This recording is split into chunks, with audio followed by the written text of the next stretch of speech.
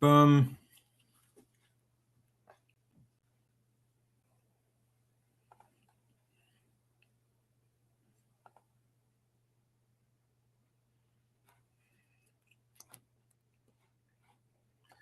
What is going on, Stranger Comics people? Hey, thank you so much for being here. Yeah, buddy. Yeah, there we go. Okay, cool. Oh my God, we just had an amazing Patreon-only Zoom showing off some animation. You guys are going to get a little sneak peek. But huge thank you to all the wonderful people who support us. You guys are amazing.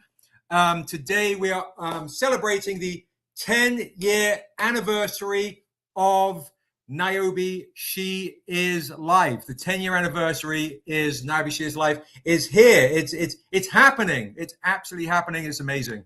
I will let you know, first of all, the exclusives that we have on the website are all available right now. So throughout the day, I'm going to be putting a link in the chat. I'm going to remind Josh to do the same. Boop, there it is. So you can go and cop all the new exclusives. Now, we have a very special guest already with us. Okay, we have a special guest with us in the chat, and she has come. She's live and direct from the UK, and I have our animator all the way from South Africa in the chat. So it's chaos here in a good way because it's the holidays. All right. Make sure you hit like on the stream. Like on the stream means you're already getting the Tehani Farr cover right here for free on the website. That is there for free. It is the Era variant Niobe She Tribe. It is on live right now on the website. You can go cop that, or you can just say claim right here, because I know you guys will be claiming a lot of these goodies throughout the day. All right, so I'm going to be two special guests on at the same time, and they can say hi to each other. The first up, who messaged me saying, Sebastian, I'm at a party, but for the Stranger Comics family, I'm here. There she is. Hey. Tehani, I can't. Oh, look at it. No, we can't. Can you hear me? Okay. That's me. There we are. Can't hear you, love. Can see you better now. Just can't hear you. And while Tehani is... Can you hear me now? Yeah, there she is. Okay. Woo! There she is. So there, Tehani, how long have we got on the stream with you? How long? I'm on my phone. Does it look better like that, or does it look better? No, the other way. There we go. Like that? Yes. Okay. Let's see. No, not like that. Boom. Or like this. No, the other way. You've gone horizontal. Okay, like this. There you go. Perfect. There it is. There she is. Yeah, perfect. So let's see. There's a message in the private chat, and that is Daryl saying sup. Okay, perfect. All right. So how long have we got with you, darling? I know you're on a holiday Happy party. Christmas. Happy Christmas, everyone. Wishing you all the most amazing happy Christmas. I'm in England right now, so it's 10 o'clock. I'm in the middle of a Christmas party, so I don't know, maybe 30 minutes. Is that okay? Okay, yeah, for sure. Absolutely. And then I'm going to bring Lola on as well in a second, who is on our Patreon Zoom as well, who is animating the Niobe animated feature. Now, real quick, guys, we have an exclusive by Tehani that there's a bid going on right now, guys, for this Remark edition. Currently, Vicente is winning at $450. Amazing. So, I'm so glad they arrived, Sebastian, because I was so worried that they weren't going to arrive in time. I'm so glad that they arrived. Thank you so much for shipping them to us. Yeah, I love and appreciate you so very much. That was the favorite of Kay and a few of my friends. When I posted that, they were like, I love that so much. Specifically that one. So guys, if anybody wants to jump in the bid, we're at $450 for this very rare Remark on this metal comic. And I'll do my Instagram live to let folks know we're live right now too on Instagram. It's all happening right now, Tehani. We were also on our Patreon only Zoom. So let's see. Live. All right, there we are. Okay, so I'm gonna bring Lola. So for Real Rab Mojo Man, bing, there. He's at 460. All right, it's really nice. It's one of my favorites, really, that one.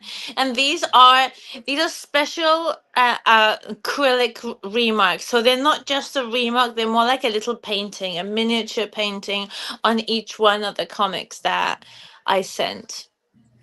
It looks amazing in person. Thank you. Strangercon is live. I'm also is live on. Oh, my goodness gracious! Live on at Stranger Comics YouTube. There we go. Oh, it's kicked me off. Weird. Hang tight, guys. Hang tight. Let's see. Hello, All right. hello everyone. Okay. I can't see the comments. Yeah, I thought that was you, Chris. I thought that was you. I thought, yeah, you might not be able to see the comments on that. I'm on my phone, so I can. Okay, I can see the comments, but I can't see myself at the same time. But I can see everyone. Hello, everyone.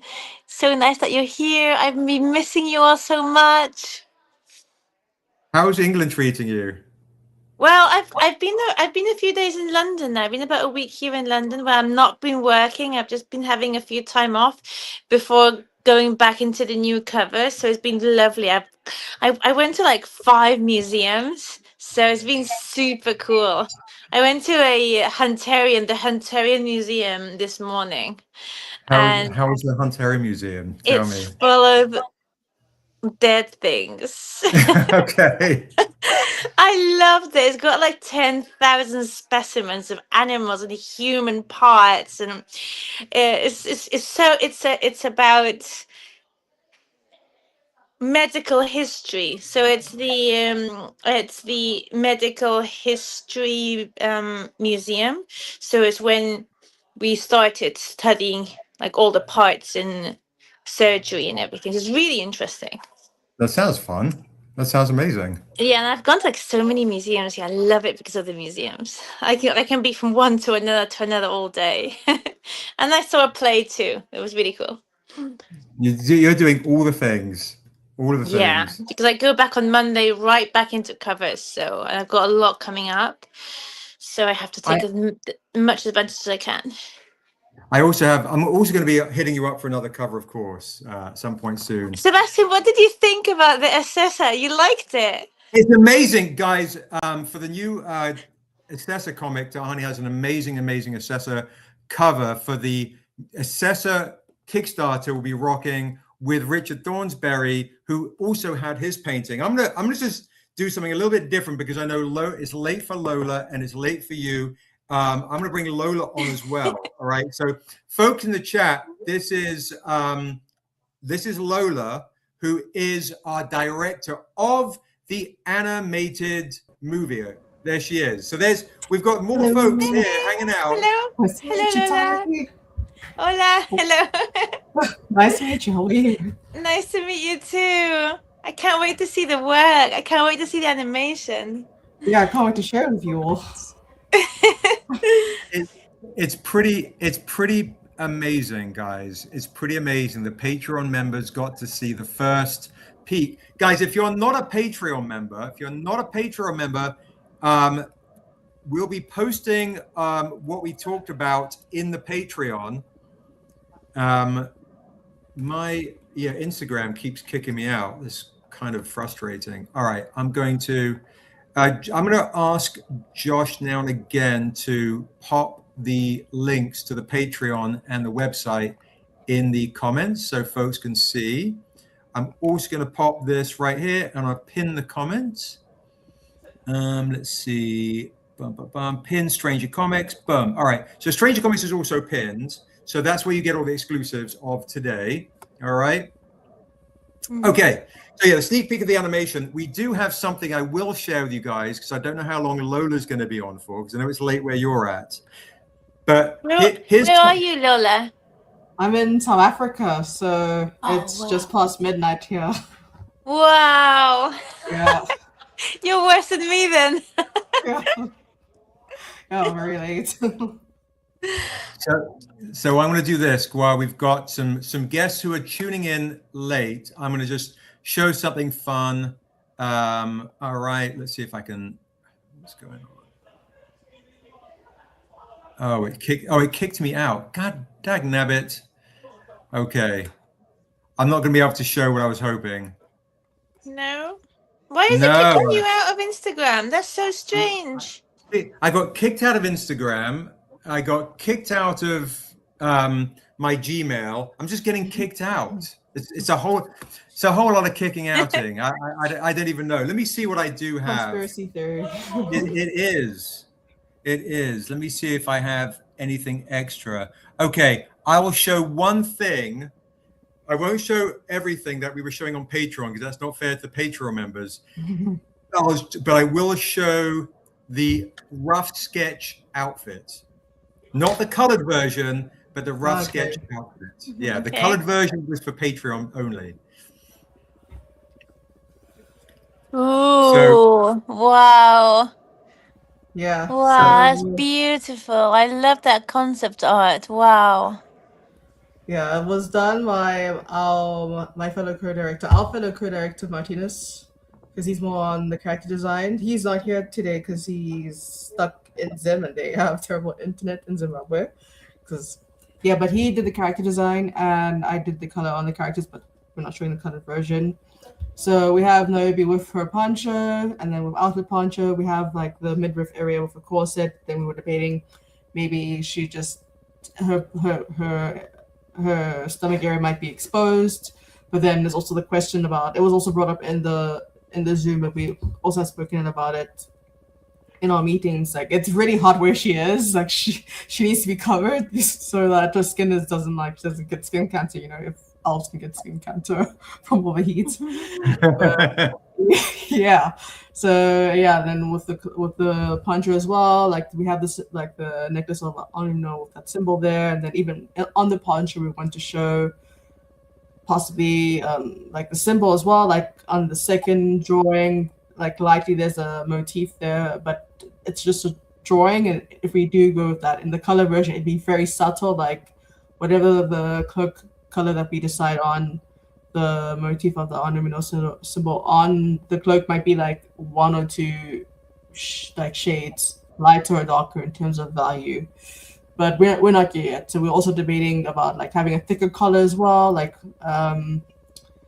or thinner color on her for the poncho. So all of this that we're all discussing, it's been months of at this point, a month of work that we are putting in, hard work, and we still have a couple more months of hard work because we are still in pre-production, and in the new year we're going to get into production, actually start animating in January. So yeah, all very exciting work. It's fun stuff. It's super fun. We have so much fun stuff planned for you guys. It's crazy. I guess I'm gonna have to show the other animation uploaded or something. I don't know. I'll see what we're gonna do. But while Tehani's on, guys, we've got currently Chris is in the lead with this because I do want to show some of the amazing Tehani Farr stuff while we have her. You should show them the rest of the sketches, Sebastian. I'll show them the rest of the sketches. Here we go. So Tehani sent in. She's very excited.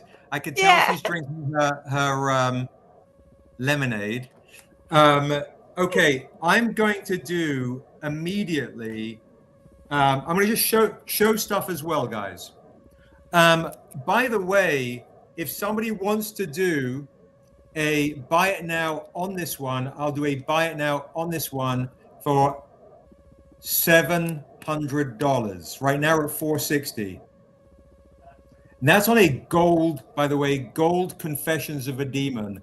So we will have a lot of Tehani Farr fans coming in. If somebody wants to do a buy it now on this, I'll do it for $700 on a gold Confessions of a Demon metal.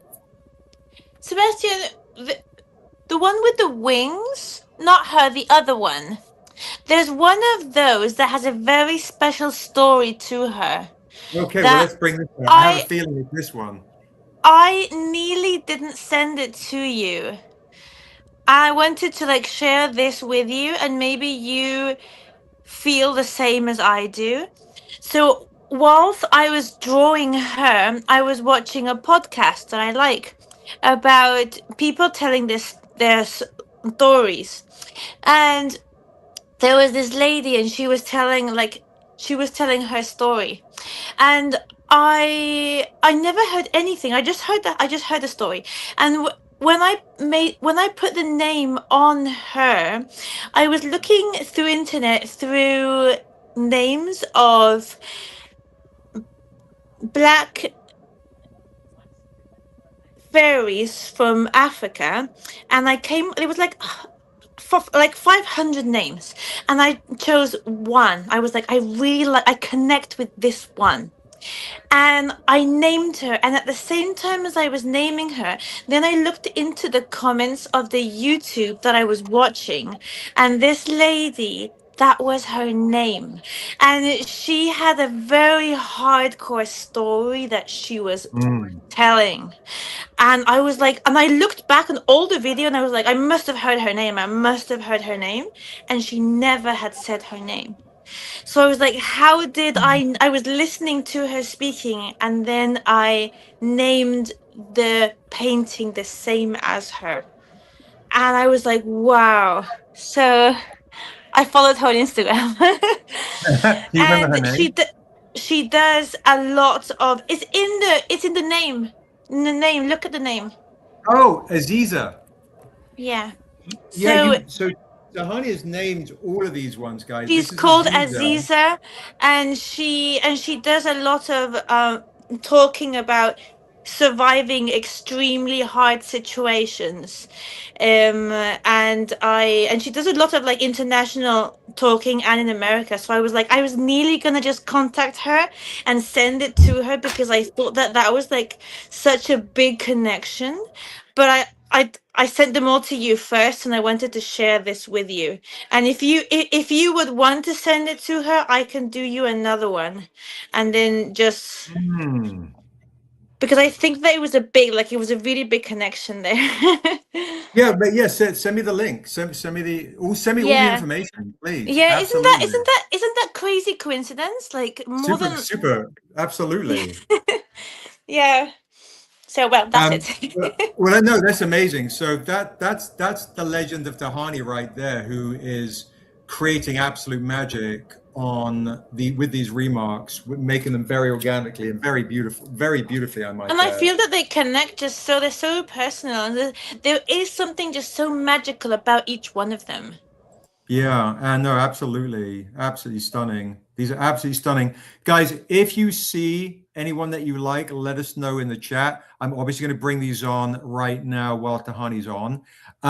These remarks have a starting bid of $400, but we currently are with this one at 460. Okay, if anybody wants to, Chris is right now in the lead at 460 with this.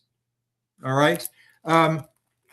I believe, Chris, are you claiming this one right here, Chris, for 700? This is absolutely beautiful. This is the Leela one right now. So let me know, Chris, which one you are claiming. Are you making sure you get the one in that you're in the lead on now, or are you claiming the new one? Because right now Chris is winning with this one at 460. But I do know other people are coming who will be bidding on this throughout the day. So Chris in the chat, he wants them all. He's like, give me them all. Okay. So do you want to start with this one, Chris, for 700? Do you want to buy them both of these? I can do both of these. If you want them both, I can do the pair for you for 1,300. Wow. And there'll be no auctions for these two. And they are set. They were done simultaneously, so they're still considered a set, aren't they? Aren't they, Sebastian? Absolutely, 100%. I do, out of honor to Chris, if he does want to make a play for this, we can always. Big fan. Yes, please. Okay, so right now, Josh, Tehani if you are you in the chat, Josh, put down the 2 claims for 1,300. Okay, thank you so much. I do, with Chris spending that kind of money, want to give him a chance to get the other one in blue. If you're cool with that, Tehani. Let me send you, like, if you want to, this is your decision, but let me send you, because the lady that did the talks, I think that she would bring a lot of value also to Stranger Comics and what she's, Okay, yes. because she is a If we can get speaker, like, for sure, the sure. Black community and surviving like really hard things. So, but whatever Absolutely. you decide, and I can make more, like I can always make more for you. Absolutely. Just this So, particular comic is very rare on the one that you did it on. But yeah, let's have sorry. it. Let's have it. No, you're fine. You're fine. So I'll pop that No, down. no, but you do whatever. Like if somebody wants to buy it, that's okay. It was meant to be like that. Right, 100%. And Chris has been a big support. I tell you what we'll do, Chris, is I also have these two as well. I have this one right here. Yeah. Every one of them, I try to draw the character depending on the cover. So every one that's more like sea, the ones with Krishna and the sea, so they're like sea creatures. The ones that are more with all the fairies or butterflies, I actually made them into fairies. What's up, IG? Coming over to YouTube. What I'm going to do is I'm going to do this. We'll hold on this for a second. I'm going to come back to you on this, Chris. While Tehani's on, Chris, if you want the other 2 beautiful remarks right here as well, I'll do another discount and you can claim both of these. That one is really cool. I like that one a lot. Like all her hairdress, super it's absolutely cool. stunning. The depth of it you've done is ridiculous. And she's got like what you can't see there, but what I imagine is her dress is like Swan Lake kind of dress. That's what I was imagining, like the ballerinas in Swan Lake. Just white and I'll do feathery. this pair as well for another $1,200. So that way you've basically snagged these as a set as well for another 1,200. And then all those metals are yours. And then I'll give this one some thought. My feeling is if you want this, I'll do this for 1,000 and it's meant to be for you. And then if you do this for 1,000, I'll do this pair for you for 1,000 instead of 1,200. So you could get all 3 for 2,000. Have you shown them the other ones too? Haven't even got to that yet. No, we're live and direct for the first time. So your art is really awesome. Like it's beautiful. So right now, Chris, if you want this pair, no, sorry, if you want the this pair, okay, he wants them all. So Josh, what? So all of them? We're gonna do another $2,000. So Chris is walking away. Good, thank you. He's been so massively supportive to Stranger Comics. I really want to honor our fans as well. I just, it's such a huge honor for fans to spend that kind of dough. So there you go. All right. Thank you. Chris, absolutely rocking it. Thank you so much. You got the 5-book set. You got the 5-book Tehani Farr remark sets. Wow, right. The 5 of them. There you go. I wasn't expecting that. And I do also have, by the way, while you're on, the Tehani Farr Jaycen Wise remark on an etched metal. Mm-hmm. That is really cool. I love that one. So if anybody wants to claim this one too, I'll do opening bid on this one for $450 unless somebody wants to buy it for $700 unless Chris wants it for $600 because he spent so much money. There you go. So first claim will get it for 700 unless Chris wants it for 600, or we'll do a auction starter at $400. So there you go. There's another opportunity as well. So we also okay. You've got someone else give us you a chance on that. Okay, no problem. During the course of the day too, guys, I will show something very, very rare. Thank you. I appreciate that. We've got Tehani originals right here. All sorts of fun stuff to share with you guys. Okay. Those are Sharpie straight on metal.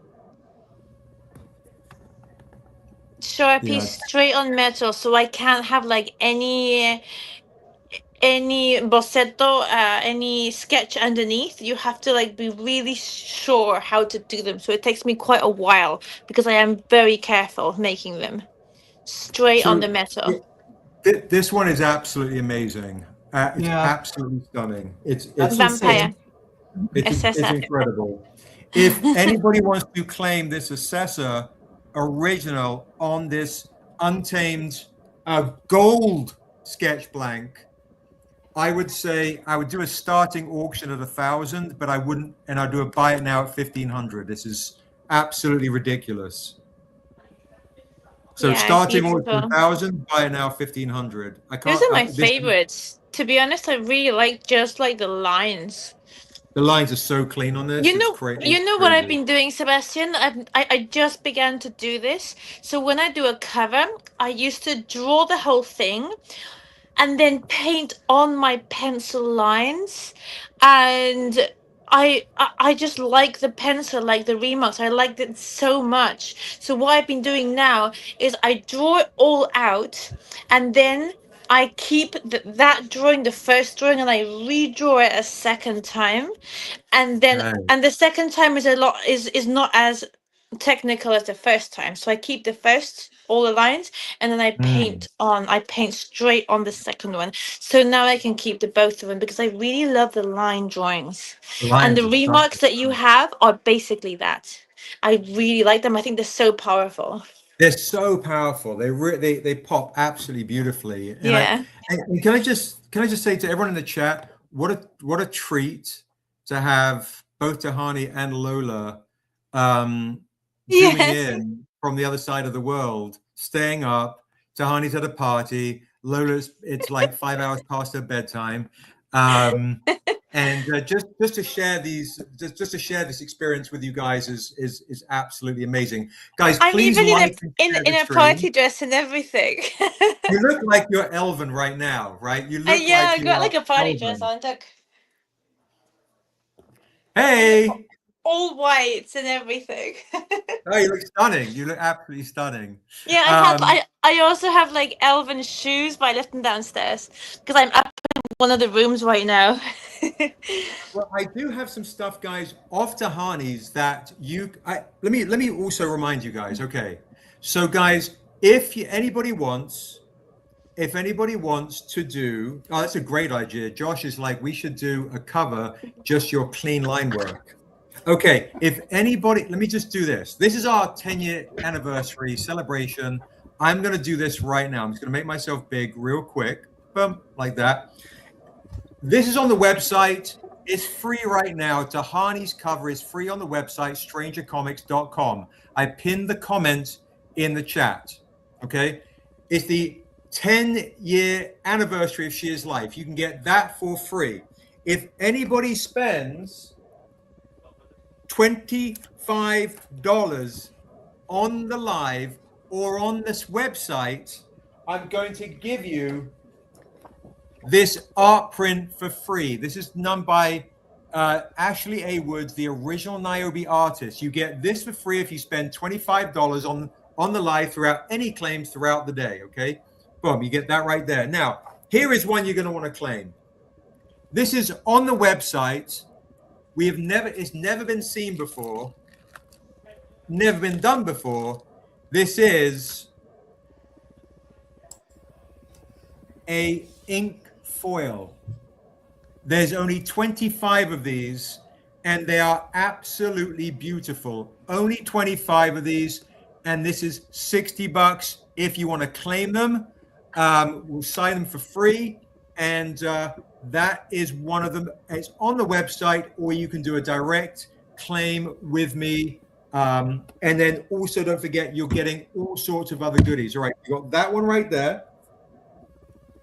Also on the website, or you can claim directly from me. Thank you, Deja. Good to see you. You can get the original OG artist Hyoung's exclusive right now for $30 on the website. Yeah, DeMarc, honestly, it's crazy. This one in person is absolutely stupid. It is live on and direct on our website right now on the site. All the exclusives are live, and the foil of Amandla as Niobe, and the metal. And we have only 2 gold Jaycen Wise inked edition on the website, or you can claim it from me right now for $400. I only have 2 copies of this. 2 copies of this. And I only have 8 copies of the silver, which I believe, I can't remember how much it is, Josh, but I believe that's either 100 or 200. Boom, there you go. I've got That was really cool. They're super beautiful, right? And this is the Jay-Z homage. Now, When I also have when I saw cheap those, options. to be honest, I was really jealous that I hadn't done those. I saw them and I was like, wow, that is beautiful work. So beautiful. So guys, thank you.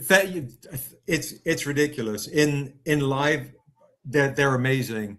So question for Josh is, how much is the color foil of Amandla? It's $50. There's only 25 copies of the foil of Amandla. Those are new, aren't they? These are the new ones. They're amazing. They look beautiful, like the way they shimmer. Yeah, they're some of the best I have seen. I love them. Oh yeah, like I love them so much, and they're not my work, but I love them anyway. Yeah, thank you. It's so kind of you. Thank you. This is by Hyoung, lead artist of The Last of Us. So Brian says, how much is amazing. He is amazing. The 10th anniversary book. The trade dress is $30. The foil is $50. And the silver metal is, I believe, $100. And this anniversary beautiful lined inks is $60. These are all of the 10-year anniversary editions. So let us know which ones you guys want in the chat. Dragumo is claiming a trade dress. You got it. Belixar is claiming the foil. Dragumo is claiming the trade dress. Thank you so much. Dragumo is actually works at the printer that made this. He's amazing. Thank you, thank you, thank you. Chris is claiming a foil of Niobe and the anniversary. He's claiming both foil editions. He's claiming both foil editions. This edition right here. Mm-hmm. And he's claiming the foil of this edition right here. So 50 a pop. That's good. I love those. Oh, there we go. Yes, so I love the foils so much, to be honest. I think they're my favorites of all of them. Yeah, like this metals and foils. And good. So you guys sorry, know. but I really have to leave. Yeah, no problem. No problem. I totally understand. About 6 a.m. tomorrow. Well, later today. So. Oh my goodness, that's right. Oh my goodness. Thank you, Lola. No, thank you for having me. I really appreciate it. And it was really great to meet you, Tehani. And I hope I can meet you one day in person. Like your art is really amazing. It was so nice to meet you. Like, yeah, what part of South Africa are you right now? I'm in Joburg. So in Johannesburg. Oh, Johannesburg. Yeah. I have a friend that lives there in Johannesburg. Oh, really? Yes, he's also like a really big artist. Oh, he lives there. Maybe I know him. So yes, because he goes to Comic-Con. He goes to Africa Comic-Con. Okay. So maybe Tehani, you're the reason that I've met Lola is because Tehani basically gave us the introduction to Comic-Con Africa. Then they flew us back out to Comic-Con Cape Town. and then we met Lola at Comic-Con Cape Town. Yeah, that's how we the met at connection Comic-Con right Cape there. Town. I was Yeah. like, you have to go there, Sebastian. Why aren't you already there? Okay, well, I hope I can see you at Comic-Con like sometime soon. I hope you come over. That would be so cool to see you like in New York Comic Con or in San Diego Comic Con That'd be next amazing. time around. That would be really nice.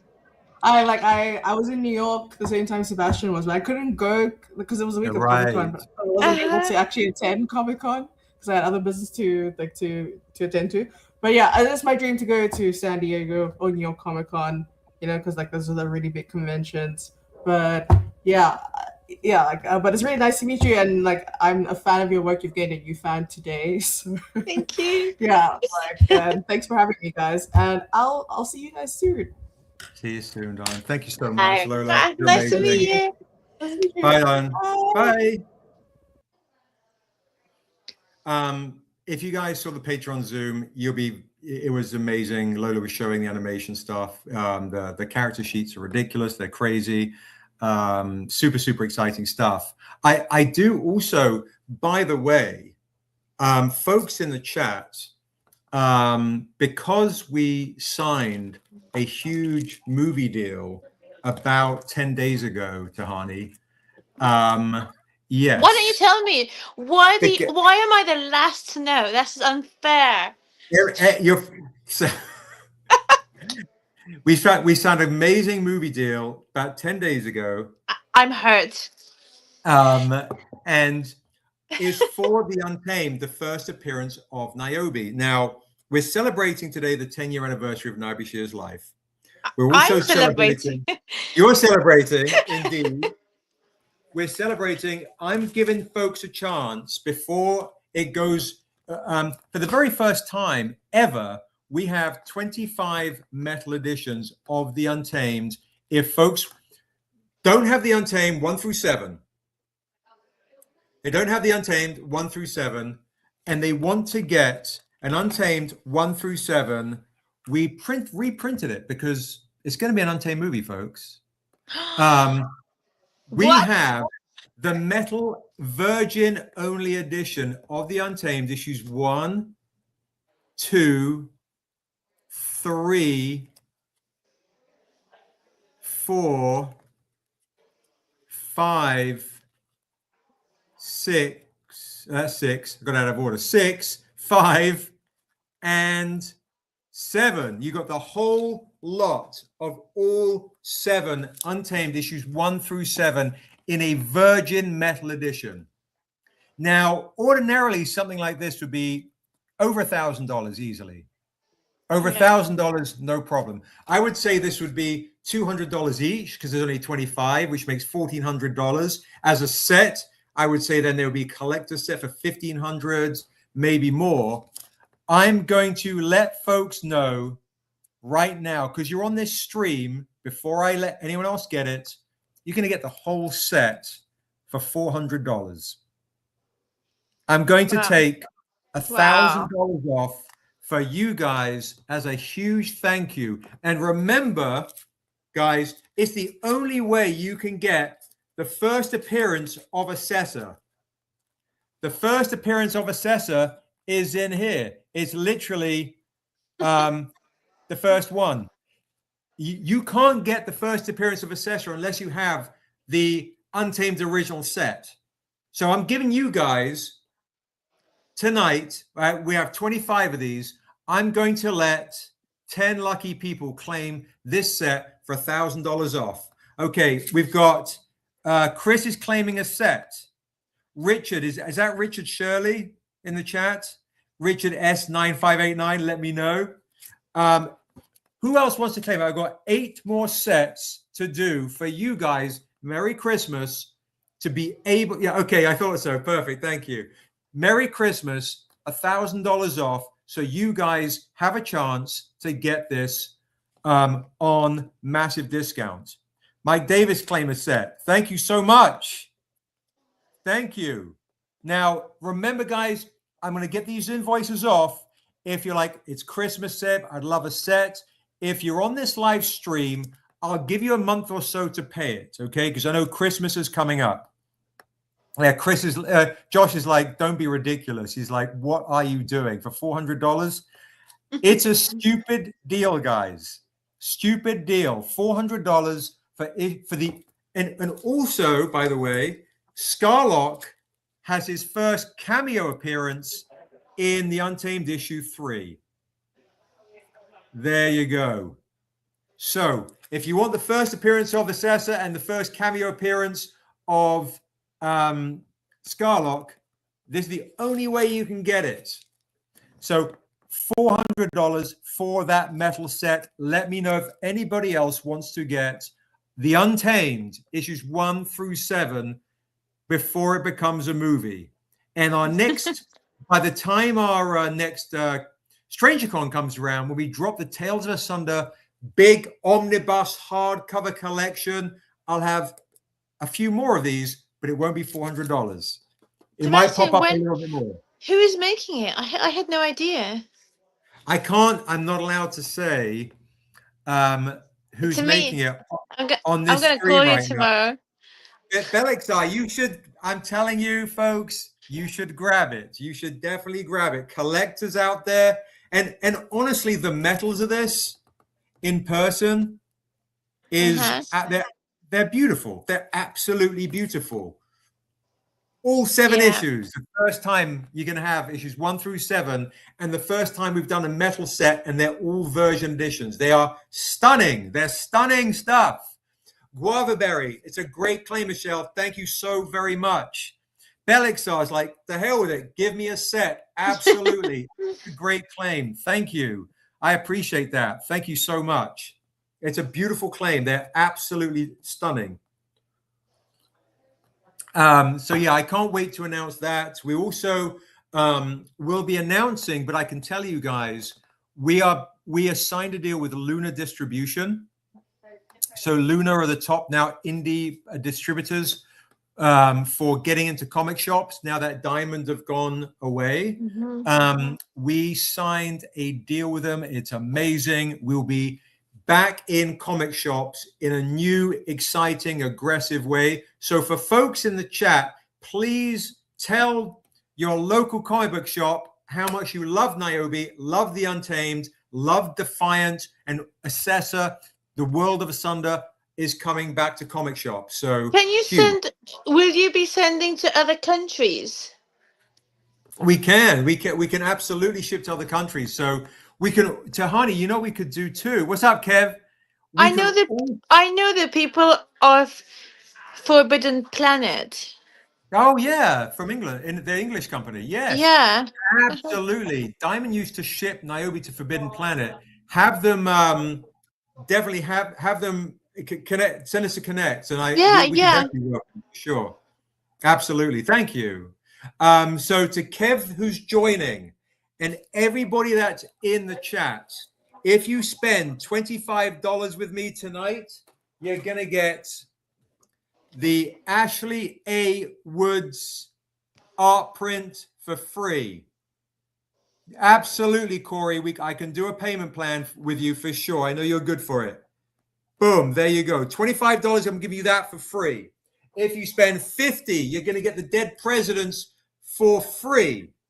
If you spend $75 with me tonight, you're going to get all of these Niobe art prints for free. The whole collector's set. If you spend $100 with me, you're going to get a Vault Metal for free. If you spend $250, you get a Daryl May original. And as a reminder for folks who are just joining, this is live and direct on the website. The 10-year Niobe Shears Life exclusive. It's $30 on the website, or you can claim it right now from me, Kev, and everybody else. $30 for the exclusive new Strangercon exclusives. Only 50 copies of these. $30. $50 for the foil, nice and shiny and beautiful, because only 25 of these. Let me know which one you're claiming, Kev. Trade dress is 30, foil is 50, and we have 10 silver medals for $200. And if nobody's claimed this, Josh, on the website, I'll let my claimers get it for 150. There you go. You don't have the new cover of Assessa out in any way I yet, do you? don't. I want to tease that in the next kick on the next Strangercon. That's literally it's my favorite cover. I think it's from my first cover I did. I think that's this last assess I did for you is my favorite of all of them. It's Even more, honestly crazy. even more than Krishnir, and I love Krishnir. I know you do. I know you do. That it's honestly, yeah. I want to hold something back, and that I want to hold back to the next Kickstarter to show. It's too. It's Okay. I don't want to, because otherwise they'll be like, oh my, hang tight because that's on Richard Thornsberry, who has an assessor painting. I'll bring him on in a second because he's actually got a auction going on right now for that. So Josh, Kevin is claiming all three of these beautiful set right here, the Hyoung set of all three. And Kevin, we also have for the first time ever the foil inks by Ashley A. Woods for 60. Guys, you want to get this in person. It's absolutely spectacular.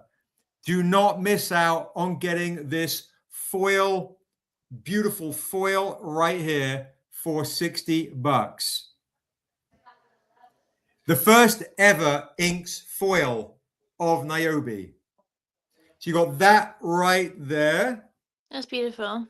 It's stunning. It's Yeah. Niobe Sheer's Life issue 1. Yes, exactly, Josh. Yes. 100%. Sebastian, Yes, darling.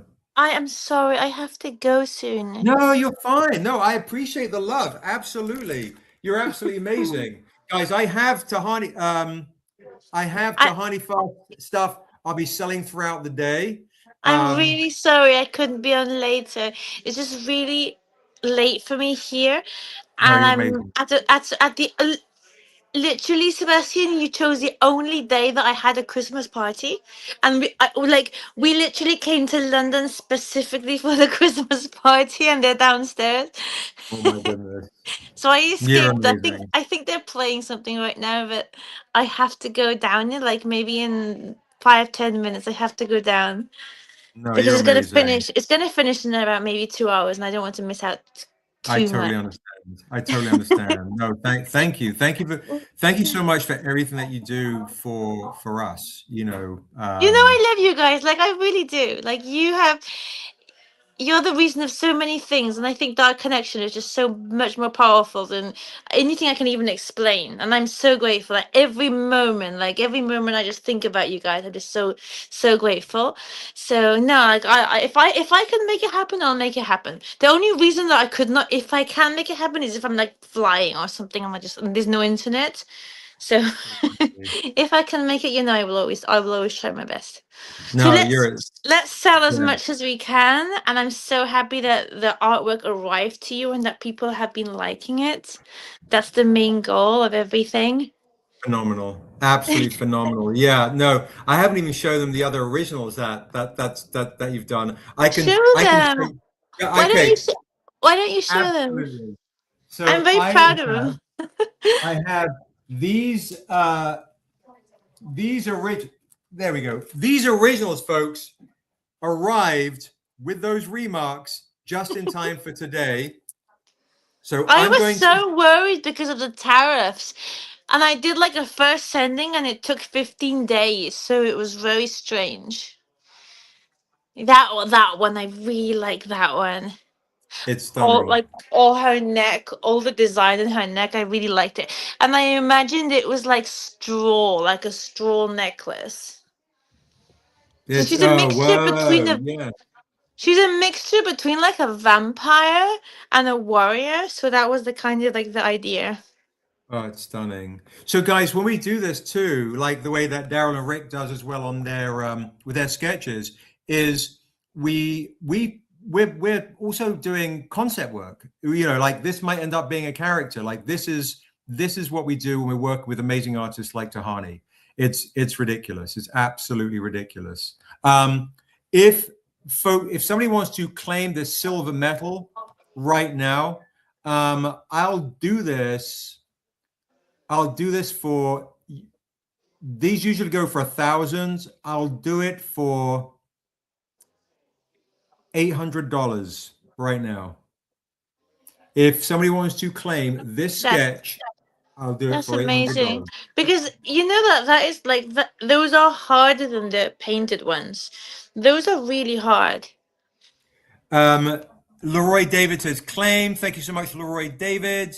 Amazing. Thank you. Amazing. Thank you. Thank you. Amazing. Leroy, do we have your information? Definitely send me a Thank you. DM. Send me a DM on Instagram or email us at strangercomics.com, your email address, and we can send that off to you. So congratulations to you. Thank you so much. I'll also show, hello Faith, come over to YouTube Live. Come over to YouTube Live, guys, for Strangercon. Next up, this is on an Untamed, is the first appearance of Niobe. I'm going to also do this for $800. First claim gets it. We'll just do that.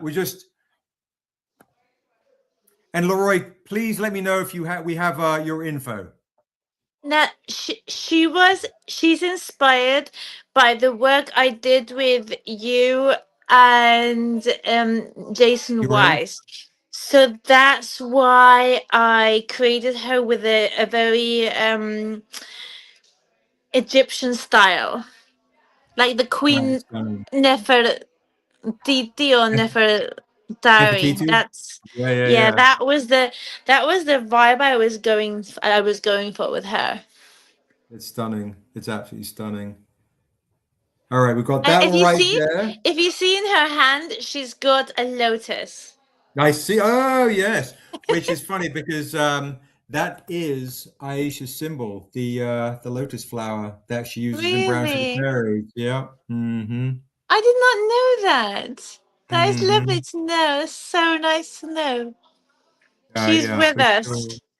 She is, yeah. Well, that's also what we're celebrating. What I said on the Patreon, we're celebrating 10 years of Niobe Shear's life, and we're also honoring Aisha Brown Sugar Fairies.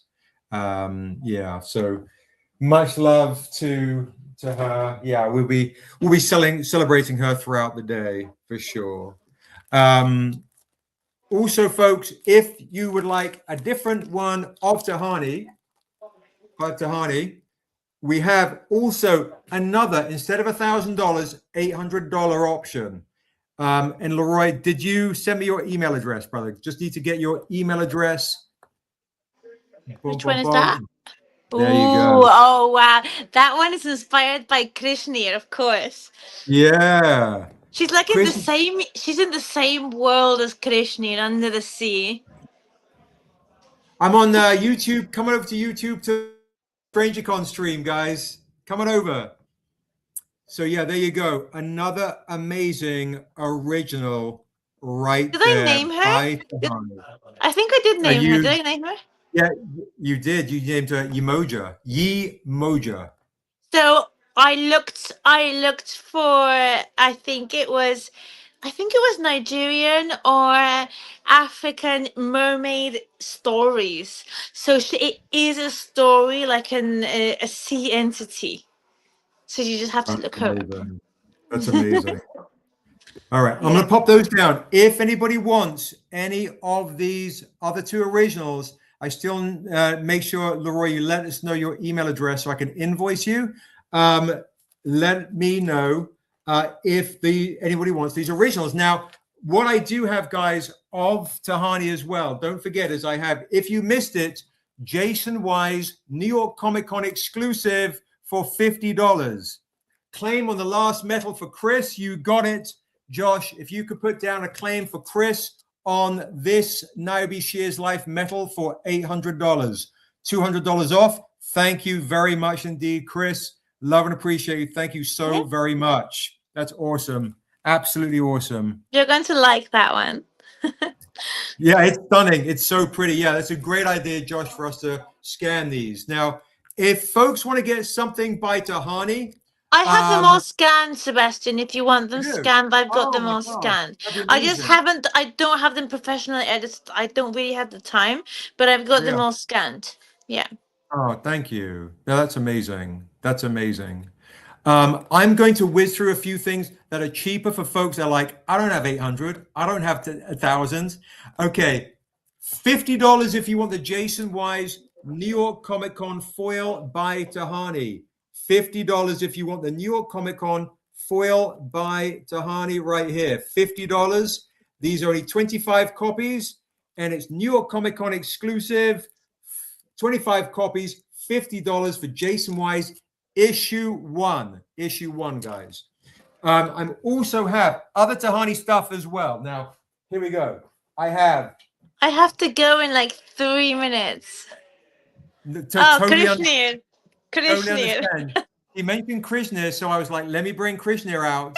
If you do not have this one right here, it's a favorite one. You can grab this for $20. $20 for the paper edition, or $100 for the silver. And then if you get him the lovers one, it's a match. So they match to, it's like a collection with the lovers one. Because of the, have you explained, Sebastian? The I had Krishna not has yet. Yeah. all the fish. He's got all the yellow, no, naranja. How do you say naranja in English? Orange. Orange fish, all the orange fish, and the one of Goldfish. lovers Yeah. have got You see- butterflies, and they're all butterflies, but they're kind of like in the same positions. So, and they're all blue too, so it's like a match together. You see, they they are. You have to see them together, but they match. And It's a Chris, Chris is claiming the silver, Josh, for 100. Chris, I do have a couple left of the gold for 300. The gold for 300. So Chris is claiming the silver for 100. What's up, Tate? What is up? It is not Quincy. The gold is 300. If anybody wants the paper, it is just $20, $20. the paper 20. looks really good, to be honest. It's lovely. It's absolutely Yeah. lovely. That is Niobe Endura issue 3, guys. Issue 3. Okay, gold and silver for Chris. We'll throw in the paper for free. So Chris is getting gold and silver. We'll throw in the paper edition for free. Huge thank you to you, Chris. Thank you so much for that. That is absolutely awesome. Oh, that's the Krishna one. Bum, bum, bum. Anybody want to get the paper for $20, guys? Niobe Endura right here. Last minute, Sebastian. Last minute. Okay, last minute. Here we go. By the way, guys, I have Tehani Farr $300, Josh. $300 for the gold. I have Tehani Farr signed editions. I'll be selling throughout the day. Because, yeah, when Tehani splits, I'm going to bring Justin on. He's in the background with Rick. We got new guests coming on too. I want to bring Rick on in a second too, because he is doing assessor paintings as well that you'll love. Same kind of deal, guys. $20 for the paper, $100 for the silver, and then $150 if you want the nude spot color edition. That is really beautiful. That one, like, I did not know you were gonna do it, and she came out so beautiful, like really good. That's amazing how she came out. That one, I love that one. She looked amazing. She looks absolutely incredible. So if you see any of the paper editions, guys, remember just $20 or this foil edition for $50. And do remember on some of these, I have signed stuff by Tehani. I actually have only, look, Quizzy's got it. 2 signed paper editions, guys. If you want a Tehani Farr signed edition of Krishna, I can do it for $40. 2 people can claim it. 2 people can claim the signed edition, but I have more signed. I've got tons of signed Tehani stuff to show throughout the day. Okay, guys, I must go. I'm really sorry. But it was lovely to be here with you. I love you all so much, and I'm so grateful. I love you, Sebastian. You know that always. You I should have love you told too. me about the movie. The movie deal? Yes. Absolutely. Yeah, I should have.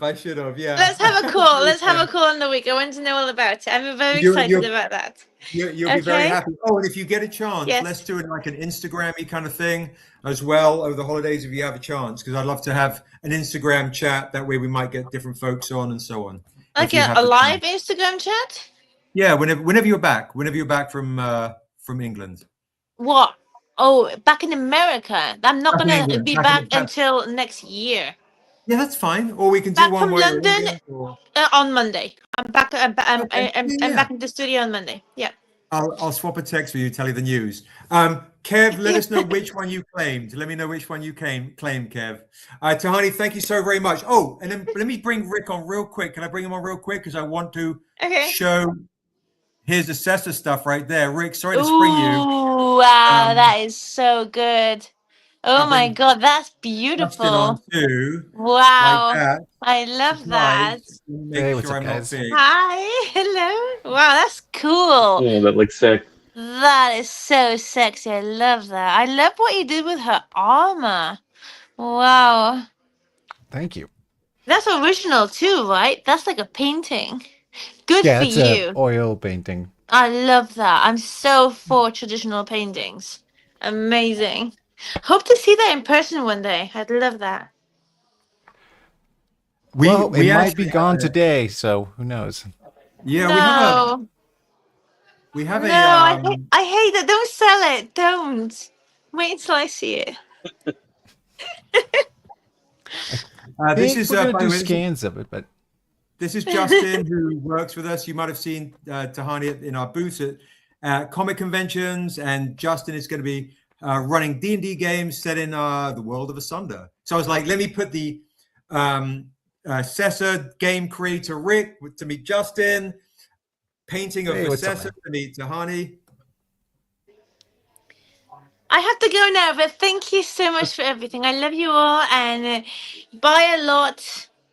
Thank you so much for supporting Sebastian. Every cent that you spend on him is worth like 1,000 more. So I'm really grateful for everything and for everyone. I love you all.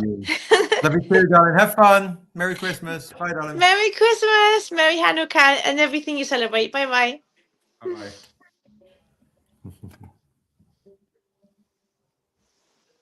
I don't know how to get off. I'll hit the move. You're fine. You can take your time. You're fine. There we go. Okay. What a gem. What an absolute gem. Guys, I'm just gonna put this right. Oops, what's happening? Can you guys see me? Have I disappeared? Yeah. You're there. Oh, you're there. Okay, perfect. Email, it says your email ID by IG or emails. Josh, please, just in case Leroy missed, I just put an email out. Just make sure I need your email address so I can get you the exclusive goodies. So, folks in the chat, Tehani, there she goes. Okay, she's feeling okay. Amazing. All right. So, folks in the chat, everybody, I'd like you to say hi to both Richard Thornsberry, who's currently working away on more exclusives, more rare things, more Assessor. Currently, what was our current bid for Assessor before we left? Josh, you had the note on that. I believe it was 400. 400. I've got it written right here. $400. Right. Indeed. So, no joke. Thank you. Yes. And right now we have this auction going throughout the day. Why is it so odd? There. Let me try a different one. That's a little better, but now I can't see Rick's beautiful face. That's all right. Phones and landscapes. That's what's happening. That particular painting right now is at an auction for $400. That's where we're at with that auction. Oh, that's super helpful. Thank you, Justin. Throughout at the end of the day, throughout the day, we're going to continue to bid on that particular assessor painting that we brought over from Patreon, guys. It's at $400. If anybody wants to up their bids, start bidding on that original assessor painting. And he has some other things to share with you as well throughout the day, some other exclusives, some other goodies throughout the day. So yeah, so folks, I'd love you to start with Rick. If you haven't met Rick, of course, I've got oodles and oodles of O's and O's, to quote De La Soul, but I've got oodles and oodles of Richard Thornsberry signed paintings right here, like Halloween homages, Dura. I think Rick has done more covers for Stranger Comics than any other artist. So throughout the day, I'm going to be sharing some of these amazing exclusives by Rick, bundle deal exclusives, as I'm going to get more delirious throughout the day. So stick around for those deals, okay? And then I also want to introduce you to Justin. Justin is one of our OG booth helpers. Booth helpers just sounds whack. So I'm going to just say he is now going to be running the game. He's an uber gamer like Rick, like me, like Daryl, like Josh, and helping cultivate with Rick and the rest of us the world of Asunder in tabletop role-playing, D&D, as well as Pathfinder, all the things that they'll be sharing with you next year. Okay. Guava Berry says this, by the way, Rick, just saying. Oh, nice. Well, there. So while you ask the question, Guava Berry, Justin also knows me from cons that I'm in crazy land when it's a convention time. So Guava Berry, if you want the trade dress, my love, it is $30. If you want the Virgin edition, which I know we have very few left of these, the Virgin is $50, or I'll do the set for you for $60. And I do have some metals as well. So let me know if you're interested. Come on over to YouTube, folks, and come and get your free stuff. There's Tone. Tone is like, Justin. So Guava Berry, let me know if you're interested and you want to see the metals as well. So yeah, $30 trade dress, $50 for the Virgin, the set for $60. So Justin is also, by the way, guys, directing the Stranger Comics documentary.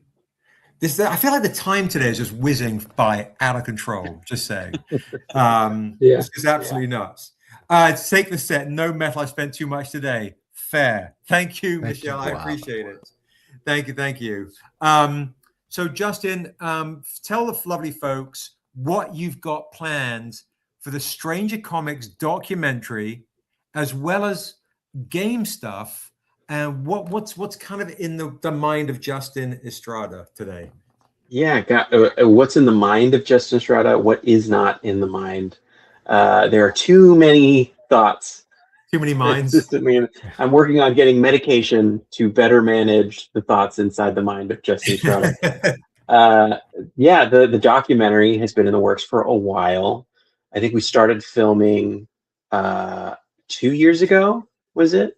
When essentially it was like after the pandemic had like cooled off a little bit and we were getting back into the swing of things. It's like 2023 or 2022 when I first went out and followed you guys around just all the conventions, already having like worked at the booths and everything, but it was just like, hey, let's your life is already just insane by itself. In the context of trying to get a comic book to turn into an animated feature or a live action feature or a TV series or anything, it's just such an insane roller coaster ride of, I mean, to just give hints at the stuff that's happened over time, the deal with HBO and then HBO getting bought by Discovery and now like new deals being forged and getting your rights back and animation possibilities and all this crazy stuff that's happening over like just it's crazy. It's insane. I did not think that such insanity would happen when I started filming. I just thought here's a person whose chaos follows you like a hungry puppy. But I think I'm very excited to get it into a watchable form. Okay, I've got terabytes of footage on a bunch of hard drives, and so crunching that down, and hopefully next year I'll have some like really awesome stuff to show off. And then as far as the D&D stuff is concerned, I mean, Asunda was built to tell stories, and the people who write the stories that happen in Asunda just so happen to be gamers. And I feel like this is a prime opportunity to put everybody at a table and give them their own world to create new stories and new things. You know, whether or not those stories are canon in the world of Asunda, I leave up to you guys. But I think there's a possibility of doing a lot of really fun world building, exploring a lot of like really different aspects of Asunda that haven't been explored yet, and being able to, like myself personally, lore craft other areas of Asunda that haven't been visited in the comics yet. So I think that's what I'm very excited about. I'm gonna bring Daryl into the chat as well for the game stuff. Daryl, are you there, bro? I'm gonna bring you in to have a chat while I have a pee, and then I'm gonna see if we can bring Quincy on too. I'm gonna play a game with you guys. By the way, guys, Justin also, because I know we've got a guest coming on at 4. Justin's has a birthday party to go to. Time is just marching on like rapidly. I'm going to get Quincy on, and we might play a little Dead in the Brief. Are you down? Who's down for a little a quick 20-minute game, 15-minute game, 10-minute game? I'm going to kill you like in the brief, so shouldn't last too long. Yeah, immediately. Daryl and Rick, are you down to play, or should I do one-on-one? Are you in art lands? Don't want to.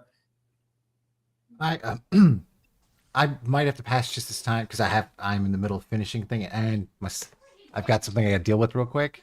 Okay, but I'll be back. I'll be back in a bit. But let me. Well, how soon are you doing it? Right this second? I can do it in 15 minutes. Yeah, let me have 15 minutes, and then I'll join.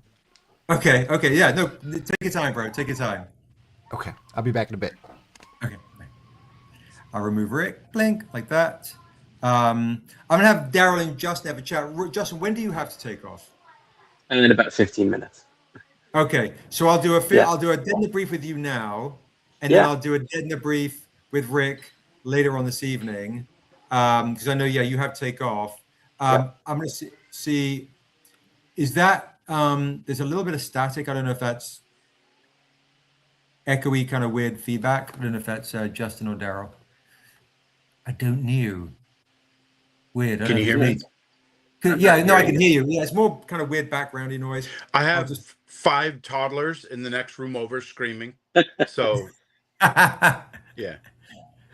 My nieces are having some kind of cousin sleepover tonight at the house. Okay, no problem. I'm going to have a pee. I'm going to let you guys chat. And by the way, Justin can tell everybody about, also, he interviewed Amanda Stenberg at New York Comic Con. Yeah. Right? So I'll let you guys wrap it up. I'll go and have a quick pee and see if I can get Quincy up, because he's meant to be on at 3:00. That's good. Go empty the tank. Hey, Daryl. Did he just cut your sound? No, can you hear me? I can't hear you. Oh, hold on. Let me see what's going on here. Yeah. Can you? Oh, my son is screaming. Did he just cut the speed? Outside. No, I didn't. Can you hear now? I can't hear Seb now either. What? Oh, I can hear Seb. Man, it might be you. It might be on your side. Let me see. I can't hear anything. You can't hear anything? Can you hear me now? Okay, I'll text. Let me text Daryl.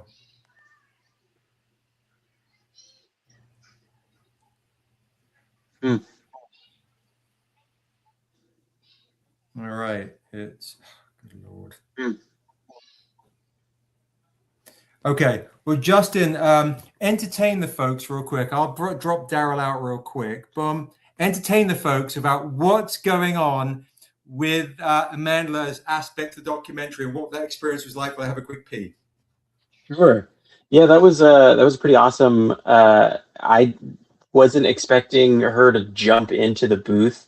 So the last New York Comic Con, we were there, and of course it is the 10-year anniversary of Niobe comic book, and you know, Seb was like, "Well, she might show up, she might not show up." Sorry, hold on, let me do this correctly. Well, she might show up, she might not show up. No, I'm terrible at Seb British accent. But she did show up, and she hung out in the booth with us, and signed a ton of people's stuff while she was there. It was absolutely wild. And then got a chance after the con was over to sit her down and talk to her about her experience of meeting Seb, and that whole him chasing her down at a party when she was basically 15 years old and being like, "Hey, you want to co-write a thing?" And then her being into the Untamed and wanting to help write this kind of stuff and find a new footing in fantasy series. But it was cool. She is one of the sweetest, most down to earth, nice people I think I have ever met that has been in a major Disney series, major, the Hunger Games, Star Wars, been in major dramatic roles. And that kind of stuff is like, you would think, you'd be like, all right, I'm Amanda Stenberg. I don't have to show up anywhere. I don't have to be. But she was just so nice. She went out to dinner with us and was just a really chill, very kind human being. So I really like the stuff that I got in the interview. She kind of like talks about how her trajectory of fame and experience and everything has transpired, and what the impact of Seb's collaboration has been like on her life. And so it was cool.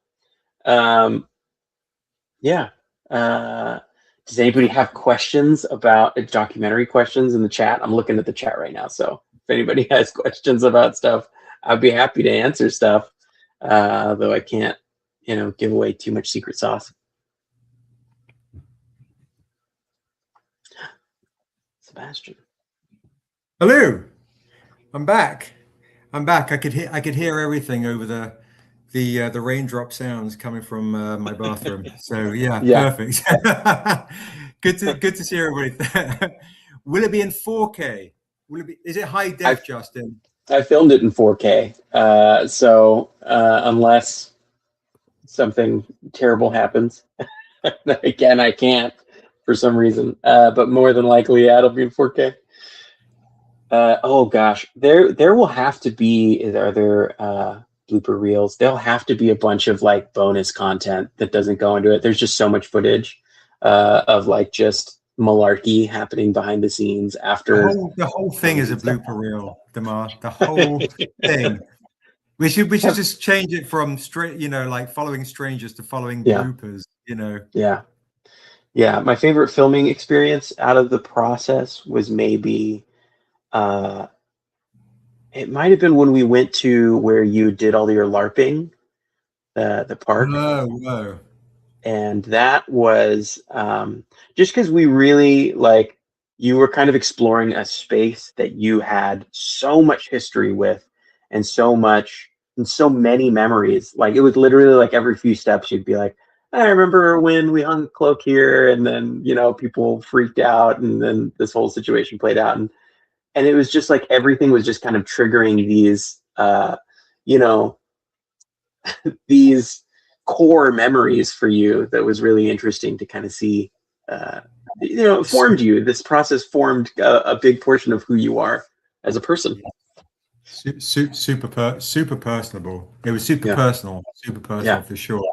I'm gonna try and get back on Instagram because it kicked me out again, and then it'll be public access. Let's see. Okay, so let's see if that works. And then Daryl, I'm gonna try and bring you back on again. Let's see if Daryl's. Shall I bring you back on? Boom. Okay. Yeah. Can you hear me now?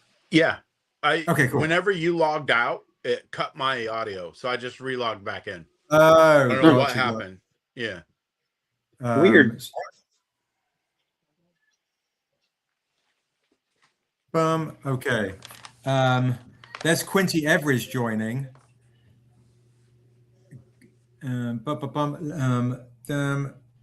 Pin. Okay. All right.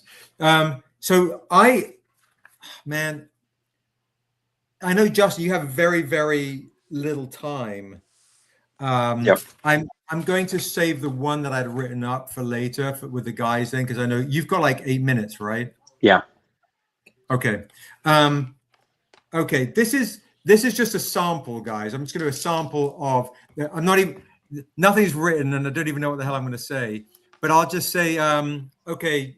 We'll do this. I'm just going to do this. I'll just be me and Justin on this one, and then I'll do one with Rick and Quincy and the guys, a big group one later on. Because I know if you got 8 minutes, I want to just not fumble this completely. Yeah, sure. Which kind of sucks because you should be on this, It's all right. That's fair. This is like if I didn't have a babysitter, the one time of the year that we get a babysitter, All right. Let's do it. Let's do it properly next time. I tell you what. Let's do a proper thing next time. And then that way, because I've got Quincy's meant to be doing a reading at 3:00, and of one of the books. Quincy, I'd like if you can grab the She Is Life hardcover, please. I want to read a passage from the She Is Life hardcover. Yeah, that's. So basically, I'll ask a few quick rapid fire questions for you, Justin. That's what I'm going to do. Okay, sure. So here we go. 2nd edition or 5th edition? Do 5th edition. No, I'm just saying, like. In general, instinctively 5th edition. Yeah. 5th edition. Okay. Braveheart or Gladiator? Braveheart. Lord of the Rings or Game of Thrones? Lord of the Rings. Yeah.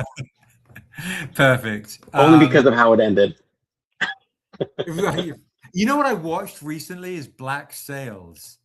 Black Sails? No, I haven't seen that. It's a pirate show that was, I think, an HBO show or a Star show.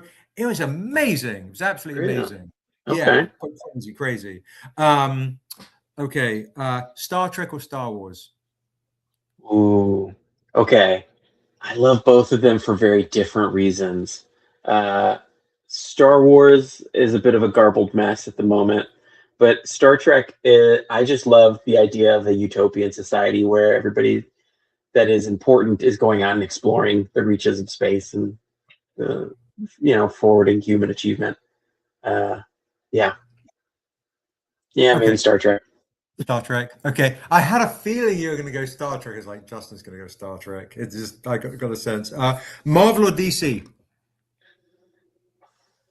I like the Marvel movies more. I like DC animation more. Check out the Spider-Man anime on Disney. I hope you like that, because we had a meeting with Polygon Pictures on Thursday. Mm-hmm. Okay. And Polygon Pictures is come over to, if I keep saying the word where we're at, Instagram kicks me out. I'm going to see if I can cheat this. It went amazing. It was your who we met in South Africa with Jack. Oh yeah, Jack. I love Jack. He's great. Yeah. What a great guy. I'm glad it's what a great person to get to work with too. Yes. If possible. Pin. There we go. Okay. Boom. There it is. Yeah. Okay. City or forest? Yeah, that's what I've done, Vicky. That's what I've done. City or forest? City. As much as I love the forest. You're in New York now. New York. I live in New York. I gotta be in the city. I can't be that far away. Kay says 131 says it was the fiance loved that show. I love it and it had a great ending. 4 seasons. If you like pirates and swords, you will love it. Okay. And last thing, what's your favorite flavor of ice cream? I'm gonna get so much flack for this. Vanilla. Vanilla. I just really love like a really solid, good vanilla, not like a fake vanilla flavor, but like a really creamy. It's a lot of it's like the texture, like a really smooth vanilla ice cream. Like, of course, I say like a really high quality, but like McDonald's might have the best vanilla ice cream. I think the McDonald's vanilla is rather delicious. It's very good. It's too good. It's too good.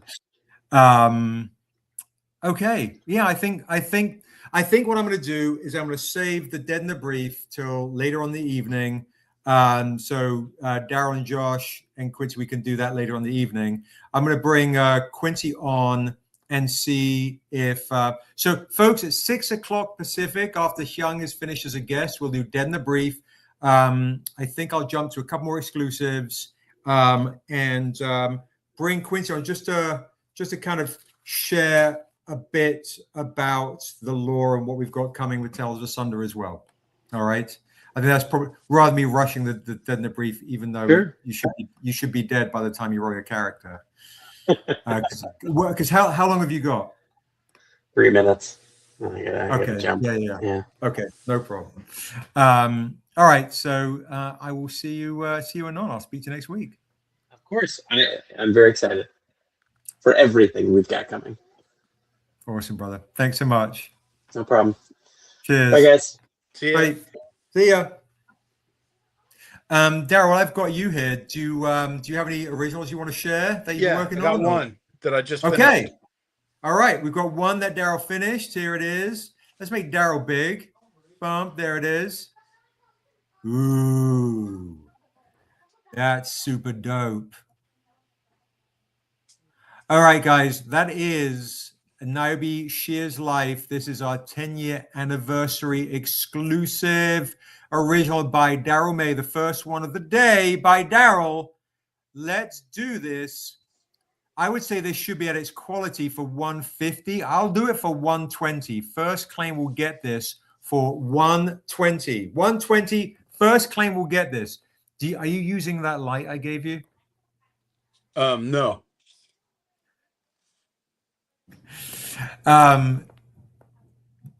Cool. So any claimers, 120, guys. This is original Niobe. It's ridiculous. First claim will get it on a Tales of Asunder issue 1. First claim will get that right there. Niobe, Shear's Life, 10-year anniversary edition exclusive right there. There you go. By one of the founders right here. One of the founders. All right, I'm gonna drop it down to $100, but I'm not going lower than 100. So if you want an original inks right now, it is yours for $100 of Niobe. That's a great piece, to be honest. Yeah. The light thing didn't do much because, like, when I hit it with light, it's it gets too bright, like in the sheen. You see how it reflects? Oh yeah, okay, no Watch. problem. Any claimers for that bad boy right there? So yeah, it just reflects off the ink. So this is the best lighting I can get on my new computer. No problem. You're good. You're good. Any claimers want to claim that original right there? That's freaking tough as balls, to be honest. Did that I know somebody end up selling? All right, Mike Davis is claiming. Mike Davis has got it for $100. He knows that's a great piece right there. That's a great claim to get right there for $100. Did you sell that Predator, Niobe? I did not sell the Predator, but I will show it. Yeah, show it off. I'll show it off again. Where do I put it down? Oh, we put it right in front of me. Whoop. Thanks, Mike. Thank you, Mike. Boom, boom, boom. All right. Check it out. For all of you Predator fans right there, first claim is going to get Niobe Predator with Niobe Predator Badlands. That is the first claim. We'll get that right there. First claim is going to get Niobe as a Predator Badlands right there. First claim for $100 gets it. That should be a 150 claim right here. I'm taking $50 off right here. First It's got claim. the Numenor symbol in the helm. Look at that. If you're a fan of Predator right there and you're a fan of Niobe, Predator Niobe mashup right here. Any claim, $100 is a steal. If you're a fan of Predator, you're a fan of Niobe, and you want to grab this Predator Niobe mashup, that is yours right there. All right. Keep that thought coming. Hold on to that. This could be yours by the end of the day. It's a great claim for $100. Yeah. I'm sorry. It's the first of its kind, too. The first of its kind. First of its kind. It's stupid. It's a great claim. It's a great claim. I'll pop that down. If anybody's thinking about it, it's percolating, let me know. Now, for folks that have been here on the chat, I do want to remind you guys, I do have still, for folks that are joining now, for the first time ever, you can get, if you do not have Assessor, the first appearance of Assessor is in this comic right here. What's up, Sexual Chocolate? What's up, brother? Is Those in look the so Untamed good. Issue 7. The only one you can get it. It is the version edition of the metal editions of the Untamed Issue 1, 2, 3, 4, 6 is out of place, 5, and 7. All 7 issues of the Untamed, guys. All 7 issues of the metal of the Untamed right there. Dang. That is normally $200 each, which would be $1,400. Tonight, I'm taking $1,000 off. Dang. You can get, if you do not have issues 1 through 7, very few people in the world do. Very few people have the true first appearance of Assessor in the Untamed. If you want the Untamed 1 through 7 set, I'm doing this for $400 for all 7 metals. Dang. That's such a Christmas deal, bro. It's such a Considering Christmas how much deal, those it's are going to go crazy. for next year. Yep. When the announcement drops of the movie deal for the Untamed, these are going to be worth a lot of money. Grab these, guys. Virgin. Black Cherry Angel goes, claim the Untamed set. 100% Black Cherry Angel. That is the move. I think I have 6 left I'm doing tonight, and there's only 25 copies, period. 25 copies, period. Next time I show these, it will not be $400. The Storm 9660. Thank you so much. Jamie claiming it. Thank you, Jamie Humber. Jamie knows. Jamie knows that's a rare claim. Michelle Ashmore's claiming. So, guys, I know Jamie is Jamie Humber. The Storm 9660. Please remind me who. If you can DM me on Instagram so I can get your email address. Jamie, right? It's a hell of a deal. It's a stupid deal. So the Storm 9660, remind me who your IG name, or please email me at stranger@strangercomics.com. Please email me at stranger@strangercomics.com. This is Faith. Hey, Faith, good to see you. Thank you. Great to see you. Sold, package arrived safe and sound. Congrats. All right. Any other claimers? We've got Jamie. We've got Faith. Tulani, are you going to get the set? Who else is going to get the set? $400. It's ridiculous. Boom. Oh, we've sold 10 of these. Okay, boom. That's it. All right. We sold 10 sets of these? Really? Wow. I didn't even realize. Crazy. Okay. All 10 sets have gone. Holy smokes. Okay. For folks that are joining now too, Quincy's going to be joining us in a second. We're going to do Dead in the Brief later on in the day for some D&D gaming fun. All right. So for folks who are also joining for the first time, Check it out. Check it out. Check it out. This is the Niobe Shears Life 10-year anniversary exclusive.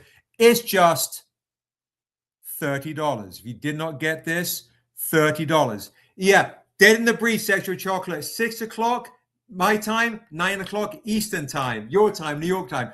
$30. If you missed this, it's on the site. You can claim it from me right now. $30, guys. $30 in on the stream. $50. $50 for the foil edition.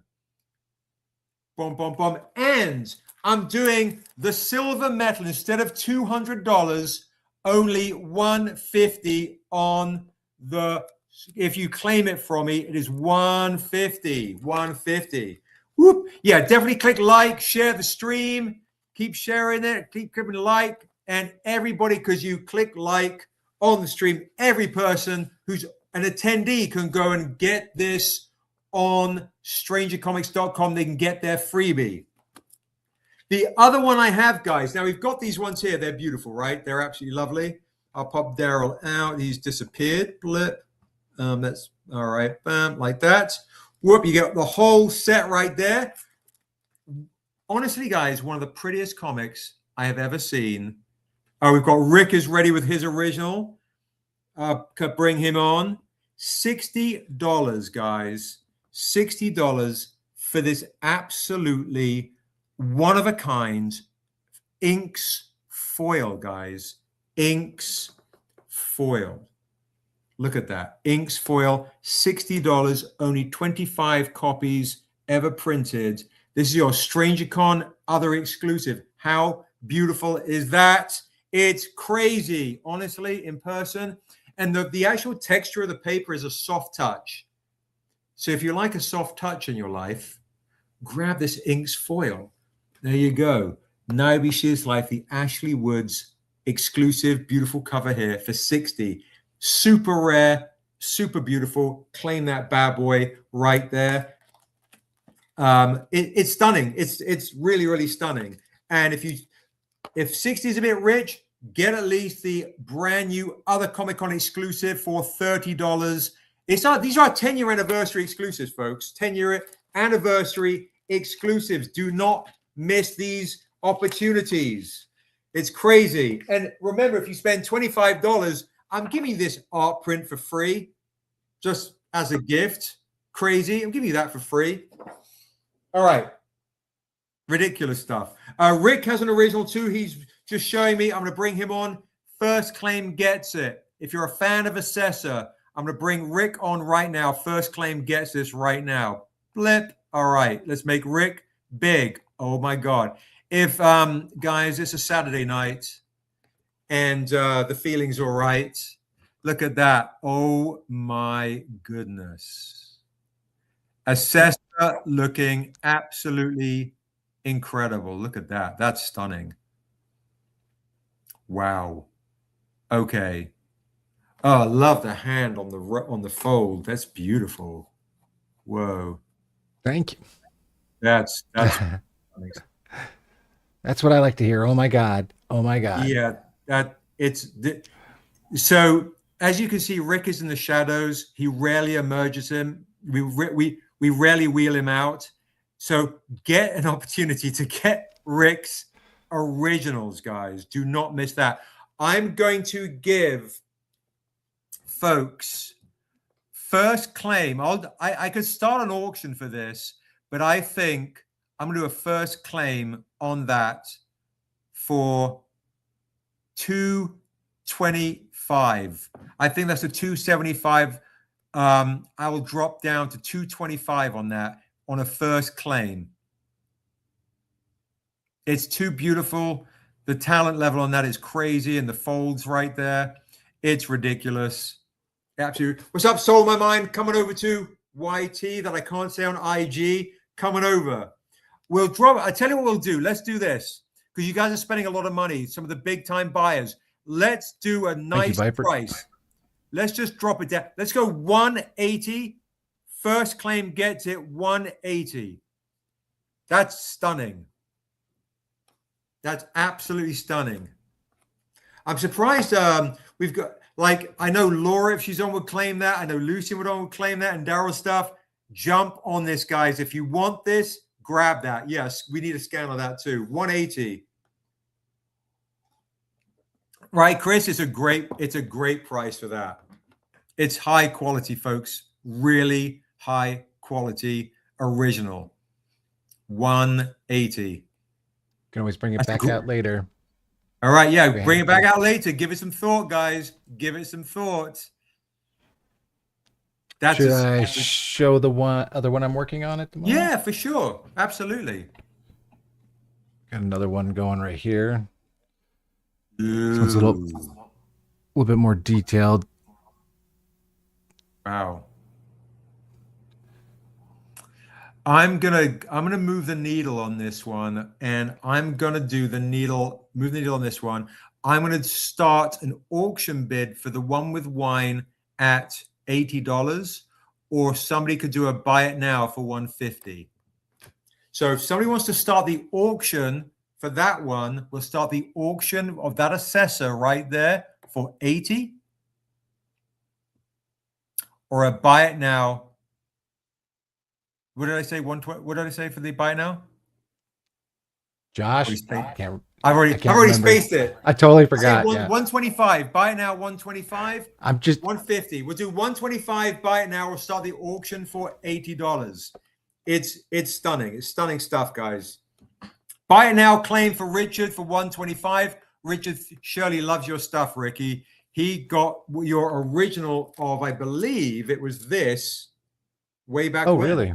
Oh, yeah. Wow. Oh, this was the Richard we thought. You were like, is that you in the other room bidding? Yeah, I thought it was like, you buying your own stuff? Richard, yeah, Richard. Yeah, two Richards in one. Perfect. Congratulations, Richard Shirley. 125. That's a steal on that one right there. And I tell you what, the other nude one, we'll start an auction line of 150.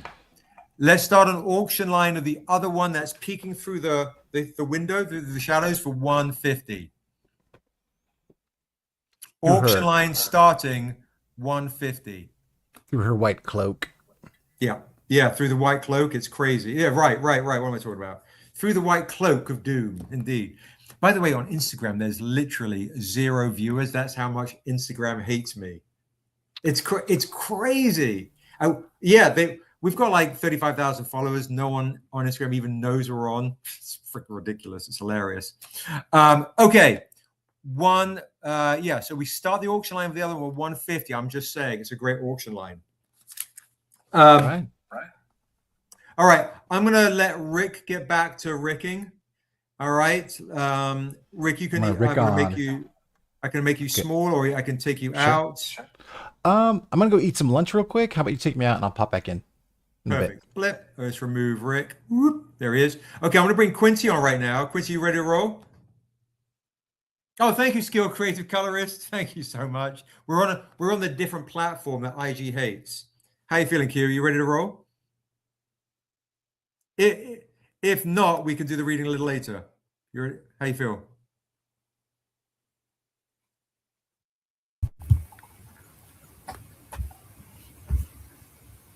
What up, bro? Yeah. Can you hear me? Yeah, I can hear you fine. Cool. All right. Quincy's in the war room, people. He's in the war room.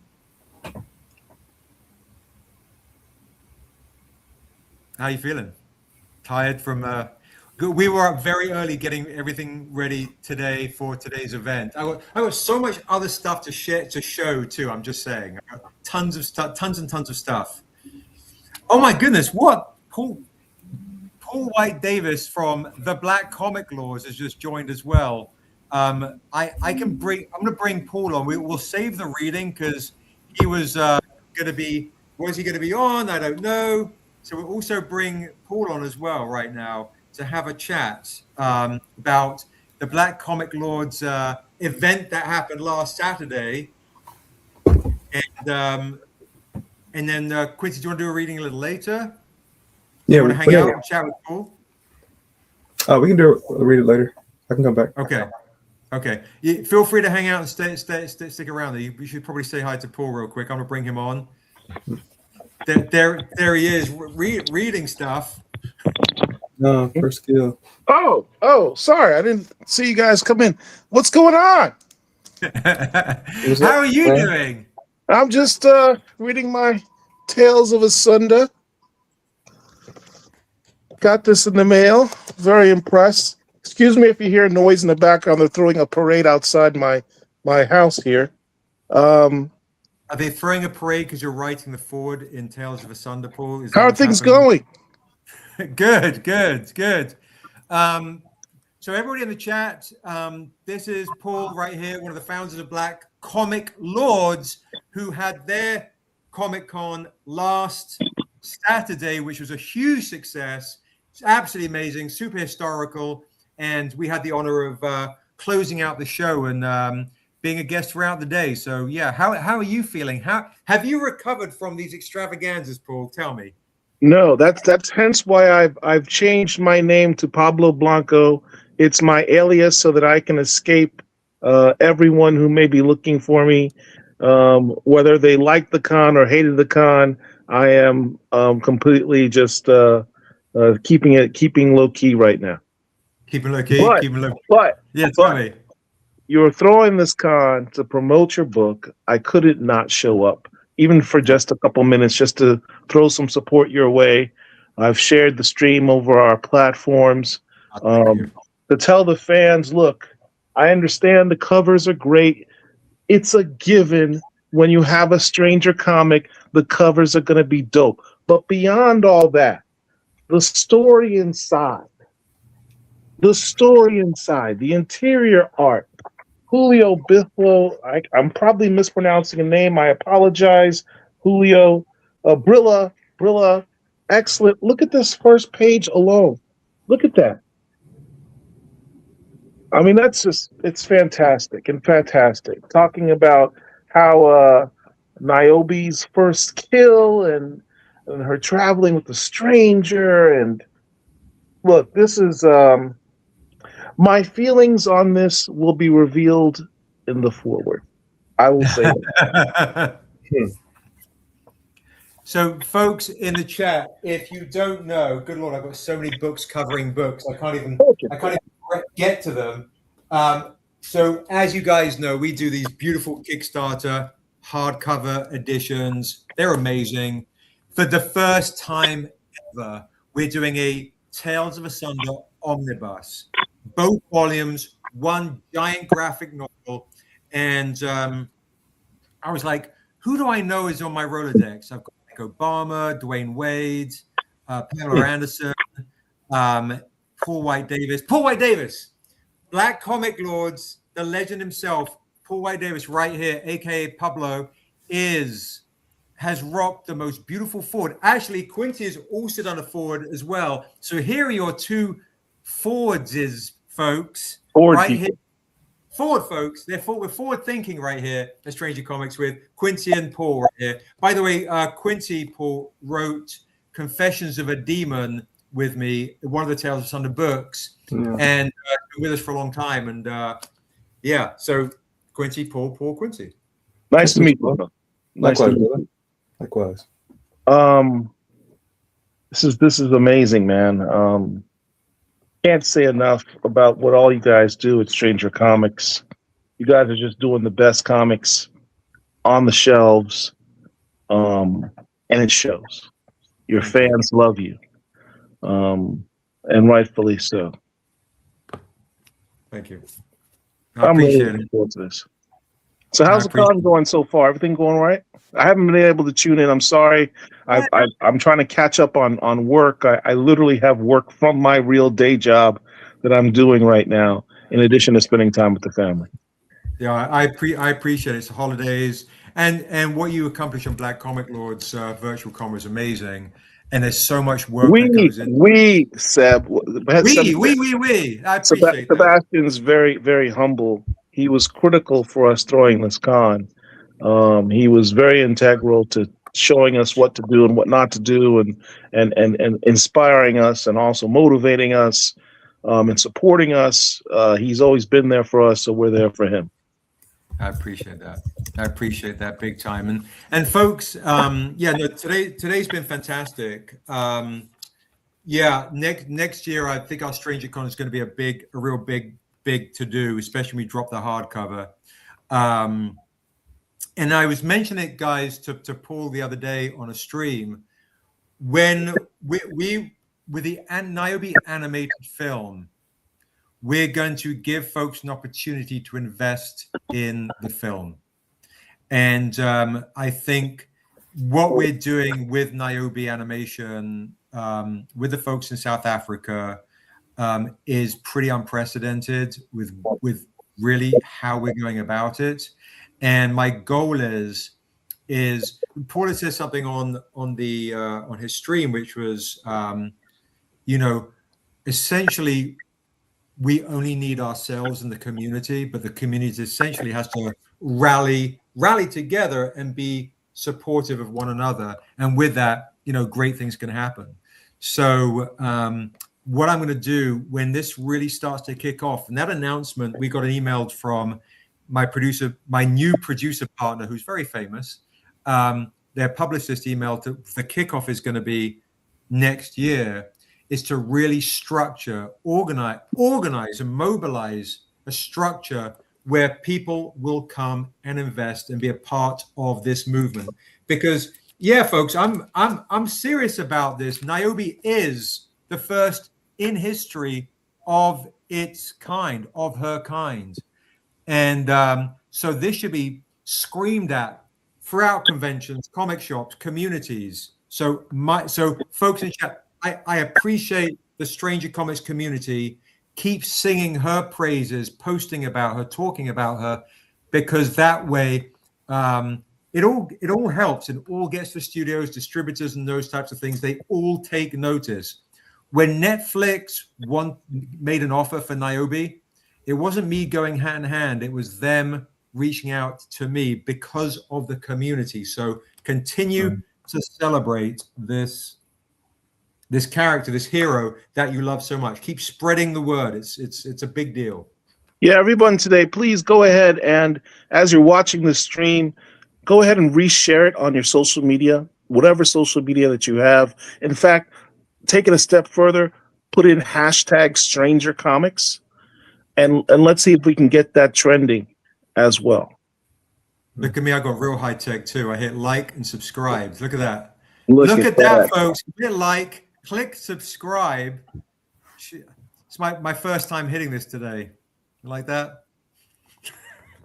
You are a tech genius. Oh, dude, I'm so on it. It's amazing. Oh yeah, Sexual Chocolate Comics is like Sebastian. We now know as Sexual Sebastian. I hope so. Somebody out there might agree. Hopefully, you know. Well, I think we agreed it'd be Sexual Sebastian because Sexual Stranger just wouldn't work. It's just too. Yeah, it's too. It'll go with the T-shirt. Look, brother, I gotta go. I gotta get back to work, but I just wanted to say hi. Best of luck on the con, man. Thank you, Paul. Appreciate you, bro. Much love. Right. Much love. Take care, brother. Peace, Nice bro. to meet you. All right, so what we'll do, that's Paul. If you're not following Black Comic Laws, please follow them. If you're not subscribed to Stranger Comics, please subscribe right now. Click like, share the stream, all the things. Huge thank you. Right, 4 o'clock coming up, we've got Rob Edwards of Defiant. He's going to be talking Defiant. 5 o'clock, we have the legend himself, Hyoung, Taek, Nam, who is joining the stream. But what I'll do, because I totally forgot to share this earlier, is I'm going to show a little bit, or you know, I'll do that as the closer. I'll do that as the closer with other photos, other images, and other things. I'll give you guys a chance to claim more goodies. All right. Let's see what I have here. That's on the table. All right. So we do have. Oh, I've got something fun. I'll let 3 people claim this. I've got it all started with music, folks. I ran a record label called MVP Records for many years. And so I thought I'd bring out a classic CD from my record label. Even the sticker says it's over 78 minutes of pure genius. If you're a fan of Cannibal Adderley, Art Blakey, Herbie Hancock, John Coltrane, Freddie Hubbard, Sonny Rollins, Charles Mingus. This is my Playboy magazine rated this as an A in their reviews back in the days. If somebody wants to claim a CD, if you still use CDs, you collectors out there, you can claim this for $30. It's super rare. Let 3 people claim it for $30. There you go. If somebody wants to, this is a bit of a change up, right? Bit of a change up for you. So if you're a music head and you like the idea of legendary songs, you can claim this. 3 people can claim this. This is when I ran my record label. Chris is like, I'd like to claim that CD. It's a great claim. If you like jazz, he actually won't find anything better than this. So 2 more claims can get that. 2 more claimers can get this CD. Claim for Tone. I appreciate it, Tone. You're a good man. Tone, thank you so much. 1 more person can claim this right here. It's pretty amazing. Guava Berry's like stop and Seb. Stop it. I think she's going to say stop it, Seb. Because I think Guava Berry, I know Guava Berry's a big music head. She's always posting her. If you're not following Guava Berry, by the way, on Instagram, you're missing it. You're missing out, I'm saying. You're missing out. Her photography is absolutely beautiful. This is volume 1. I do have volume 2 if you want it, Brian. I do have a volume 2 if you want it. But this is volume.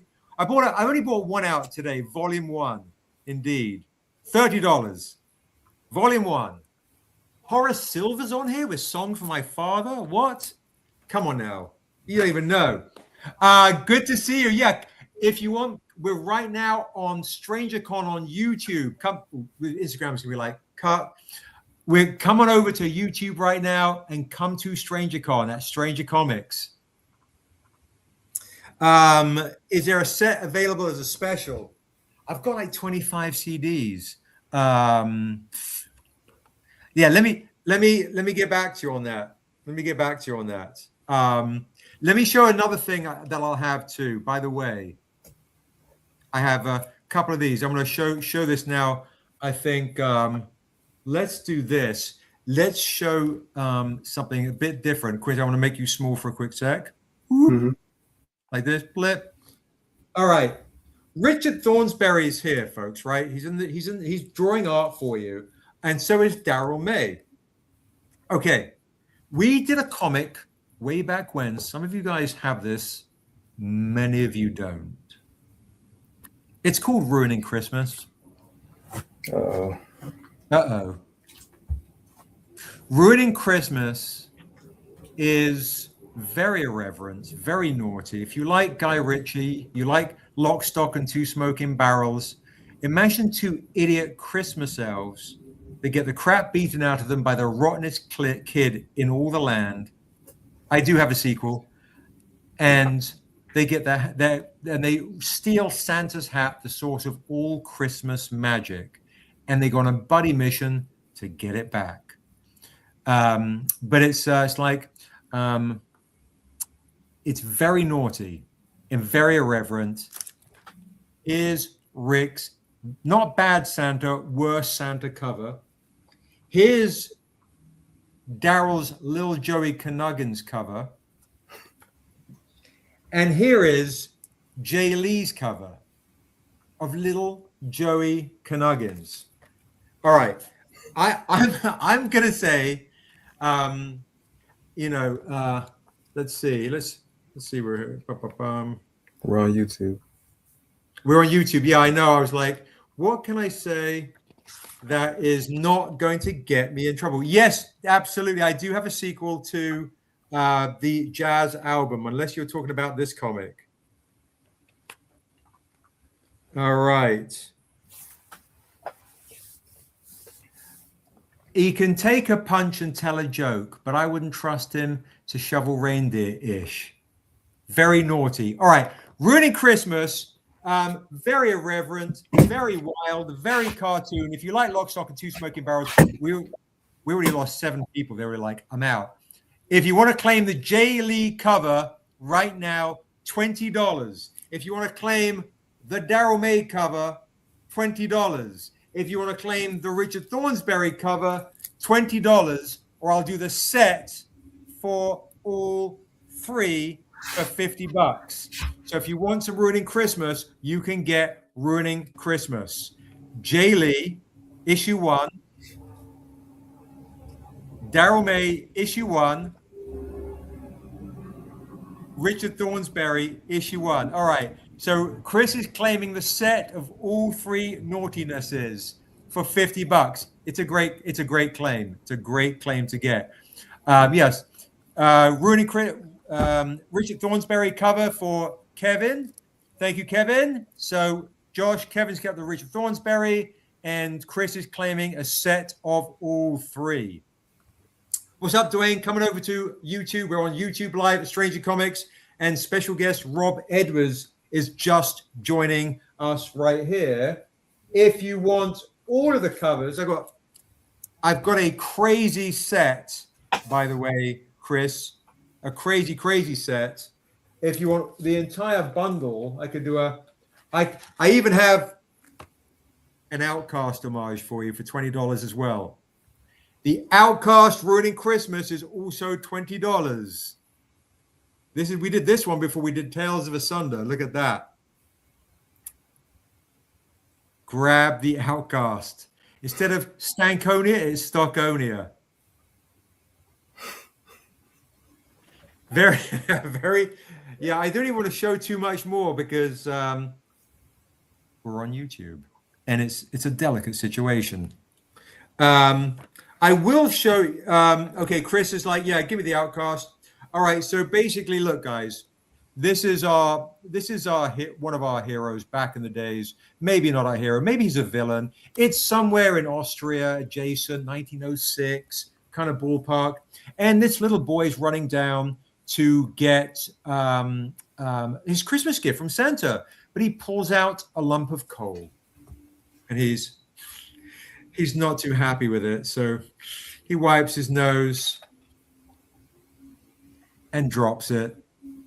Yes, folks, Santa is responsible for this guy right here because he gave him a lump of coal. What is going on? So if you want to get the true origin story of why the world got up to no good, get yourself some Ruining Christmas. It is a heist movie, a buddy movie. It will literally alienate you from 50% of your friends. Right. Yes, I also have, I'll just show you real quick and then we'll bring Rob on. Here we've got this edition. Let me not show it on for too long. Here we go. We've got the EWA right here. EWA, the NWA homage, straight out of Pole. We've got the Mario Kart exclusive, running really low on this one. Woo, real pretty. We do have Ruining Christmas hip hop homages. Yes, we've got the NWA and we've got the Outcast homage. Each one is $20, folks. Buy 3, get 1 free. That's how we'll do it. Or the beautiful paint. Now, Igor Olowiak, who paints the homage to my mother in the most beautiful, honored way, also did the Red Rogue right here. That's stunning. Grab that for 20. I don't know. That's a beautiful one right there. Sexual Chocolate is claiming the Mario Kart. That's a great claim. Sexual Chocolate. That is a great claim to get. You got a bunch of Ruining Christmas stuff right here. I'll come back to Ruining Christmas. Why? Because we've got Rob Edwards here, and we've only got him on for like 17 minutes because I don't know why. I don't know. He just gave me this random obscure number. But grab some Ruining Christmas, and then judge me. I want you to judge me as much as possible. I love being judged. It actually helps me go to sleep at night. Absolutely. There's more of all of these guys. It's not just one claim, guys. More of you guys can claim more of the things. Absolutely. There's another Mario Kart in there for you. Chris, 100%. Kev is claiming the Outcast, Josh, and the Red Rogue. We've got this is John Jennings, by the way, guys. We've got 2 Red Rogues. We've got the Red Rogue by John Jennings, who does the Eisner-winning Octavia Butler books. So John is like, let me slum it with Seb and do Ruining Christmas. John Jennings, not Shadowcat. The Red Rogue as Snowcat. So Sexual Chocolate is also claiming the John Jennings. Chris is like, I would like one of all of the Christmas ones. So we'll do a Christmas bundle set for Chris. And then that I believe is the one that Kevin wants, the Red Rogue edition for 20 as well. Ruining Christmas, folks. We're out to ruin. But the idea is, listen, Christmas has been taking it right up there. It's now a time for us to give back. We're trying to give back. The comic is literally really about the true spirit of giving with a good 10-inch Yule log. I can say these things, right? Yule log. Don't worry. We'll lose another three folks. Look, I'm spiritual too, okay? I'm a spiritual person as well, all right? I do also have one last one on the Ruining Christmas one. Who does Niobe love to hang out with? The Red Rogue for the club. So Kevin would prefer the John Jennings. He's like, John Jennings, I'm in. This is a very rare mashup. $40 for the Virgin, $20 for the trade of the Red Rogue Niobe mashup right there. So there you go. Look at that. $40, $20. Look at that. It's a whole thing. Come and celebrate. Get festive. Get Christmas. Oh my goodness. Look at this other one I forgot. The full set. Let's just do a full set. I can't even think. There are so many. We've even got the usual suspects. I'm going to bring Rob Edwards on for this because he loves the usual suspects. He told me. No, he didn't. Can't repeat the line. Rob, look at that. The unusual suspects, folks. The unusual suspects. Nice. $20. If we want to do an entire bundle set, because I can't even think, there's probably about 30 covers in here in trade dress and Virgin. I'll just do the whole lot for $140. I'll do the whole lot, $120 trade, $200 Virgin and trade and inks. There you go. $120 trade dress, $200 for the Virgin trade and inks of all of it. And that way I don't even have to think. Crazy. I don't even, it's Christmas, Rob. I don't even want to, Yes. No, that's great. That's great. I tell you. Let me. And as always, nobody works harder than Sebastian Jones on these Strangercons. Very, very nice. That's beautiful. Tell me more about this one. I do not know this one. So Rob, tell me, who's the artist? You need to slum it with us a little bit, just a little bit. I will. Bring your animation chops to Ruining Christmas. This is our Home Alone homage, by the way, with the Cornishes. The Home Alone homage. Great. Crazy. That's great. I love the art. Thank you. So that's about an idiot, two idiot Christmas elves that get the crap beaten out of them by the rottenest kid in all the land. And they use the magic of because the spirit of Christmas is gone, and they have to go on a buddy mission to get Santa's hat back because they've lost it to the rottenest kid in all the land. So it's basically like, think of Lethal Weapon. Not really. Die Hard. Two-hander. Die Hard. Think of it. It's a two-hander. Think of Lone Wolf Lone Wolf and Cub. 48 hours. 48 hours is better. Oh, there you go. 48 hours done Guy Ritchie style. There are Christmas ninjas in there. I mean, it's it'll get us cancelled in about 26 states. Indeed. It's easier and easier now. So yeah. There we go. Indeed, indeed. Okay, so let's switch gears and let's get Rob. Let's get Rob on in a more serious kind of way. Whoop, there he is. So right now we're going to get serious. So folks, Rob, if you don't know, Rob Edwards is an absolute legend in film, television, animation. Rob recently, of course, did Captain America: A Brave New World. Wrote that amazing movie. So Rob wrote that. He wrote Princess and the Frog. He wrote his Fresh Prince of Bel-Air, one of your new animated movies, which is was hugely successful. It's the very religious one, right? Yeah, King of Kings. King of Kings. Is still going around the world. It's coming back for Christmas.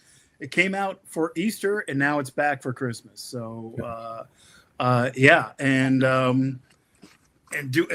selling out all over again. So you know, very very proud of the crew who did that one. We had a good time. Yeah, no, it's amazing. Josh, you've got some claims coming in from the Black Comic Lords. They want to get down with that one too. It's a very surprising kind of situation. Now, so we've got some fans of yours in the chat, and of course, we're not allowed to announce this, right? Who's directing Defiant? We are not. It is. Rob is so nervous because he sees me when I'm in this mood. Yep. I could just tell he's like, Seb, do not say it that it's Quentin Tarantino. Yes, it's Quentin Tarantino. He's out there doing compliments to all these amazing actors. We want him to direct Defiant. We know. What was it? The Black Comic Lords. They basically guessed it in after one hint. So Quentin loves the N-word, right? Perfect director. We're going to break that record. Locked. No. So okay. Jokes aside. So here we go. We have an amazing director directing Defiant. He's a good friend of Rob's. And if you're a fan of comics and movies, that's the only clue. We will neither confirm nor deny. But if you're a fan of comics and movies, see what the chat says. I'm sure the chat's going to get it right away. I am not going to confirm anything or deny anything, but I'm assuming the chat will know right away. Yes, the Todd Hall, absolutely. Thank you. There's not enough coffee in the world to keep up with Seb on. I haven't even had a drip. All I've had is 2 slices of bad pizza, and I've got one I'm saving for that energy kick right when I hit because I haven't hit delirium time yet. So, so folks, if you Google comics and directors and movies and things, you will know who it is. And you're going to be very excited. You will be very happy with the movie we make. I'll just say it that way. I am well into writing the screenplay right now, and it's coming out fantastically. We just have a really good take on the way to tell this story. That's going to be super fun, and I'm just like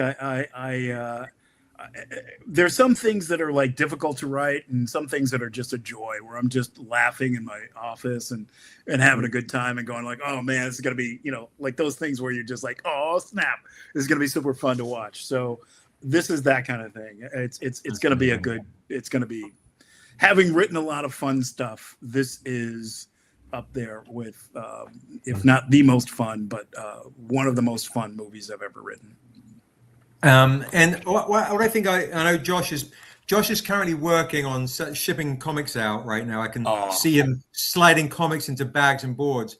Daryl and Josh, I want to bring you guys into the chat as well because Daryl did the layouts on Defiant, and Josh, of course, did the amazing editing and lettering. The beautiful layouts. It's basically a movie. Hey, there he is. Big D. It's basically a movie on paper. and you know, Daryl is amazing with his cinematography in this case, and just a really good sense of story flow. And he was with me geeking out on the flags and you know, just on the details. So there is no detail that is left up in the air.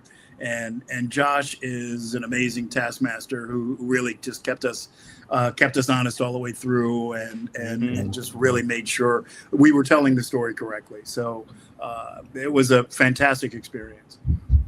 Yeah. Thank you, Heck Rob. yeah. And I'll also say, guys, too, you know, both Daryl and Josh are also going to be associate producers on the film. Yep. So shout out to Daryl and Josh. It's a big deal, guys. We've been at this for such a long time, you know, you know, joining them on the producing team as well. So next year for Stranger Comics, guys, is there's a lot of stuff that is quite special that's really brewing. We've signed with the Luna Distribution. You know, that hasn't been announced yet, but you're hearing it in the chat, okay? Back in comic shops. That's huge for publishing companies because people can't get their distribution now. And so huge thank you to Luna Distribution for basically picking us up, because they're at capacity, and they're amazing. It's going to be wonderful. So go let your comic shop know. We're going to be announcing, and I should say something too. Please. That a lot of people don't know. This book was embargoed for a little while. Oh, yeah, right. And right. you know, it has not been a dream to get this thing out there.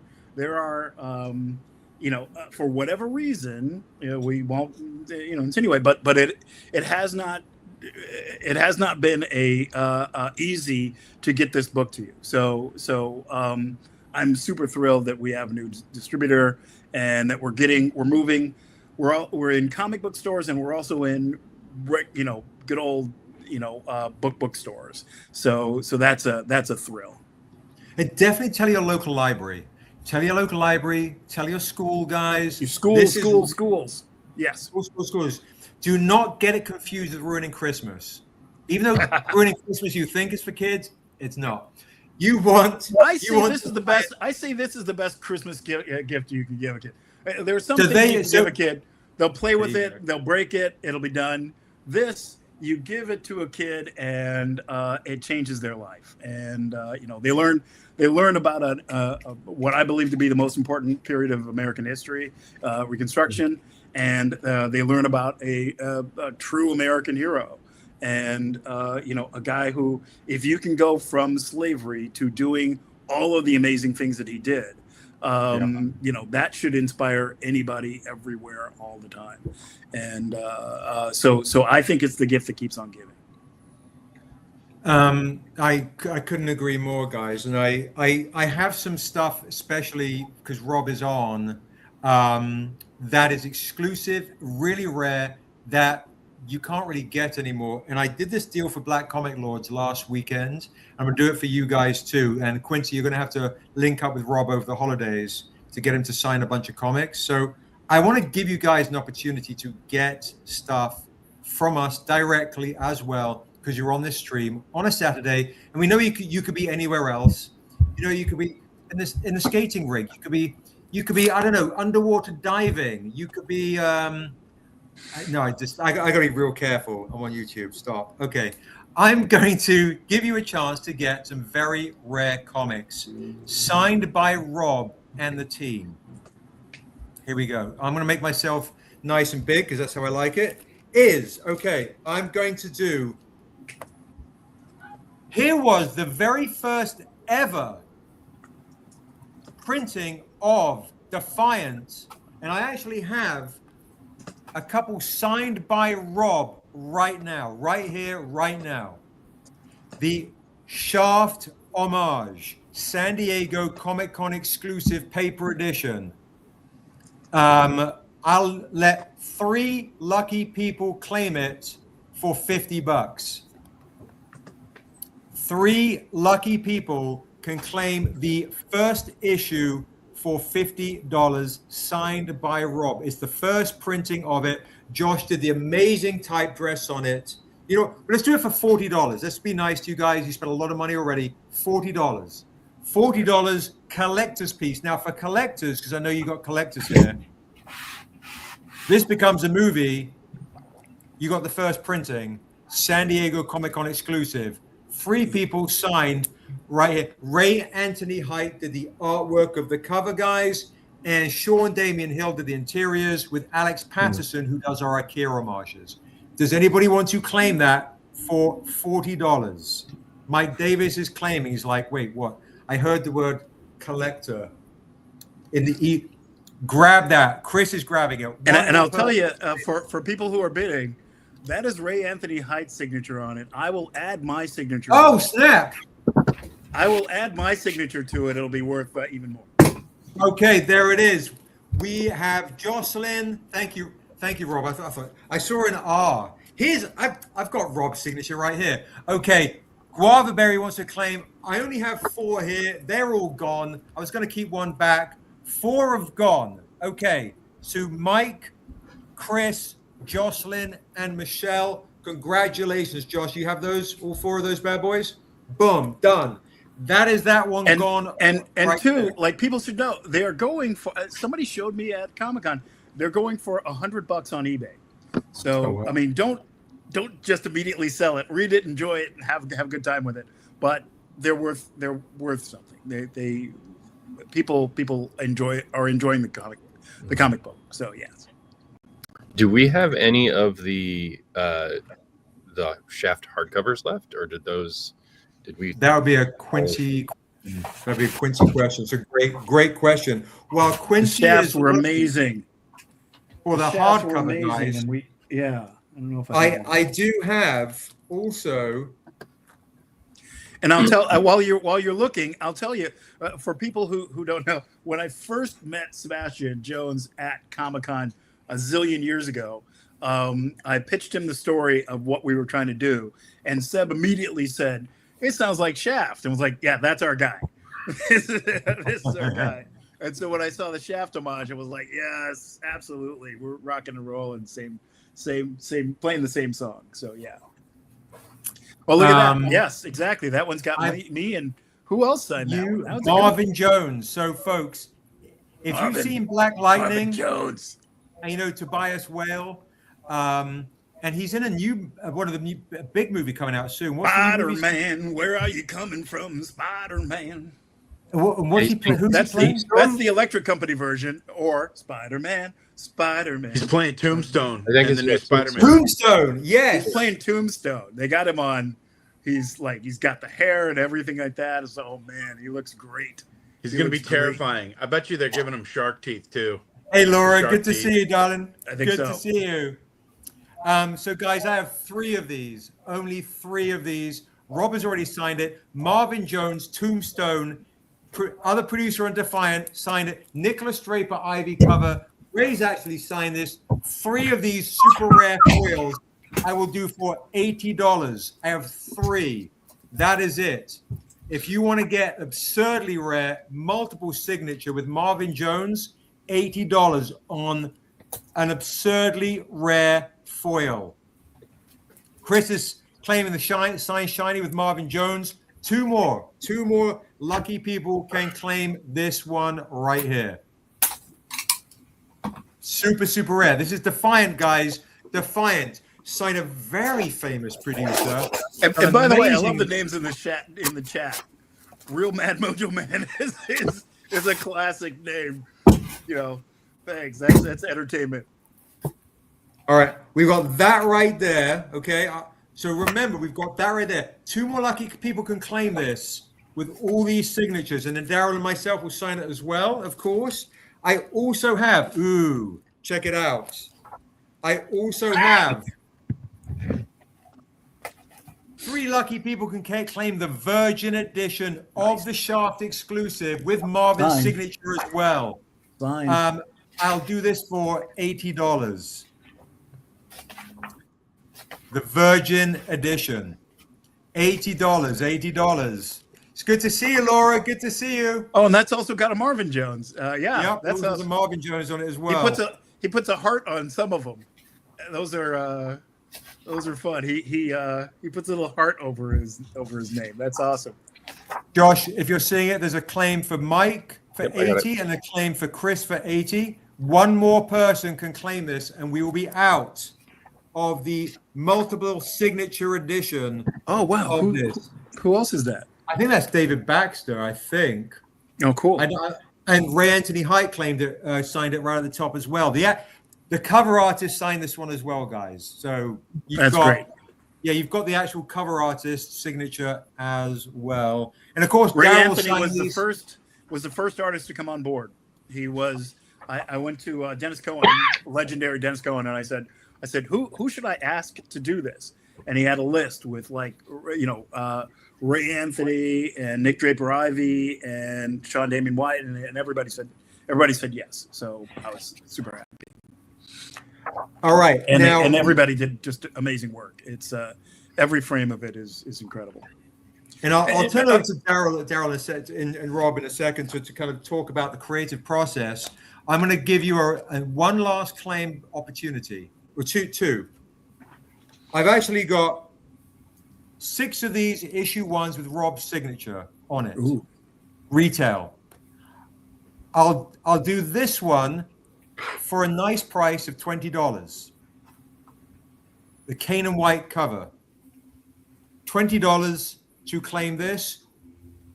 Or, folks in the chat, this one did for Black Comic Laws last week. I'll do a bundle set of all 8 Virgin and trades in the chat, signed by Rob. I'll let the first 3 people to do it. Mike Davis, we got you. Thank you, Mike. For $60. Wow. Yeah, I'll let 3 people claim it. 3 people claim that deal. And Crazy fun fact, deal. the reason why he's wearing red pants is that they made black officers wear red pants to distinguish them from the white officers. And so there's a joke in the movie of like, well, isn't there another way you could have told the black officers from the white officers? But yeah, they made them wear red pants. It's hilarious. Wow. So bonkers. So Chris is claiming the set for $60. Guys, if you just want Rob's signature on issue 1, $20. This will be a collector comic. You want to get this before it becomes a film. Especially eBay collectors, grab this one for $20. Issue 1, signed by Rob. I've got 6 here. Or the set, all of it for $60 for a crazy deal. First 3 people can claim that. I'll pop that down before I get in trouble. And then, Quincy, did you have any Shaft hardcovers? Yeah. Oop. All right. We will do, I'll let Quincy share it real quick, and then we can chat. Not super salesy stuff, other things. So there is the Shaft cover on the hardcover. We were selling them for $100. Wait, open it up. Did I sign that one? So that Open it up. was One, that was our the San second Diego page. exclusive for this year. So the No, single, not this one. Oh, Not this one. hey. Well, yeah, bring it over. I'll sign it. So yeah, the single issue number 1 was San Diego 2024, and then this was our exclusive 2025 with the whole book done. Wow. So, and we printed 100 of them.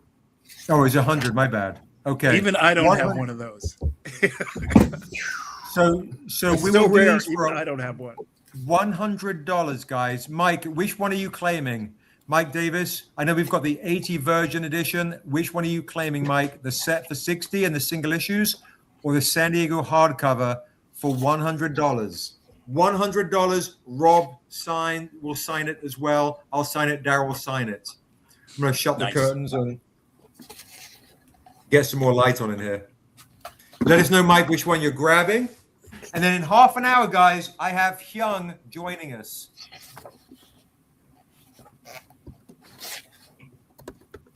Man, I love that. It's so beautiful because the theft of the planter took place between 3 a.m. and 6 a.m. on May 13th, 1963, and and so the beautifulness of like just what they did with the night sky and all the beautiful colors there are just amazing. And yeah, I mean, just the way it was colored in, and of Yeah. course the wraparound segments that take place in current day 1914 are just really truly incredible. It's Yeah, you can amazing see stuff. the sun coming up as we go through the issue. Yeah, it's starting to come up, and the deal was that if the sun came up, this they of course from 3 a.m. to 6 a.m. Was when they were going with this paddle wheel boat against the current, through all these checkpoints. And by the morning, if the sun came up and it shone on Robert Smalls' face, the whole thing would have been over. Everybody would have seen what was going on. The whole thing would have been over. So it was a race to the end. And what you see with what Daryl did and Josh and all the artists was that you can see the sun rising as it gets closer and closer to the end, so that there it is, that sky is brightening, and it's about to go down. It's truly wonderful. Yeah, it's amazing. Guys, these sold out at San Diego Comic-Con, so I'm giving you a chance to get it now while you can. Very, very rare book, San Diego Comic-Con exclusive. And if you just want the trade paperback, guys, it is $20. If you just want the trade paperback, it is $20. Thank you for the set for Mike Davis and for Black Cherry Angel for the $60 crazy deal set. Thank you so much. If you just want the trade paperback, it is $20. If you want that absurdly rare San Diego Comic-Con exclusive hardcover, it is $100. Yeah, that's kind of those are the deals, folks. Those are the deals. Jocelyn is claiming the trade paperback for $20, I believe, unless you're claiming the hardcover, Jocelyn. Yeah, we took. Thank you so much. We took 80 of them down to San Diego, and then kept 20 of them back because we had put it up for sale on the website, and people had pre-ordered it. And the 80 we took to San Diego were gone by end of day 2? Yeah, they just flew. They absolutely That's amazing. flew. See if people. Yeah, see if people on everywhere IG we pop go, over. everywhere I go, it sells. I took it to the Cuesta College Writers Conference, and I think those sold out in about 10 minutes. I think I took a stack, and they were like, "God!" I was just signing up, and it was like, "Okay, I'm sorry, they're all gone." We had to use a QR code to sell the rest. It was very nice. Response has been great, uncanny. That's amazing. Rob, I saw your note in the chat. You want to talk to Daryl and Josh, Daryl, about how your process was, maybe for laying out the Yeah, book? exactly. I mean, it's what's fun. Hopefully, for the Strangercon crowd is the inside baseball of it all, which is I just type things that I think will look pretty eventually, and then I give them to Daryl, and Daryl goes would kind of just go through the script and mark everything, and he figured out the pages and what would be great and what were the 2-page layouts and all that stuff. And Daryl, I was just wondering if you wanted to talk a little bit about your project, your process. Like, how do you see, because you have this wonderful visual sense of making it look like a movie. What does that come from? What are your inspirations, and what's your process? It's been kind of like Stranger's main MO since the beginning. Yeah, because that's how They had me doing Sergio Leone cinematic layouts for the Untamed, and that was like just the kind of, we've always kind of taken a cinematic approach. Because if you look at like a Marvel comic book, like I've got a Spider-Man here or whatever, the paneling is going to be very chaotic. Yeah. In the Marvel way. That's not how Stranger does things. And you guys came to us to kind of make magic out of this very heroic true story. It needs to be a film. So I think laying it out that way comes first nature for us as a team, and what can be the most what's the word I'm looking for? Cinematic. Cinematic. Yeah. What can be the most cinematic? And that's like when I read your script, I was like, let's have them fishing. Let me see these wide angles. Let me see the Carolinas. Let me breathe in the shot. Yeah. And how do you do that in a comic book? And that's what was my first initial approach. And I'll say too, what was really interesting was that the family got back and they said, "Oh, it's so beautiful that it starts with that," because boating was so important to Robert Smalls. Oh well. Yeah. He was a sailor first and foremost. Yeah. And I don't know, it felt instinctual, like in that sense. And I approach every project differently for different reasons, but this one, I knew going into it that the goal is for us to make a film out of this. Mm-hmm. So more than not, the book I'm currently laying out for myself and the team right now, yes, it'll be cinematic, but it's going to be kind of crazy. I'm not laying out the opening to a film right now. Right. That's what that was when I worked on Defiant initially. And so even the battle, the picnic battle that you have, there's just fantastic vistas, and it lays out like Braveheart. It's just really truly wonderful, or the Game of Thrones kind of thing. It's really dynamic and fun. I mean, if I had more space and time and it could happen faster, it would have been a lot more extensive in that sense. And I've watched all those old classic Civil War movies, like even watching movies like Last of the Mohicans, was there's some really cool kind of fort cannon kind of action. I know that was 100 years before the Civil War, but like just from a cinematic standpoint, I think we've seen a lot of stuff that can really show, hey, this guy was a hero. This is the setting. This feels like a film. And I just wanted it. I think that we all kind of wanted that. So I just really approached it that way. But that right there is how we've done things with Stranger Comics. The Untamed was very wide shots and, very beautiful vistas and intimate close-ups to feel great the colors. Emotion, I think Great colors. Key, and a real sense and you'll see that as we pull back and come forward, and like even like the scene where I had that intimate moment between Rob and his wife. It was like, how do we do this tastefully? How do we have the light out and have them talking? I'm with you all the way. I don't want to live without you. Like that's a heavy moment. I could feel the tears rolling in the characters as I laid them out. So that to me is like, when you pour that into it spiritually, that should convey to the reader. I don't know. That's beautiful. Yeah. I love that. That's beautiful, bro. Yeah. Wow. It's funny, on one of our last meetings with regards to the movie, there was talk of us, getting a master painter to paint a cover for the movie. He's actually our next guest, Hyoung, who painted this cover right here. He's done a lot of our iconic covers. He did our first kind of early Niobe cover. So folks in the chat, don't go away. Hyoung Taek Nam, lead artist for The Last of Us, character design.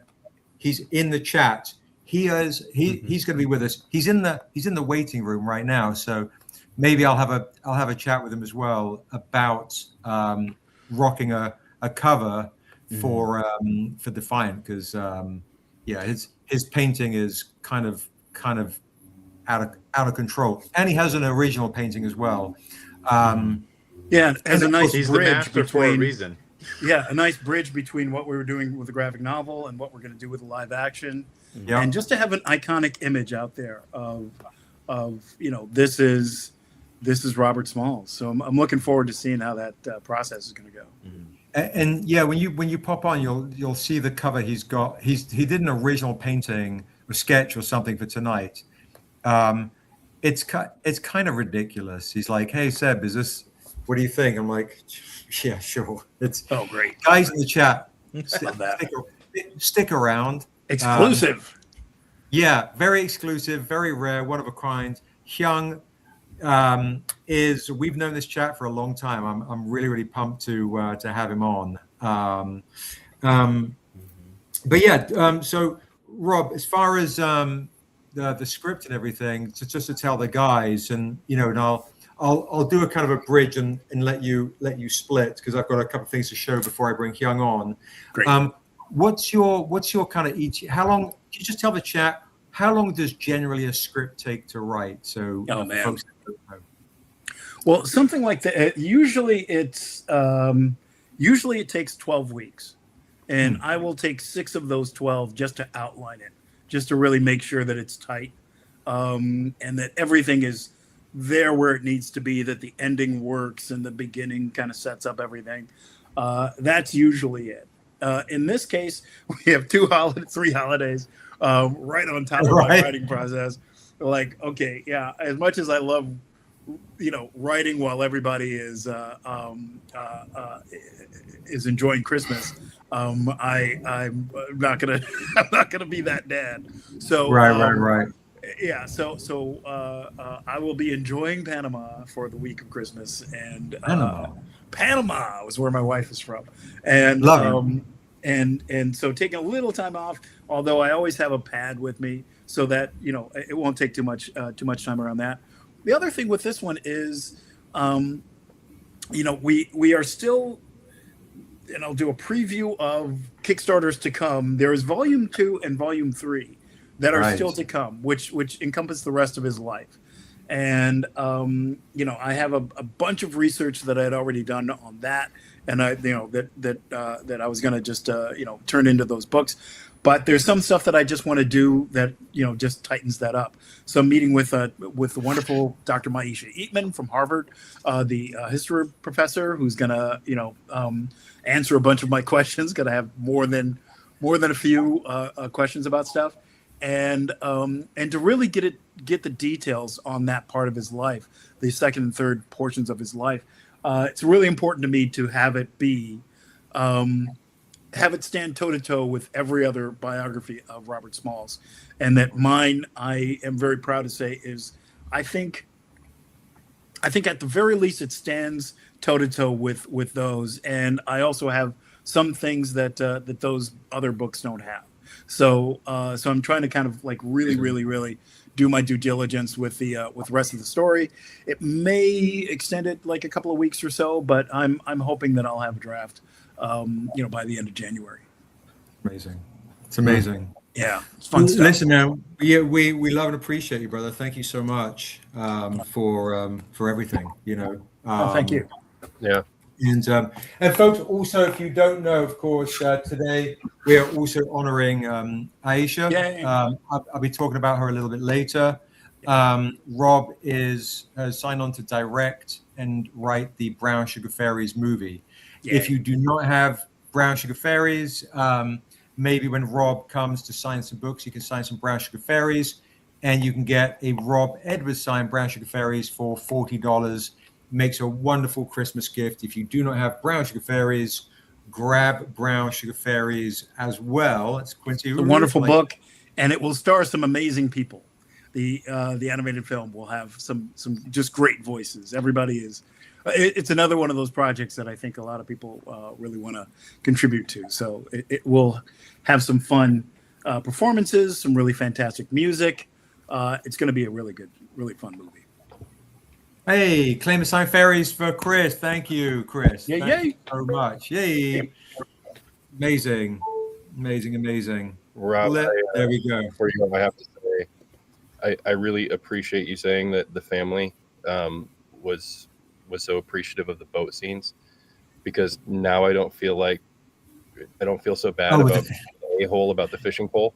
The fishing pole. Yeah, he was spot on with the fishing pole. That's hilarious. Yes, exactly. No, it's the That's details. great. It's all the details. It's got to look right. Absolutely. Well, listen, Rob, thank you so much. We'll let you go. you. I'll call you with the holes. Lovely. Appreciate you, brother. All right. Take care. Peace. Peace, All bro. right. Happy holidays. Happy holidays. Boom.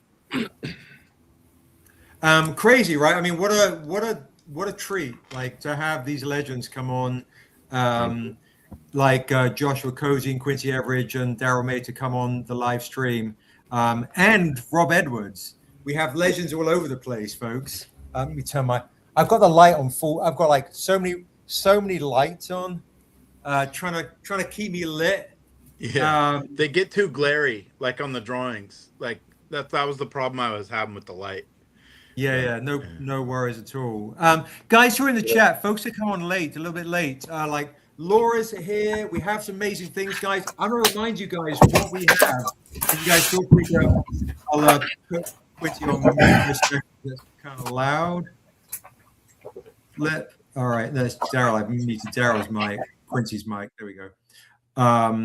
Okay, so I'm going to remind folks who are coming on a little bit late, thank you so much for joining. At any point, it's amazing. Remember, you can get, right now, you can claim Niobe Shears Life, the Hyoung stuff. I'll get to that when he's on in 13 minutes. But if you missed it earlier, here is one of the most beautiful comics we've ever done. Claim the Ashley A. Woods, Niobe Shears Life, Issue 1, 25-year exclusive, the first of its kind, an inks foil edition for $60. If you haven't claimed that yet, trust me, in person, it's ridiculous. It's one of the most beautiful, beautiful comics we've got. Look at that right there. Mm-hmm. Crazy.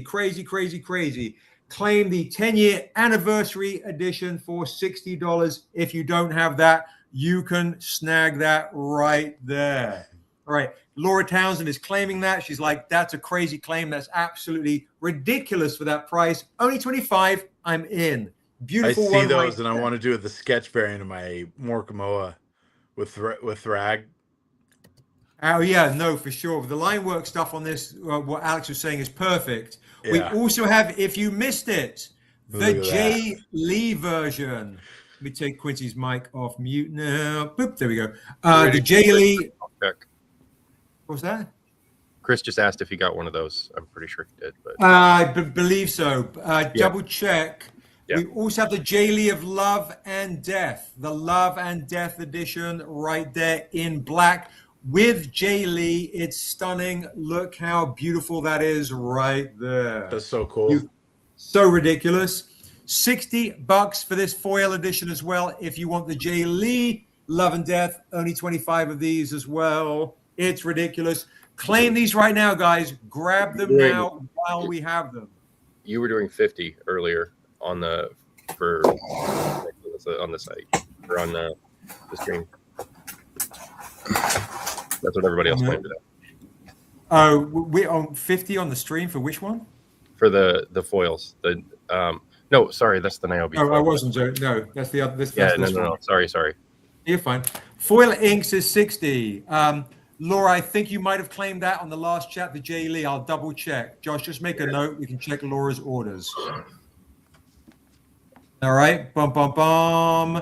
Okay. I'll pop those down, guys. Now, I also have, for folks that are joining late, don't forget, I'm taking $1,000 off.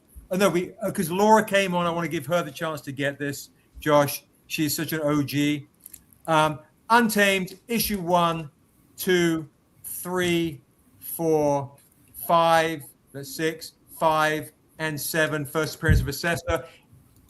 These are generally should be $200 each, $1,400. I'm taking $1,000 off right now for the whole bundle set. There you go. For Laura and any OG that's coming on late.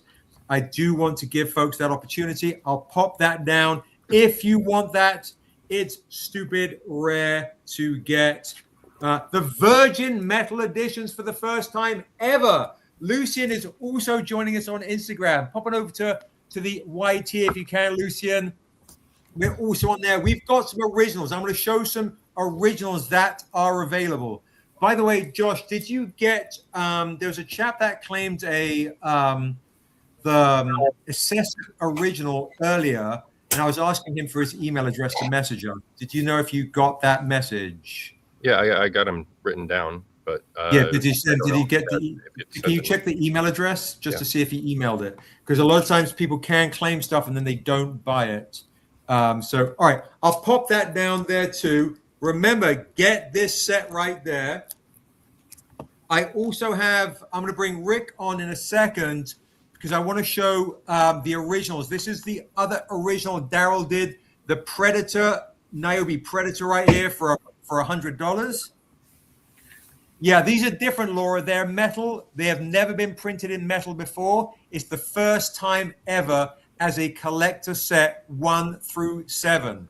All right, we're going to do some really fun stuff before Hyoung comes on. No email. First claim gets Predator metal. Sorry, Predator Niobe mashup for 100 even. First claim gets Predator metal for 100 even. Let me know in the chat if you want the Predator Niobe mashup by Daryl May for $100. Should be 150. I'm doing it for 100 for the original right here. And then Daryl, I can drop you off if you want to work on any other originals. I have another one done right now. Oh shoot. Okay. Well. Okay. Perfect. Let me. That's what I was saying, and I didn't want to interrupt you. I was just waiting. No, you're fine. You're fine. I do have 1 or 2 Tehani originals as well. I'll show Daryl's other original, and I'll also bring Richard Thornsberry on with his stuff as well. Since Hyoung's coming on, and he's done an amazing Assessa, and then Rick's been doing Assessas all day. I did an Assessa on an Untamed blank. Ooh, that's with the vampire eyes. Ooh, that's awesome. Okay, that's the winner right there, bro. 120 for that Assessor right there on discount. There you go. Lucian is like, if you rock a dragon, maybe I'll rock it.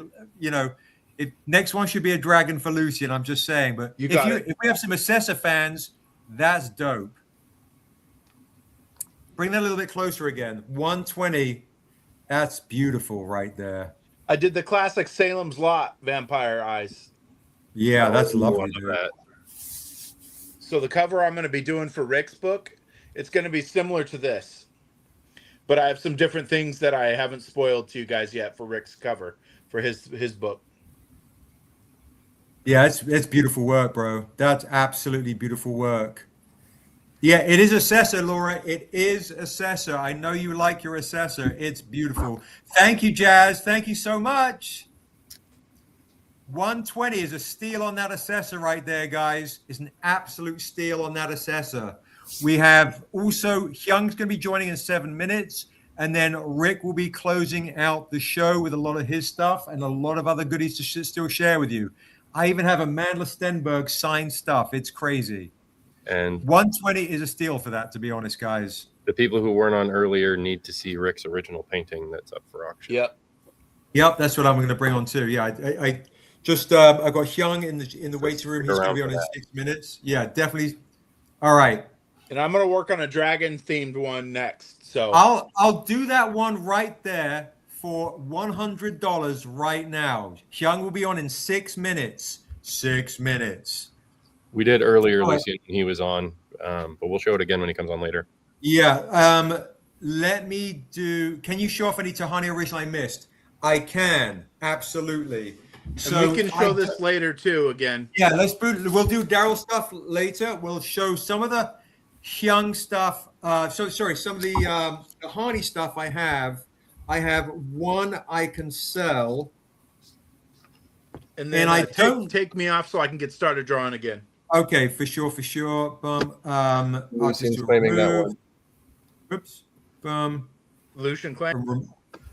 Why am I? Oh, it's Daryl I'm removing. Boom. Okay, Lucian is claiming the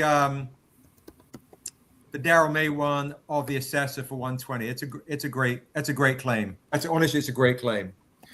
Josh, I'm going to show you some originals. I believe. Show me which ones were sold because I didn't put a sticky on them. I believe this sold. This sold for sure. I know that. Just that one, I believe. No, Chris got 2 originals. Hang on.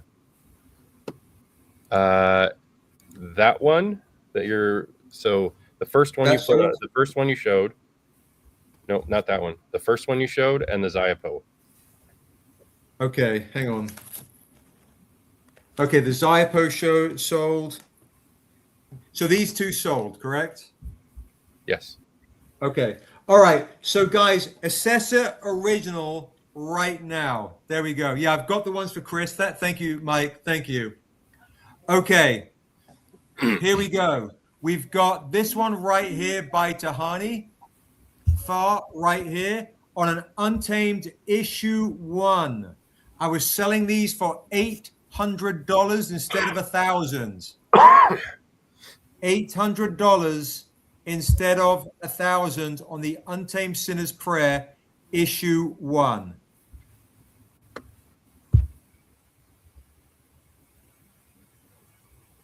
Any Tehani Farr fans want to grab this? The other 2 sold. There you go. Tehani Farr, Untamed issue 1, first appearance of Niobe on a silver metal, guys. A silver metal. Okay, Chris is claiming it. Boom, there it is. Chris is claiming that one. All right, I am. It's crazy. Okay. You did miss it earlier. Okay. I'm going to go and have a quick tinkle, all right, before we bring on Hyoung. We will also, guys, after Hyoung, we'll have more Tehani stuff and Rick stuff right as well. Rick, can I we had one Tehani color remark, Lucian, that might be left, that I don't know if that other person bought it because they never answered me on his email address. So I can, Josh, if you could check your email and I'll check Instagram messages. We don't have an email. So unless he DM'd you. Okay, let me just see real quick. 1 second. I don't want, 1 sec.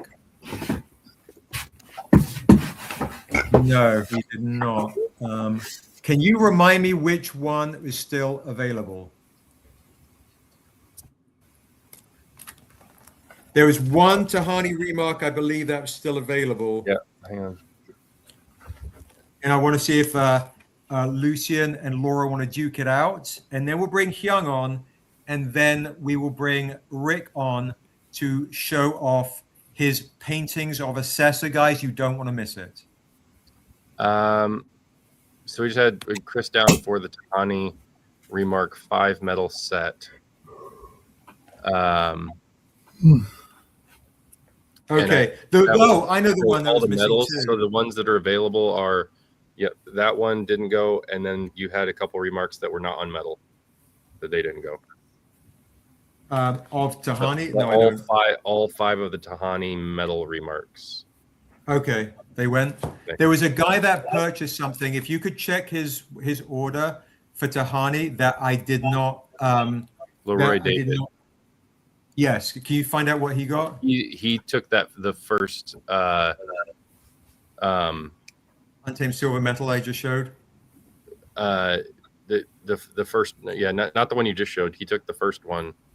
So first one, what, took sketch the or Xiaopo, remark? the full sketch. Chris took the Xiaopo, and then now has the Nefertiti-ish one. So that guy took this one, right? Yes. The guy that hasn't. Okay, that's what I was asking. Okay, this is still available, guys, because I have not got the guy's information. All right. So I've asked for it for a few times from him.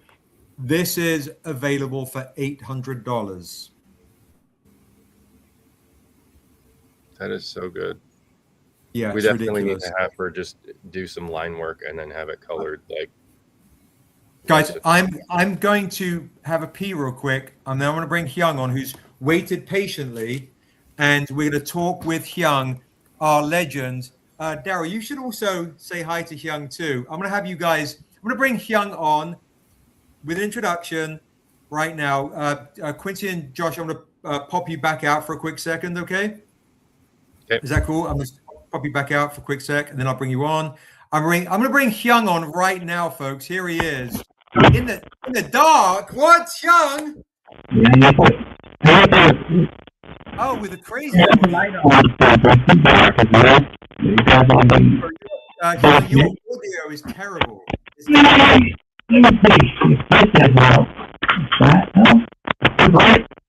That's better light, but your audio is terrible.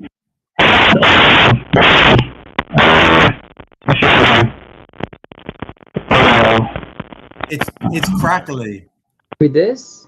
Yeah, that's better. There we go. That's better? Yay! Thank you for having me, Seb.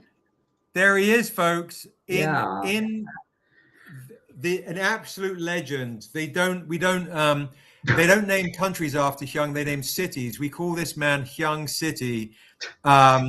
If you are not familiar, guys, Hyoung, is responsible for this cover. My goodness, that's very old cover. It's like over 13 years. Bro, it's I think yeah, for longer than that. No, yeah, because we met 2006. We met easily in 2006. We showed this cover Comic-Con, San Diego Comic-Con 16 years ago. Oh my goodness. Wow. Yeah, the time. 16 years, brother. 16 years. And for folks that also don't know, Hyoung also did. Oh yeah, that one is very long ago. This right here. Because we're aiming for the movie, right? Like the pitching images. We were. Yeah, we were. Yeah, that's why I did a very cinematic kind of design there. And I don't know what happened after that, but yeah. Guys, Laura, Josh, make sure you check in the chat. Laura wants the ferryman on a blanket. So, guys, I'm getting too much. I'm getting too old. Hyoung, while I go and have a tinkle, can you show the original that you had, that you showed me earlier? The original sketch? Yeah. The one that I showed you through the phone, right? Yes. Can you show that to the team? They're going to flip. Just guys, show it right now. Yeah, show it right now. Check it out. One? Yeah, that one you just sketched today. Yes, that one. Yeah, I just did a little bit today, and look at the genius of Hyoung, guys. Is blurring. I don't know. I have blur effects. Yeah, but hold it right there. There you go, folks. Holding it. Okay, perfect. Yeah, so I'm going to go and have a tinkle while you guys argue right now. We're going to start off with a auction bid of Niobe right there of $500 right now. Auction starting bid for that $500. An auction by the legend Hyoung, gracing us right now. $500 is the first auction bid. First auction bid. $500 before Josh puts down $500 of his own money. Look at that, guys. It's ridiculous. That's original for today. Folks, Hyoung, what medium is that? The medium is a black ink with some tempera paint, and I mix media. It's a kind of mixed media, how to tell, because I mix a lot of Indian ink and some tempera and a lot of different blacks. I'm going to bring Daryl on to chat with you while I go and have a pee. All right, boom, there you go. There's Daryl. $500, guys. I'm holding it. Hey, Daryl, there he is. Maybe you need I don't know, maybe show the digital version of this. I don't know. Yeah, so this is my version of Niobe, because I did the first step, what's it called? first volume, the Niobe cover, based on the Amanda Stenberg, and this version is more like when she like before become a queen. I think the queen, the Niobe age around like I don't know, like mid 25 or something. Maybe this one is around early 20. It's like she getting into more puberty, you know. It's more anxiety. I don't know, but something a little bit more mature than the first cover, and I changed a little bit of her hairstyle from the volume one, the Niobe, and a little bit more feminine, kind of figurative, more like in power. You know, she able to control this black vicious jaguars and all that. So that's the concept here. Yeah, because she conquered the fear, and she about to become a queen of Untamed or something. Hi, Daryl. Hey, man, how you doing? Yeah, I haven't talked with you for like almost I feel like decade years. Like how It's been a long time. Like I saw you at the Niobe party that we had over 10 years ago. Yeah, I was in a comic book store, was it? Yeah. And Yeah. then I might have saw you once or twice at random events, but it's been a long time, dude. Mhm.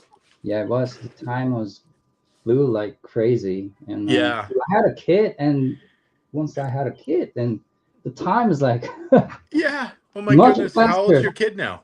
It's a 5 years old now. Oh yeah. A lot of handling required. Mhm. Yeah.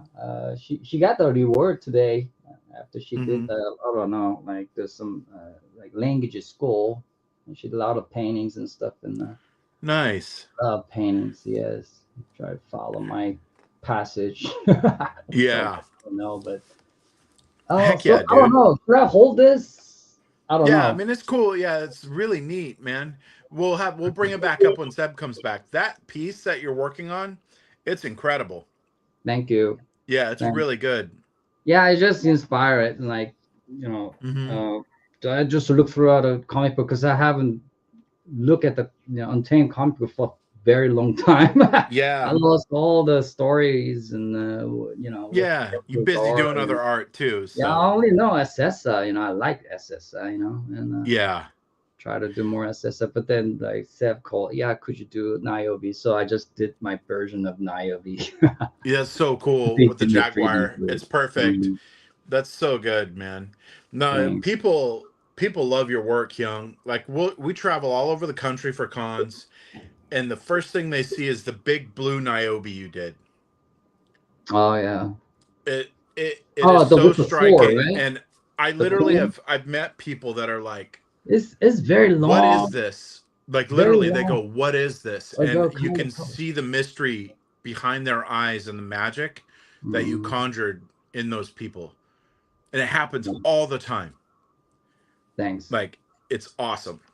Yeah, because they have a very strong narrative story behind Yeah. it, right? Because I love stories, anything that will involve with a deep story, embedded, kind of characters that really triggers my visionary, and that's why it kind of projects it, right?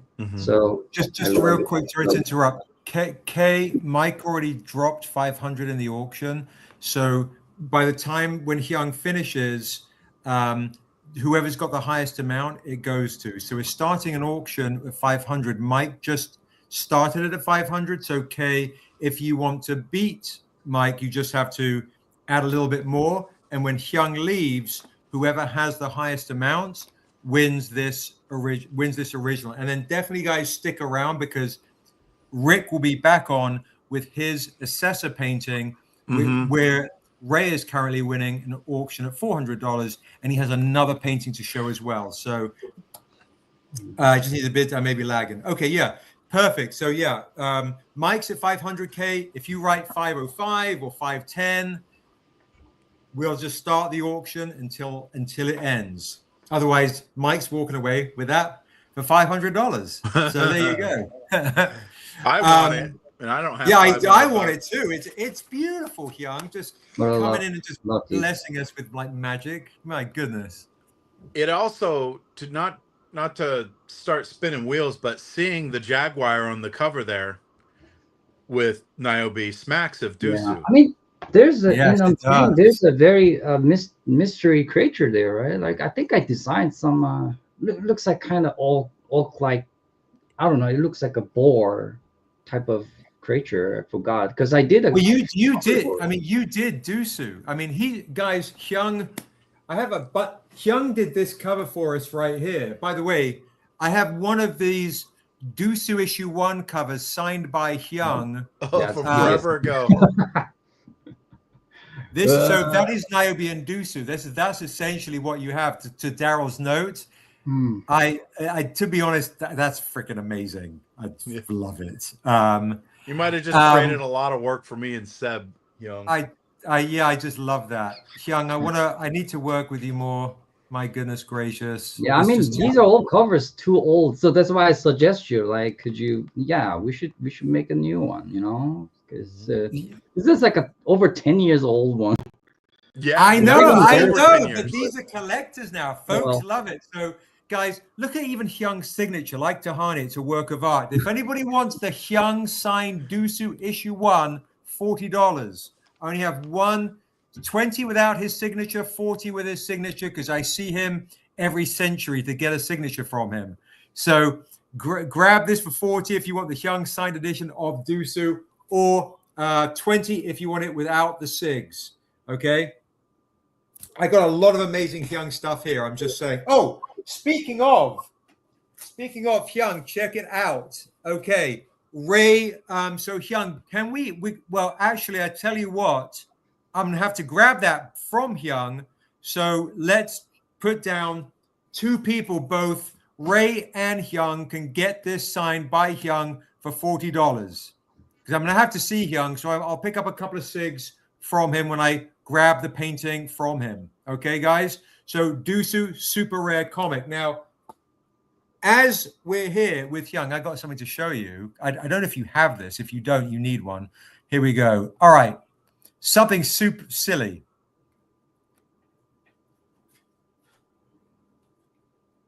We still have. That one. Do you remember? Now, I have them all. What's that? You have it, right? Yeah. Yeah, I remember that one. How many did you print out for like this? 50. Just 50. 50, that's it. Oh, wow. If you want, there. Yeah, we have. Yeah, I have one too. You have what you should do. Yeah. You know, Yeah. Amanda, when we saw her in New York, said she has it in her living room. I think she has it propped up. So, guys, $200 if you want one of 50 Hyoung print canvas right here. Only 50 copies of these. And they're all signed by the man himself right here. Signed with the gold. Signed with the gold, folks. If you want something really special, there you go. Something really special, there you go. Grab this. If you don't have that, grab this. By the way, maybe what an idea. You know, I had Amanda when we saw her sign this. When we saw her in New York. I should probably get you to sign the ones that Amanda signed as well. So you've got Amanda and your signature on. That's cool. Very, very rare comics right here. Right. But folks, by the way, this is when we're dropping Hyung's cover, right? So these are the covers that Hyoung has done for today for Strangercon. The foil and the metal and the paper. These are all Hyung's painting over the iconic classic cover. There you go. So if you are a fan of Hyoung, this legend right here, who did the iconic cover right here, grab this right now for $30. Claim this right now for $30. Or the foil for 50. Or the metal instead of 200 for 150. There's only 10 of these we printed, Hyoung. Only 50 of these we printed. Sorry, 20. So 10 of the metal, 25 of the nice shiny foil, and 50 of the paper editions. So this is it right here in honor of our 10-year anniversary. We released this 10 years ago. Can you believe that? Yeah. Can't believe Crazy. it. 10 Great. years. It's great. Goodness. I remember I took a bunch of photos of Amandla when she was like 12 years old. I forgot. Here we go. I'm going to show you something really crazy. Mm-hmm. Yes, we do have Amandla Stenberg signed stuff, guys. We do have Amandla Stenberg signed stuff. I've got something to show you guys right here. Oh my goodness. That was so, my goodness, old. I think she right after the Hunger Game or something, was it? Yes, exactly. Yeah. She had to be like 14 there. Somewhere in 15. the Beverly Hill. All right, It's so like- I'm also going to show you something a little bit crazy, okay? In 2008, Aisha took this photo of me, Daryl, and Josh. That's cool. All right? You guys look like college students. Straight up children. We look like children. Yeah. I was probably 48 still around that time. So there's there's you took this photo, Daryl, of me and Aisha. Oh, that's so good. San Diego Comic-Con too.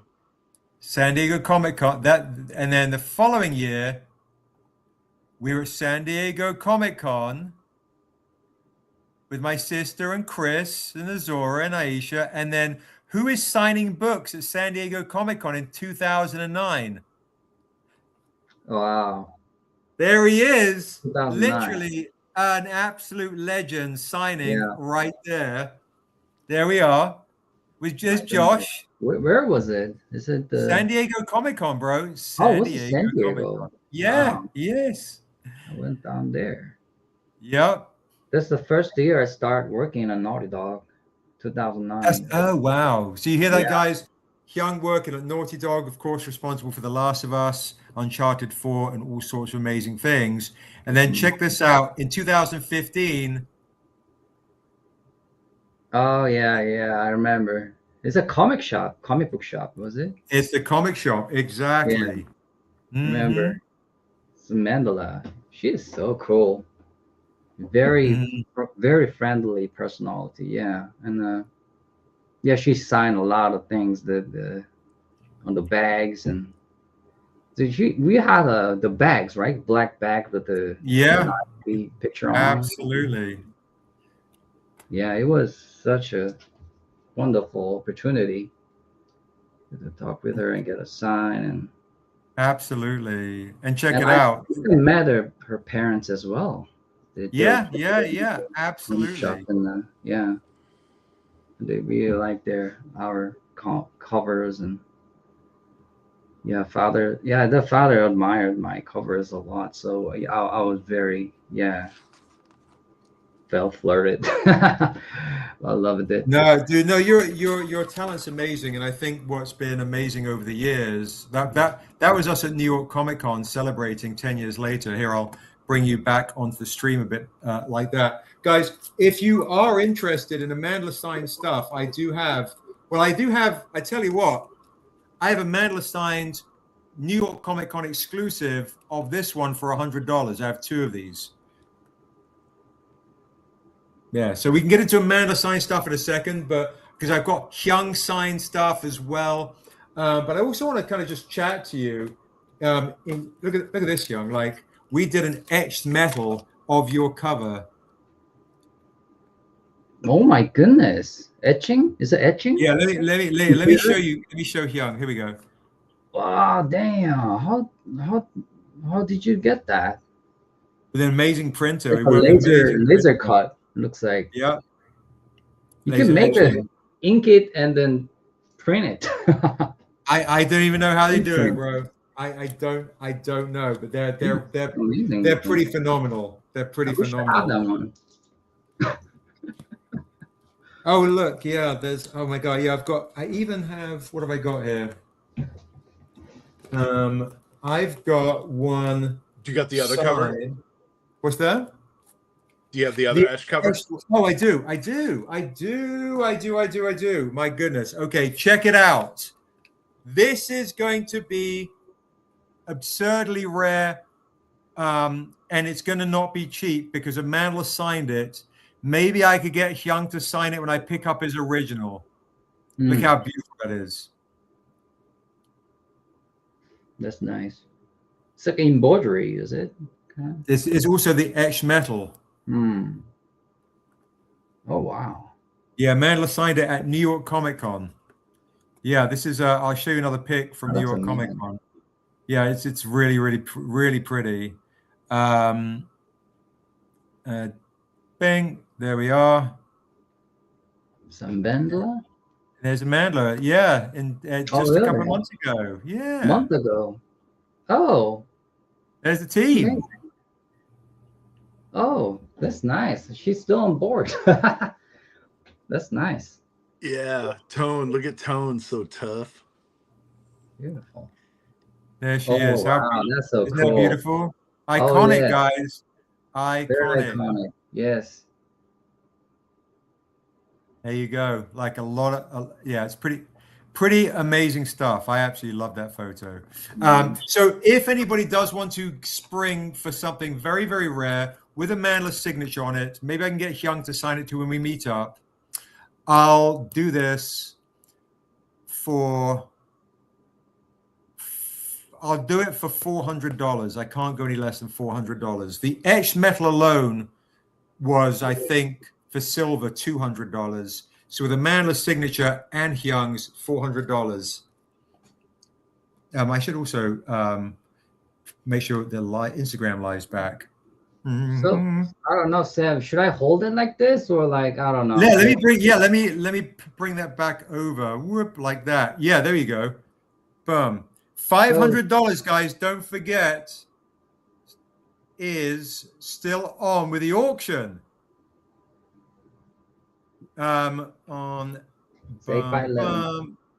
Cans on paper. Very thick paperboard.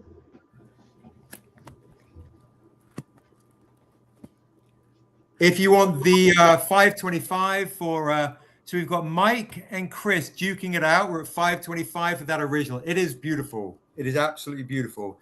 Dwayne, if you want an Amandla signed comic right here, I can do this for a nice price of $100, which is honestly a steal. This is a New York Comic Con exclusive of Amandla.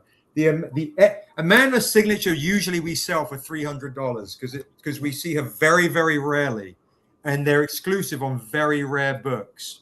We only printed 10 copies of this etched metal, only 10. We only printed, I believe, of this one, 25 or 50. I can't remember. So if you wanted a Amandla signed one, Niobe Shears Live New York Comic Con exclusive, this one right here I'm holding up is also a great deal to get. If you want this one, the original one, signed by Amandla. Okay, Dwayne is taking the New York Comic Con exclusive Ashing Josh for $100. If you want this one signed by Amandla and Ashley, I believe I might have one by Hyoung. I do this for $300. $300. Okay, Vicky and Dwayne are both taking this one for $100 each. Great claim. If you want the original with also Ashley's signature on it, and I can get Hyoung to sign it, and myself and Daryl, every single person in the chat, $300. That's original, super rare. All right. I'll bring Hyoung back with his amazing orig. There you go, Hyoung. Bring it back up to the screen with the faded. I think I should have a display, some kind of tripod, and just Well, it's because you've got some weird blurry thing going on your. let me turn off, because I try to blur, my background, because my background is so noisy, because I have Dude, so don't even worry about it. Look, so don't much even stuff worry out about of it. it. So that.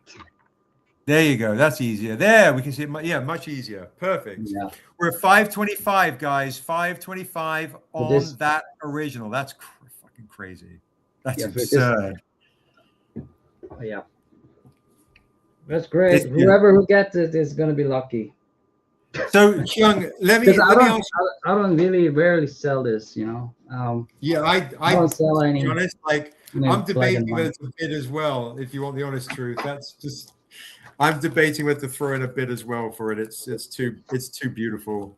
There's another new one. I just worked on it, but I haven't shown any place. But I don't know. Is it okay to show here? Yeah, for sure, of course. This one. Only here in the live.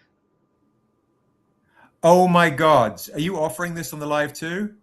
Not offering. I mean, for sale. Are you offering? Just showing. Yeah. Just showing. I've been working on this black and white, but then I did tons of different one. Tons of different. I try to do more black and white like this. Beautiful. But I did this for this Stranger comic book. Oh, it's amazing. Yeah. It's amazing. Hyoung, when did you start working? You started working at Naughty Dog. What are some of the video games that you've worked on over the years? Over the years, you mean when I was in Naughty Dog or before Naughty Dog? Before Naughty Dog, after Naughty Dog. Yeah, I've been working in like a lot of different areas. Like at first, my full-time job was it's like a t-shirt making company. It's like designing paisleys for the hunters and golfers and Bass Pros, And then I move on to like game studio, which my first game studio was in San Francisco, Perpetual. I've been working under Powder Mountain license. I was working on the Star Trek online games, and then I move on to the console games in San Francisco. They're making Narnia for Disney. And then financial things was very shaky at the time, so many studios like flops, and I just luckily a contact from Naughty Dog, and I did an interview and then start working there, and I hired for Jack and Dexter actually. In a 30th anniversary Naughty Dog book, we made a very thick Bible looking book, unannounced the projects, they just collaged in the big book, and there's a Jack and Dexter the project there, but it never lived up to air. But I've been working designing new characters for Jack and Dexter, and I designed a lot of alien creatures and stuff. And then later, the project changed it into something zombie fighting kind of game, which is Last of Us. So start working on and designing the main characters, and is well known as the Joel and Ellie's and all other characters in the game, and also some creatures as well, the clickers and bloaters and all the the mushroom infected kind of. Guys, do you hear that?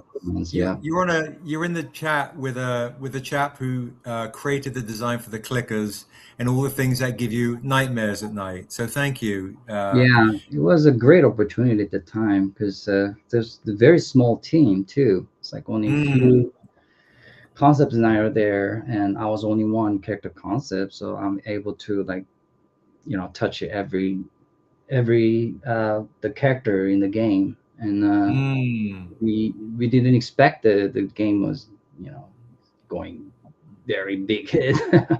Right. The Neil Druckmann, our director, always kind of worry about when the project maybe turned down gray, if Didn't well because we tried very new at the time because we making most of the game for family playing game, for teenagers, 13 kind of thing. But The Last of Us was like a rated R kind of game, like very gory and a lot of bloody. Sure. We were very worried about it, but then I don't know, because of the deep narrative telling, and it really touches people's a lot of people. Oh yeah, for sure. Well, it's funny. The Last of Us, as far as the father figure and the little girl, is very similar to the stranger and Niobe in the Untamed. Yeah, Still you can relate that. Yes. It's so funny. True. I was always going to reach That's out true. to you. We do at Stranger Comics. We do what was called homages, right? So Richard Thornsberry did a beautiful homage to Halloween. We've got homages to Akira. We've got homages. We actually have a Vampire Hunter D homage to My Little Pony. By the way, if anyone wants to claim that, that's $20 for the My Little Pony homage right there for Vampire Hunter D. Of course, I have your covers for Vampire Hunter D here. I was always going to ask you to do an homage. We have an homage to hip-hop artists like Tribe Called Quest. To do an homage in a similar kind of way with Stranger and Niobe looking like an homage to The Last of Us, even if it's a sketch on a sketch cover, because I would think folks would absolutely flip for that if ever you're down. Just to have that same kind of look and vibe would be fun. Fans would love to see the parallels to it, just as far as in the same pose, I should say, like an iconic look. Folks love collecting what they call homages. One person Vicky asked in the chat, what are some of your favorite designs that you've created, Hyoung? My goodness, my favorite. Niobe, right? I mean, come on. For the Untamed, right? For Untamed, yeah. She's asking for anything, but guys, you yeah. Guavaberry, by the way, in the chat, Niobe. yeah, she loves the idea of Stranger and Niobe in the same pose in an homage. Hyoung guys, by the way, did a lot. If you've got the hardcover for the Untamed, remember these early designs. That's very old. Very old stuff. Yeah, I really love that styles that you kind of pitched to me, which is it really fit to my style of work, because I really love rugged and very earthy and very grounded style of it, and the Untamed, the narrative is really fit to that, my taste, so I really love those kind of, I really want to hands-on and concept it out, those kind of pre-apocalypse fantasy, I'll say. Yeah, no, for sure. But it really kind of linked with the Last of Us as well. It's very, apocalypse kind of things as well, right? Like rugged, earthy, and very grounded, and very grounded. The natures, foliages and all that, So absolutely, absolutely, all kind of connected with me. It's beautiful. Folks in the chat, just so you know, if you're not aware, Hyoung's exclusive is live today. Okay, if you haven't claimed it on the website, you can claim Hyoung's 10-year anniversary. We did this especially for today. The 10-year anniversary exclusive of Niobe Shear's life by Hyoung for just $30. So if you're joining late, grab the exclusive for just $30 right now. Mike is on. He's increased his auction showdown to $550. So if anybody wants to claim that, $30. It's on the website, or you can claim it from me directly for $30. There you go. Look at that. And the foil, which is beautiful, is $50 right there. Really stunning stuff. So you get that right there. Is that? I want that too. Oh, dude, no, That yeah, looks we'll make nice sure print. I want to it's see beautiful. the actual one. Yeah, no, when you come, we'll make sure you get copies. It's like for a sure. prism, kind of prism looking. It is. It's holofoil. Oh wow, dang it! Yeah. So Can yeah, you they're make really it big. like a hologram, like 3D kind of? I don't know. That's a great question. I mean, this is the one that's also for folks in the chat who are joining late. Grab this edition for 60. It's rather beautiful. It's Ashley. You remember Ashley who did the interiors? We did an inks foil for her for 60. So let me know. But this is about Hyoung now, guys. So let me ask you another question. What would you say has been your the best note you've ever got while you've been creating, and you've worked with directors, you've worked with studio folks, you've worked with comic guys like myself? Generally, do people like to give you lots of notes, or do people generally like to just go, here's a rough idea, go ahead and play? And then has there been a note that's particularly kind of, you've been like, that's awesome? Notes. Yeah, note, a suggestion. Like, oh, this is a good note, a good tweak, fix, that kind of thing. Well, I never get any like the notes or notions from like verbal conversation, but while I'm getting subject matter, and when they tell me the short description of story of the character, I heavily researching a lot of things. You do, yeah. While I'm researching it, and I got that notes from it, like inspiration. I'll say it. Like note means inspiration, right? No, notes means you finished some work, and maybe a producer's gone like, hey, can you make the hair darker, or hey, can you add some more jewelry, or hey, can you pull back a bit? It's like like, let's say with us, right? We talked. Here was a note that we had, guys. Can you see the where is it? It's gone. There it is. Can you see the difference? Not just in the color, but what is a note that I might have given Hyoung on this cover? I'll bring it up, and it'll make sense to you. So can you see, guys, what is the note I might have given Hyoung to add to the color edition? In the chat, what is the note I've given Hyoung to add to Niobe? I know what that means. All right. Okay. Sure. Yeah. You're giving question to the audience, right? Like. Yeah, I am. Just saying if the figure audience out. knows in the chat. Oh, got it. If they know, if they can see Okay. what note I might have given Hyoung when we did the color edition. What note? Okay, color saturation. No. I leave that to him. More depth in her eyes. No, that's on him. The eyes, great. No, that's no. Good. These are good suggestions. No, it's not the eyes or the nose. What did we add here, guys? We added something.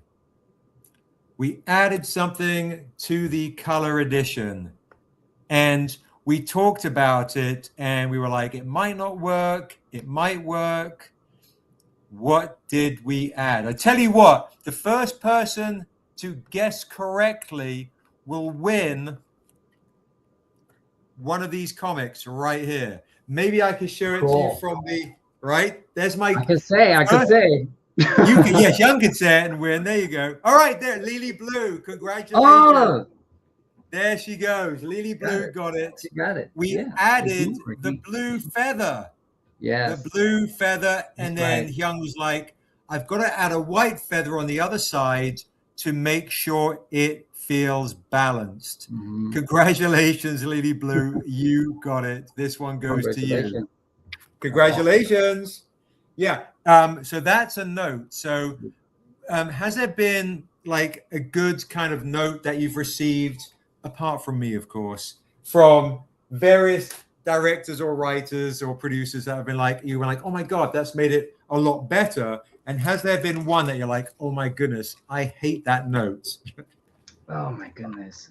For example, I could tell one scenario that I Yeah, had. please. Because we tried to design for last there was a clicker, you know. Yeah.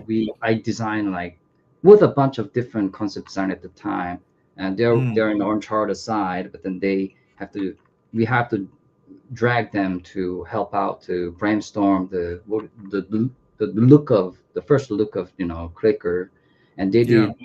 We know, you know, we were getting idea, you know, like, okay, the human get infected by fungal things, and so we know we have to use some kind of mushroom.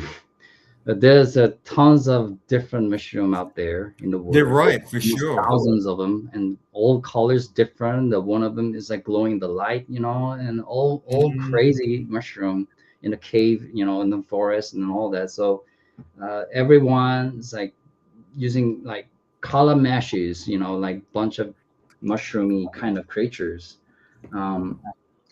So I did a couple of different variations, and you know, of course, I cover with some mushrooms, but then I choose one particular mushroom to make the look of, you know, the clicker, which is I forgot the name. It's a very long name. Leptos supra something. It's okay. Yeah, it's in I think Canada and somewhere in the deep in forest in Seattle somewhere. It growing species mushroom. It's we call nickname as chicken mushroom because it's a very big mushroom. It's like the most biggest in the world. It looks like a very orange color. It sometimes turn into yellow, and when it ripes and that ripe to eat, and it turn into very orange in the tip of area, and you can just boil it and eat, like it tastes like a chicken or something. So I did a bunch of the head with that mushroom, but then our director said, what if make this head blow up or something, you know? So because my concept at the time is more like kind of closed, more like a grows on the face, you know, and it looks very intrigued from my concept. But then he gave me idea, what if open it, you know? So now I've become, you know, as you know, the iconic. Right. Yeah, we design it out of that, you know, the concept. So at the time we have eyes and nose and the glowing head, and yeah, it's kind of funky looking, but then I kind of massaged it, you know, to make it better as a design fit. So yeah, so that's amazing. That's how our iconic clicker design came out. From Do you hear that, folks? That's amazing. That's such great insight. It was like, what if, you know, what if open head, you know, because I did a lot, you know, without our eyes, you know, kind of only you know, show the teeth like alien is more freaky. But something more, you know, in need, you know, as a design element to make it more striking and looks weird and freaky. So yeah, opening the head looks like a shotgun kind of. It does. It does. It's like it out. Wow. And it's kind of like a freeze in the moment of when the humans blow up, kind of looking, right? So it turns into very iconic.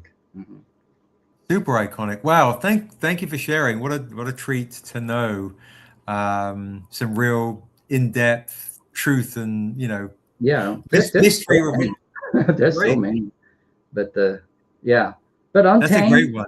Yeah, Untamed, there's a lot of notes you're giving me. Very iconic too, right? The feather and the what is it? The different eye color.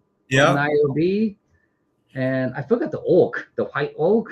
Oh, that was Kershig. Kershig, yeah. The one that I did, right? But I think the Lord of the Ring copies our. Yes, yes, they did. The Hobbit one. Yes, they copied. I was like, what? That looks like the Stranger Orc. Dude, to be honest, the amount of times we've been copied over the 16 years of being in business from all of our characters. But I remember seeing The Hobbit, and because the character in the book is actually the White Wolf. in the book he's in the appendix. I think he's meant to be oil black, but of the Hobbit character, right? Not our character, the Hobbit character. So when I saw it, I was like, wait, that character is not how it is in the book. And they were like, oh my goodness, he's got like he's got a hand that looks similar to this because he's got a spiked hand, and he's albino like our dude. And I was like, they must have seen this. Oh yeah. The likeness is too, we've got the original albino orc. I mean, the arm of the metal shield, we have that kind of, and that the little ring one has that too. So I was like, yeah, bro, we've been copied so many times, man. It's so iconic, right? Yeah, but anyway. We gave a copy to Weta at San Diego Comic-Con that year. It's crazy. By the way, that year, the photo I was showing you, you signed this Erathun. Oh, that one! Oh my goodness. Comic. I have one of these left, guys, with Hyoung's signature on it. I can do this for $40 as well. So, if anybody wants to get Erathun issue 1 for $40 with Hyoung's signature on it, let me know. It's an issue 1, and let me just show this to you real quick. We got 14 minutes left with the man himself, so we'll have some fun. We'll sell some books. We'll bring his original back on, and I have a lot of Hyoung stuff to share with you. There, $40 if you want the Hyoung signature, $20 if you want it clean or just me and Daryl to sign. And then we'll bring Rick back on, and we'll bring Daryl on for the last hour of the stream. There you go. You got that Erathun issue 1 with Buxton, with the demon coming out of the axe, Soul Sunder, and you've got Niobe right there, and you've got Scarlock right there. It's a beautiful, rare cover right there. I also have, it looks like one Assessor set left. I thought we had that Chris got the last one. We have one Assessor set left for $100. Signed by Hyoung. Remember this one, Hyoung? Like, Hyoung is the OG, guys, at Stranger Comics. He is the man. Thank you, Seb. Yeah, dude. No, thank you for blessing us over the years with your absolutely beautiful work. I need to upgrade. I think you need to upgrade all the covers that I did. Hyoung is too harsh on himself. My goodness gracious. Yeah, I mean, it's very, every year my eyes changes, right? Right. Future inspiration changes, technique changes. Yeah. True. And, when I look back, my old paintings, like, I see the problems, those kind of things. But anyway, it's very artistic. Oh yeah, here we go. The curse, that it never satisfy. I have I have two of these guys. Oh my goodness, silly rare. Hyoung signs, Niobe She Is Deaf, issue 2. I bet a lot of you don't have this. Niobe She Is Deaf, issue 2. Yeah, crazy rare. Oh, Dwayne, get the metal. Trust me. I will do this for $100. This is so rare, it's silly. 2 people can get it. Let me show you the metal out of the sleeve.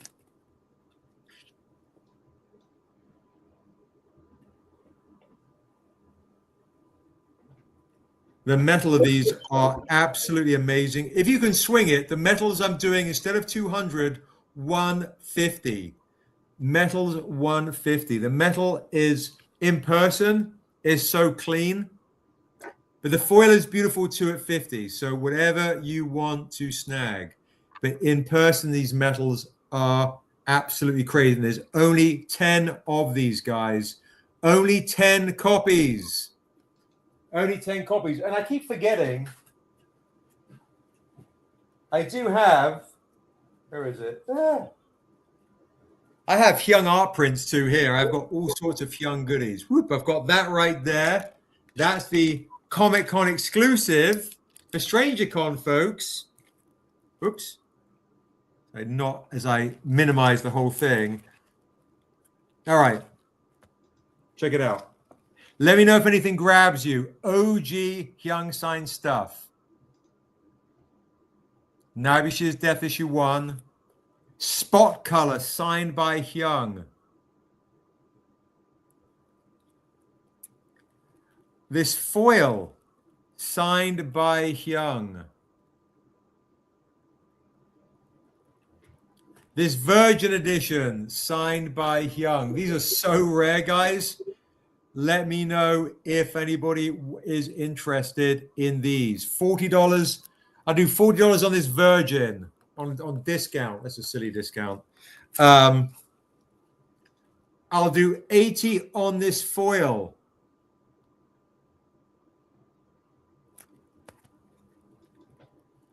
I'll do $50 on the spot color.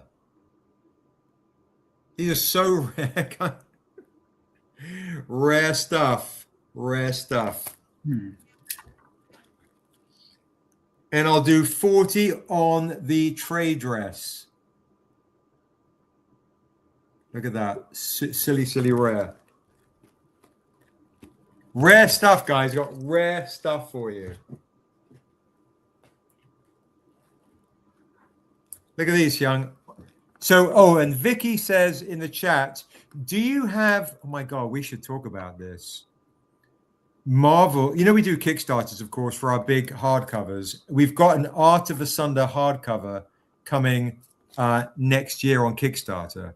So, guys in the chat, we're doing an Art of Niobe and Asunder hardcover book featuring a lot of Hyoung's art from stuff he's done with us to other artists.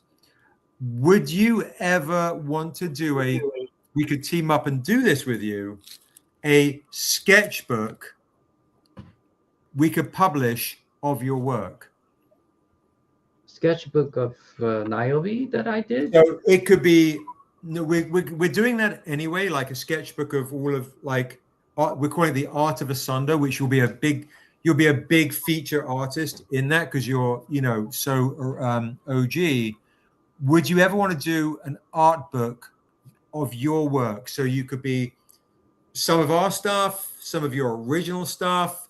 If you get the opportunity to do, if you, I don't know how it is with your dealer with Naughty Dog, or it's just the art of Hyoung, right? So David Mack has done art books with a company. We're doing an Art of Asunder and Niobe hardcover. Kind of just kind of like this, right? So fans are going to be able to already had that one, right? Was it?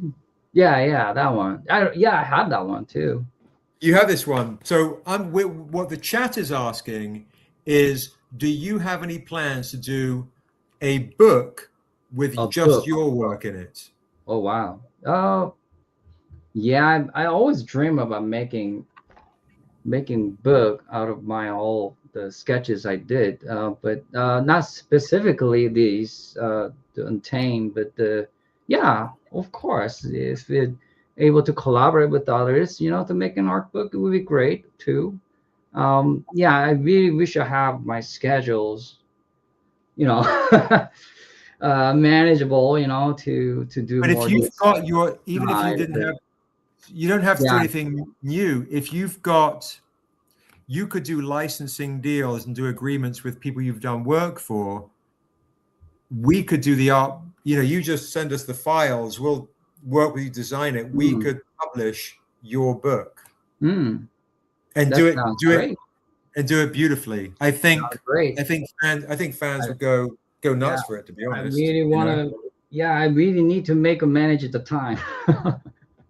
I have so much Yeah. other work, like piles up, and I really need to beside, because the one that I helped you, the cover, the column one, I was have very short time of limitation because I'm working on a other side work right now, like Magic Gathering cards and stuff, and other covers work, and so so I of course I really have to plan out, what to do. Yeah, for sure. And again, it's like you don't have to because I don't want to make a random sketches and just publish. No.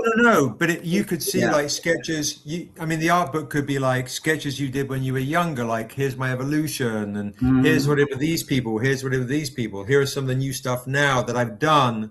And it could be like we could work on it to release 2-3 years from now, but we could start putting it together. Vicky said also could be just a rough thing like this of just sketches in it. A lot of people in the chat going, they'll buy it. I have a lot of digital dash sketches, right? Like we did it together for developing the Niobe, all the characters. For sure. To revisit and try to do those kind of designs That's and make them good. for sure. Absolutely. Awesome. Absolutely. Yeah, we should. After the holidays, when I get back from the holidays, I'll, let's have a cup of tea and have a chat. Let's talk about it a bit more, But everyone in the chat, project could be. I would buy it most definitely. Even rough or personal sketches would be interesting, 100%. So you got folks who would be very interested to buy something like that. I think that would be fab. Listen, I know we've got 4 minutes left with you. So I'm going to ask you just right now we've got Mike Davis, who's coming in at $550. Mike Davis is at $550. We've got 4 minutes left to see if anybody wants to duke it out with Mike for that beautiful original, which honestly at $550 is an absolute steal. It's a steal. Let me do this. Let me make Hyoung the star of the show right there. Look, guys, look at that. It's ridiculous. The better presentation. It's ridiculous. Yeah, it's ridiculous. Show the digital file for this. Show maybe give us thumbnail on the right side. That's original. That's original, right? Yeah. Just present. But it's very blurry in the camera, isn't it? It is, but good Lord, I absolutely love her.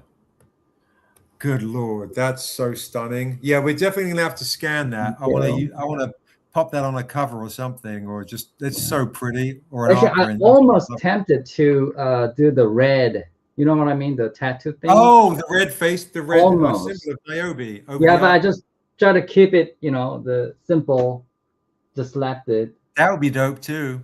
Yeah, it's more like a ceremony kind of painting, face painting, isn't it? For when she become queen or something.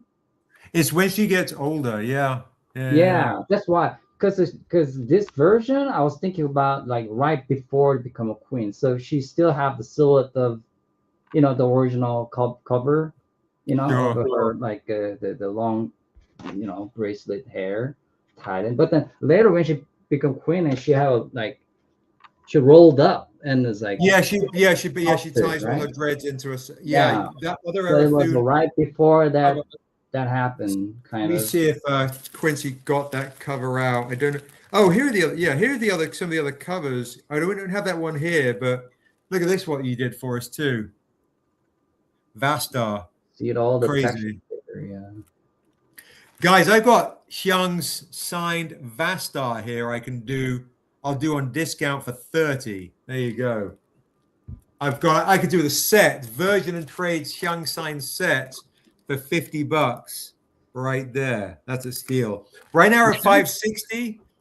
Mike, are you gonna try and come over the 560? Plain Vastar set, you got it.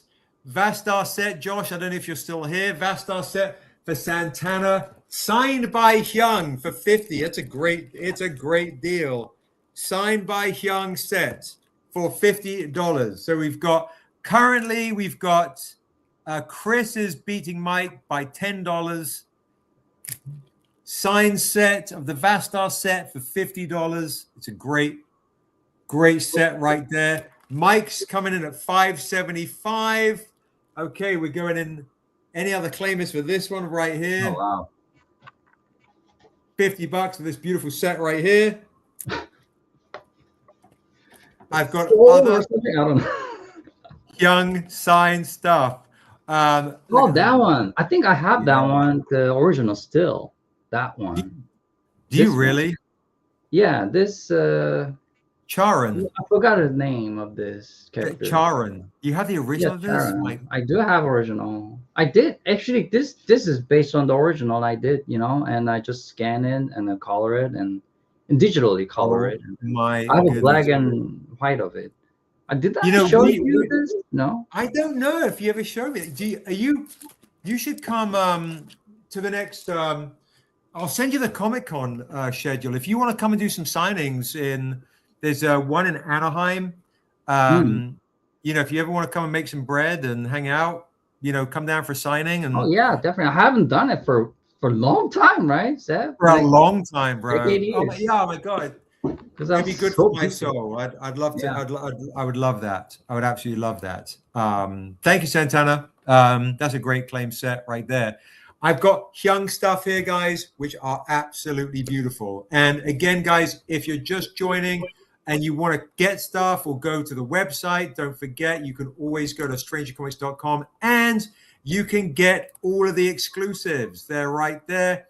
And join the Patreon. Come and get rare stuff indeed. Dwayne is claiming the Hyoung metal. Josh, I believe you're Dwayne. You're talking about this beautiful Hyoung metal right here. This beautiful Hyoung metal right here for $150. This edition right here. I mean, it is absolutely beautiful. Only 10 copies. It's a steal. All right. And I don't want to keep Hyoung too much longer. You've got a split, I believe, right, brother? Yeah. Okay. So that's the one I believe, Dwayne, you want. Just confirm in the chat. That's the one you want. And I've got 5 quick questions, rapid fire questions to ask you. Okay, here we go. Okay. Marvel or DC? These are like, what do you prefer? Marvel or DC? I haven't done any of work. No work that you've done. Just yeah, Marvel and DC. I like DC more. Okay, DC it is. Marvel. I'm being tired a little. No, you're fine. DC is more guys. We met Hyoung. Me and Scoot and Daryl drove all the way up to San Francisco and took Hyoung out. If you remember Hyoung. For a burger. We met the world famous burger. The name. The world famous burger. World famous burger. World famous burger in San Francisco. Nice burger. It was a lovely burger. Yeah. When Hyoung was still in college, right?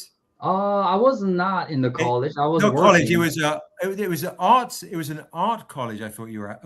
No, I was working in San Francisco. That's why I went to San Francisco to work for the Paramount studio. Yeah. I thought you were still okay. My bad. I've been telling the wrong story. Yeah. We met when I was in school too, long ago, very long ago. But we didn't work together. But we did when we took you out. We drove all the way up there, and then took Hyoung out for our first ever business dinner, and then we hung out, chatted, and then we drove all the way back. Yeah, and that's the legend of how we met Hyoung in person. Gotcha, Dwayne. Thank you so much. We got you for this one, brother. This is the one you want. Let us know if you want it signed or clean. Signed or clean. Congrats to you. And Chris, are you continuing to duke it out with Mike before we let Hyoung go, or is Mike taking it for $575? The original. Original goes to current is going to Mike before, so we can let Hyoung take off, or we'll do a I don't want to yes, we can get Hyoung to sign, Dwayne. You just will have to wait a bit for when I get back. So if you want Hyoung to sign stuff you've claimed, guys, because you're on the stream, we can have Hyoung sign it. You guys are on the stream. Okay, Mike, it goes to you, brother. Thank you, Chris, for playing with the auction. Love and appreciate you. Congrats to Mike. You got it for $575. Hyoung, we'll have people that claim stuff from us tonight. We'll have you sign not a ton of stuff. We'll probably have you sign about 10 comics when we meet up when I get back in the new year. So if you want Hyoung to sign stuff, guys, Hyoung will sign.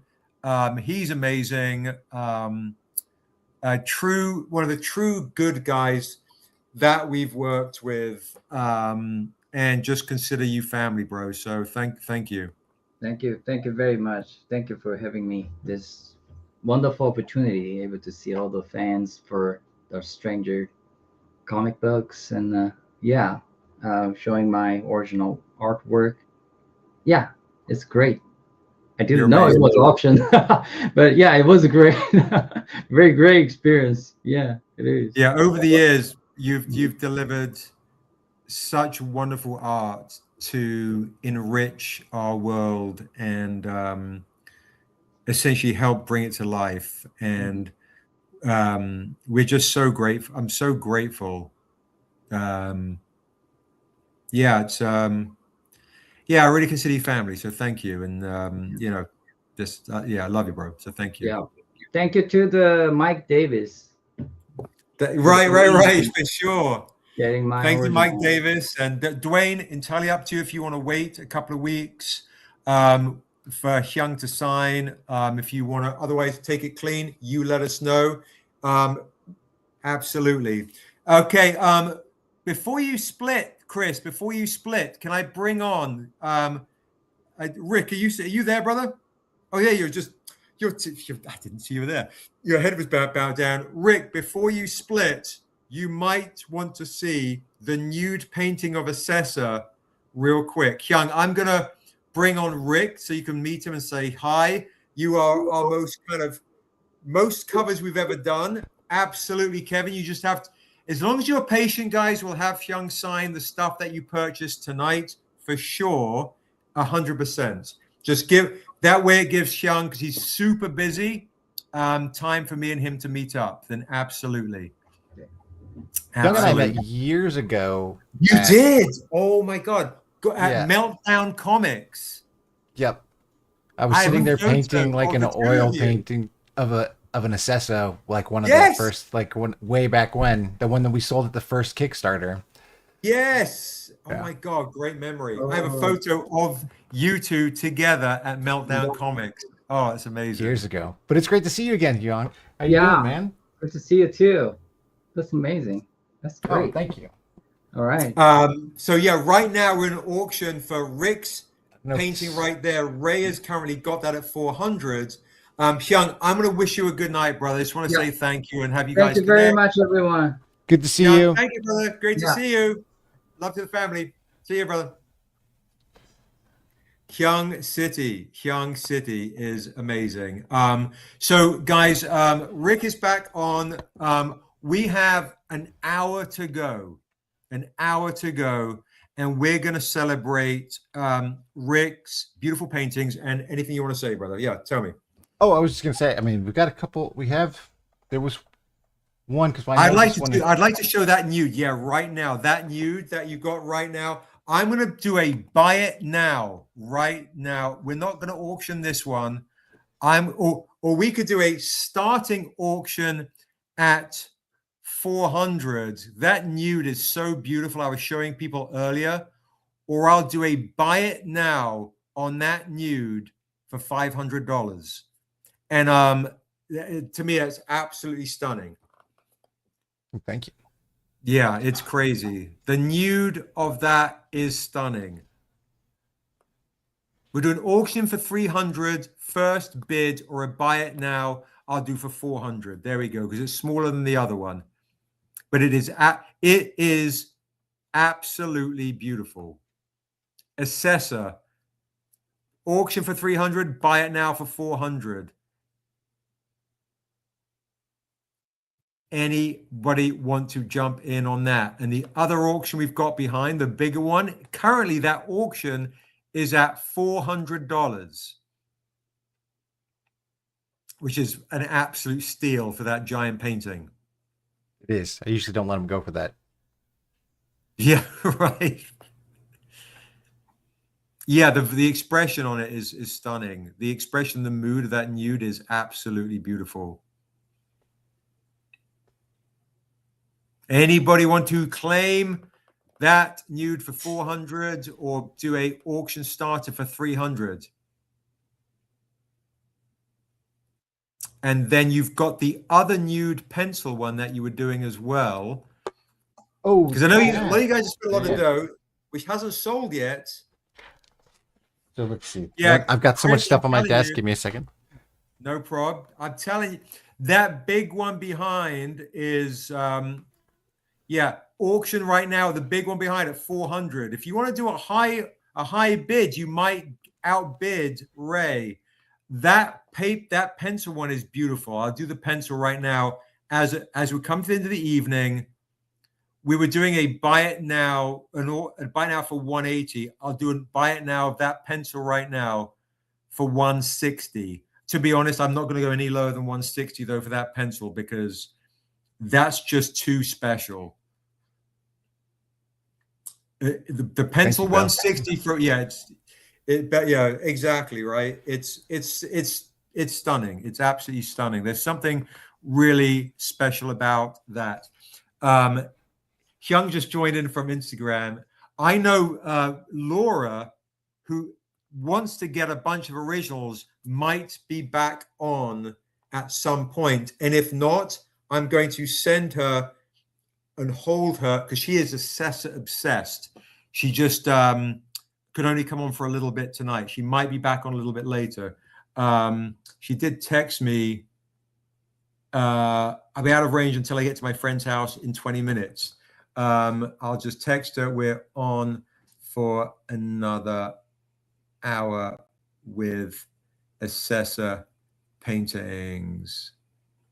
We can just put this one aside until then, I do have another one Absolutely. that might be more in the it's been a long day of kicks of Strangercon. Yeah, for sure. Yeah, dude. No, you're crushing it, bro. It's amazing. Pockets are feeling shallow. This one's a little bit different because it's just a quick ink, which is a little bit more dangerous to do. Ooh, yeah. Let's see if I can get her in there, but she's all moody.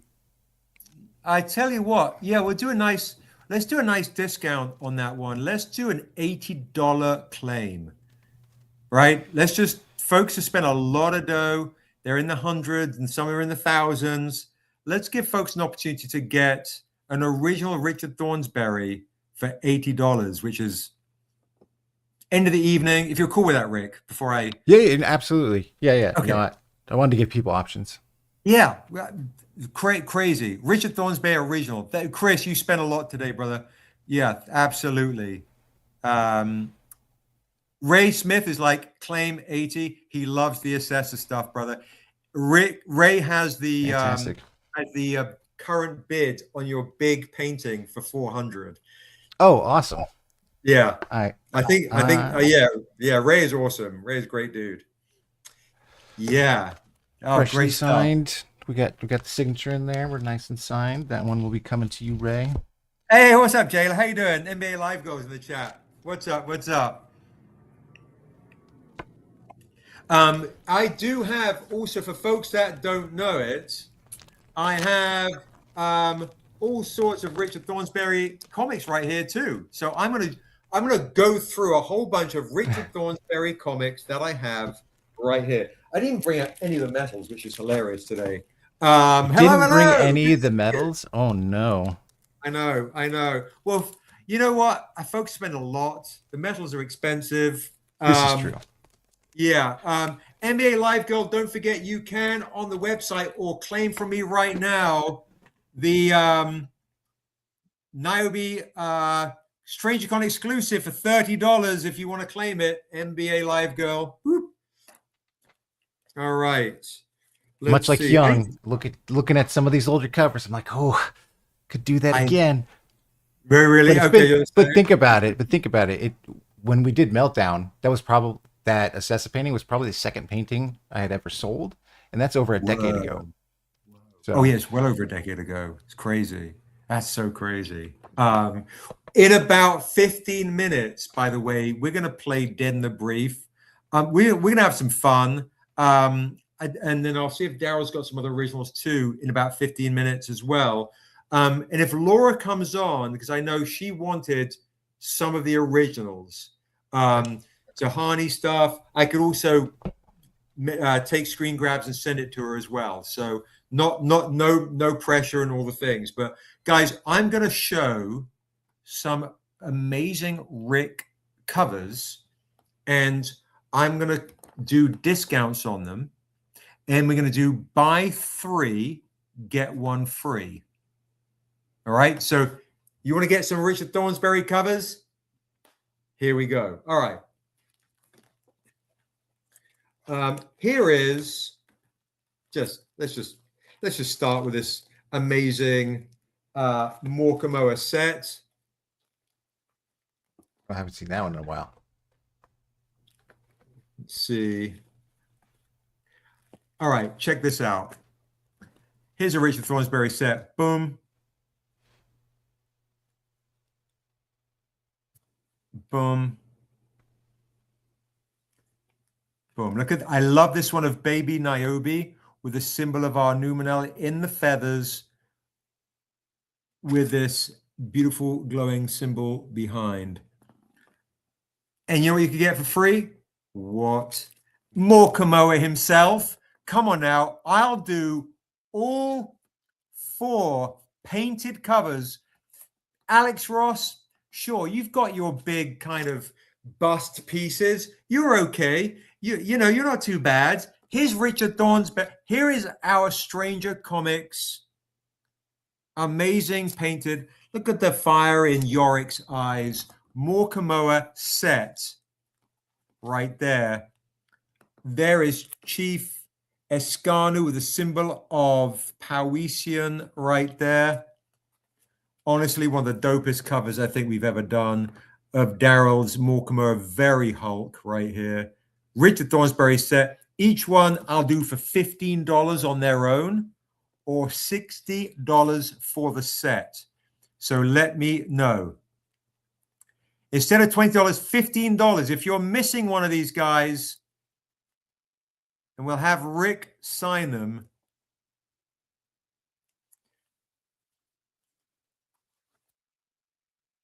Richard Thornsberry, look, they're all fully painted, guys. I mean, honestly, these are steals. Look at the depth in the eyes of that is freaking rad.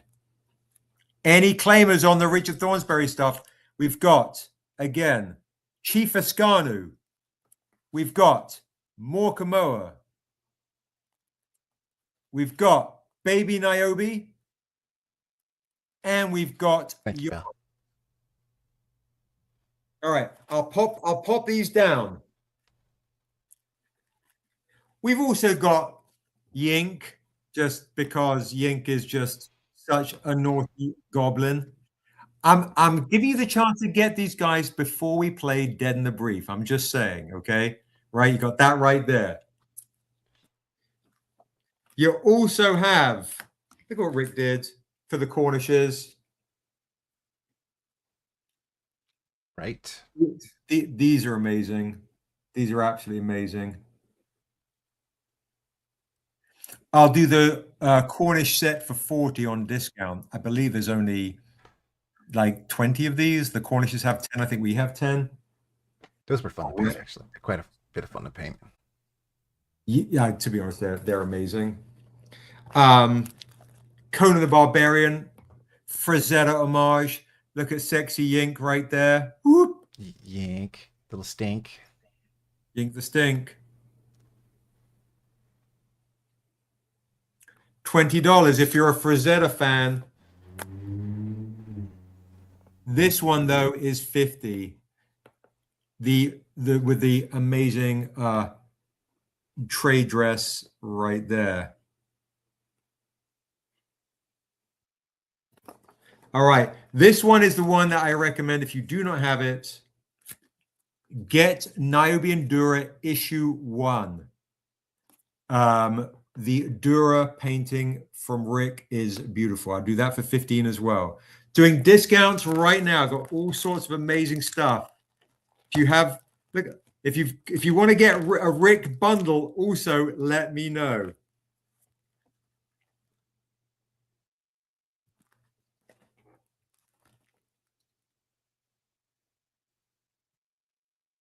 $15 for this super dope Vastar with the amazing triple flames in the eyes. Look at this. Yeah, the portraits on here are amazing, to be honest, guys. They're stunning.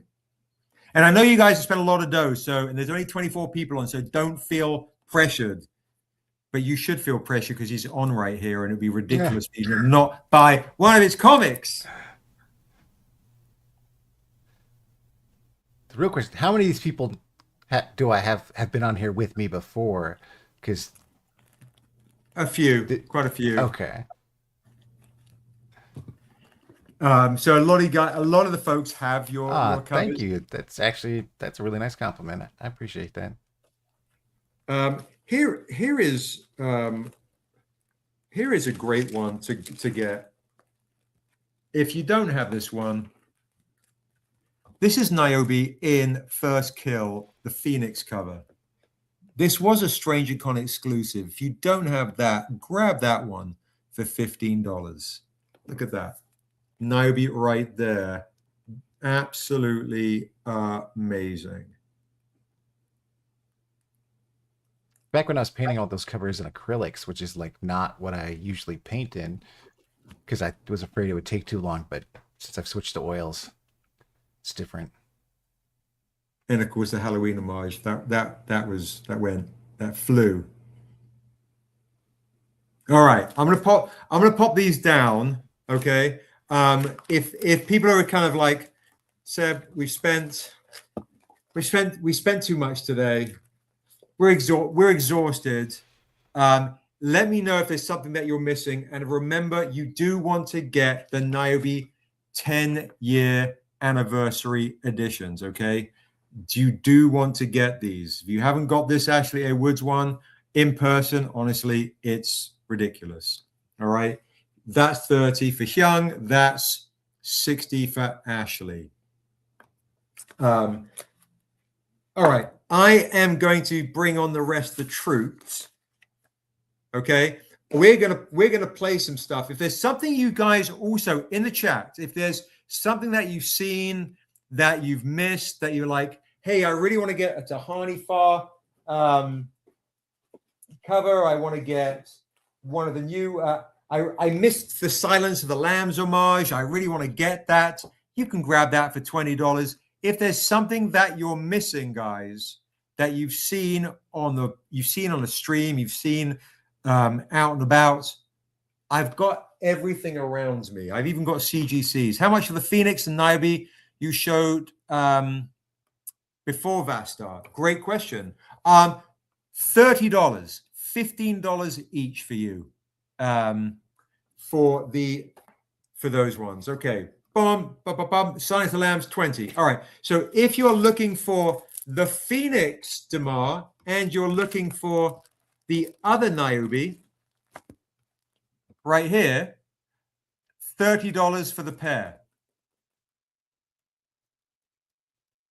Crazy deal. So if you want both Rick's Niobe from Niobe and Dura and this First Kill, $30 for the pair. I've got all the Rick stuff here. I've even got the Death Dealer here.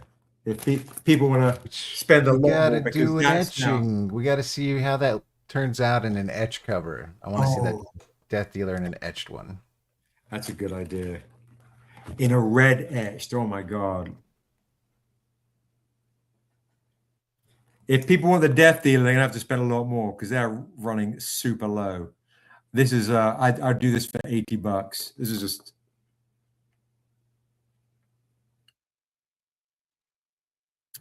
The one with the lightning.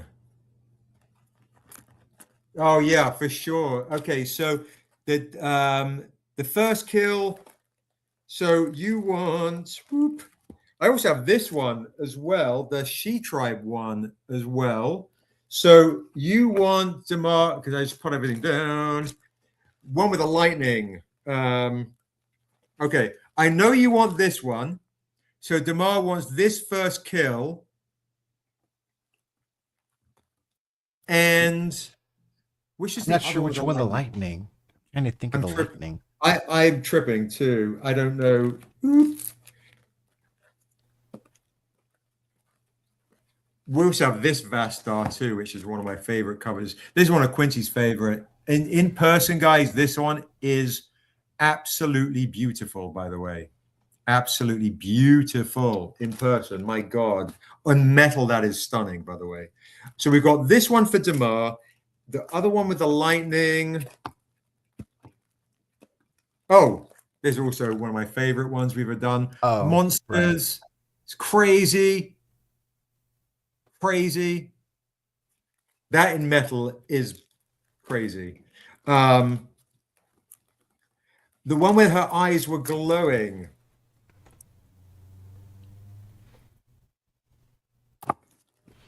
I know this is the one. This is the first kill one where her eyes are glowing. This is the Phoenix one. Are you talking about the same one? Or did he mean the Niobe and Dura cover? Oh, I'm tripping. This one. This is Dura. Good call, Rick. Good call. I believe these ones. That's Dura right here, and that's Niobe. Okay, yes, he's good, Rick. He's on it. There you go. $30 for the pair. This one is. These are beautiful comics, guys. Beautiful comics. Rick is on, guys. Get them while they're cheap. Get them while they're cheap. Nice. $15. Rick will sign them. Thank you, Damar. We got 24 people on, right? Instagram has not come through for me. You got it, 100%. 100%. There we go. All right. I do have another set of these. Oh, yeah. Quid pro quo. I have multiples of all of these puppies. So, yeah, if you want these two as well, $30 for these two. Every one that you've seen that I've shown by Rick, guys, I have multiples of. So you are in good shape. The one I'm very low on is the Death Dealer. Okay, for quid pro quo as well. Thank you so much. This is your set as well. And guys, do you want Rick to sign them or do you want them clean? Let me know if you want Rick to sign them or if you want them clean. So Damar and quid pro quo. Any other claimers for Rick's beautiful ones? Let me know. We got She Tribe right here. Signed by Quid for sure. You've got the Halloween homages right here. You got the monsters. That one's hard to show on camera, but that one is the monsters one is even the trade is really nice. Yeah, it's so good. It's so good. On metal, oh, that's when it sings. Yeah, I'll see if I've got a metal one of that here. Let me see. This oh wait, I put the metals over it. I've got the metals underneath there, right, which I haven't even bought out at any point during the day. I might have it right there. Let me see if I have it. All right, here are just some random metals I'm just bringing out. Outcast homage. Come on now. Here, I'll make myself big, make it easy for the metals. Whoop, like this. An Outcast homage randomly. The younger one. The gold. I might be out of your one is not in the slot. I don't know. I'll have to. Oh, hang on. Where am I? The D&D homage. Classic. Very nice. The Jay Lee monsters. the inks, and there the we rig. go. Here it is. So good in person. Check this out. Even with thumbprints. Oh, so good. Yeah, that's amazing. Tales of Sunday, issue 3, Monsters. $100 for this beautiful metal.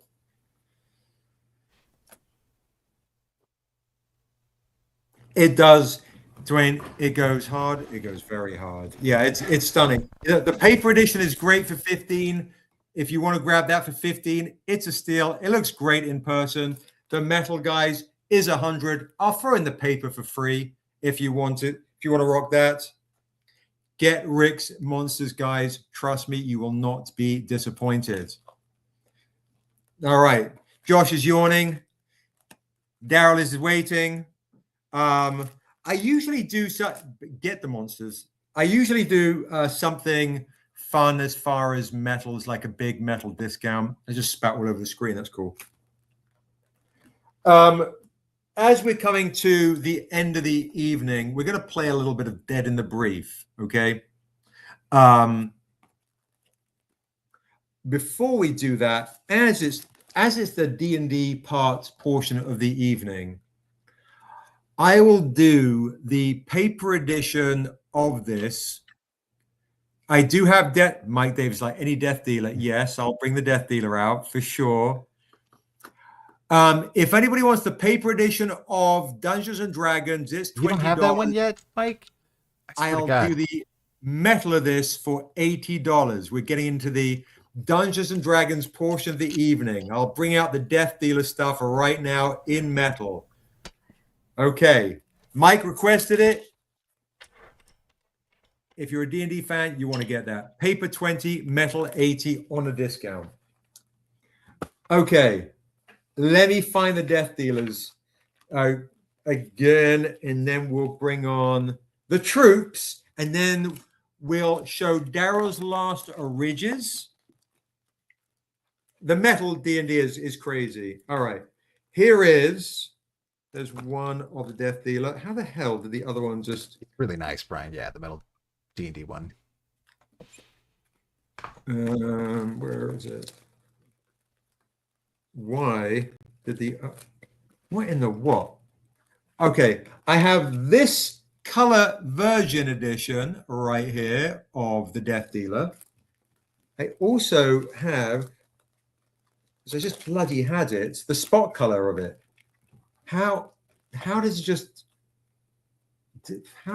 disappear on me? What the hell is going on? So what happens? I have the spot color edition of it, Brian. Mike. Oh, it's got to be over here. I put some over there. Please be there. It's the last one, of course. All right. So spot color right there. Of course. With the red eyes, and the color edition.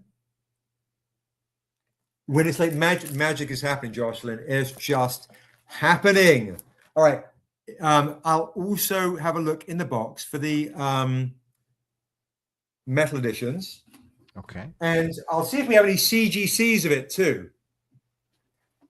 Let's see. We only got a handful of those, I thought. Ooh. Look at that. There we've got a spot color CGC 9.8 Mike Davis. If you want it, it's yours for $300.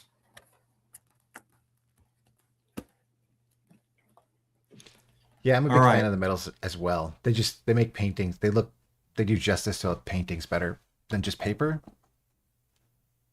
Let me see what we've got in the metal boxes right here in the Death Dealer section.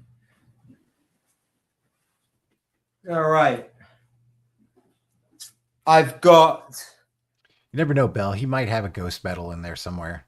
I might. It's not here. It might be in a. It might be in the Comic Con box, by the way. Not my stash right here, but I do have a color edition right here. That would be in a box. DM me. I'll see what we have, because I know we have stuff and we take it to Comic Con. I don't have it immediately right here, but I do have this.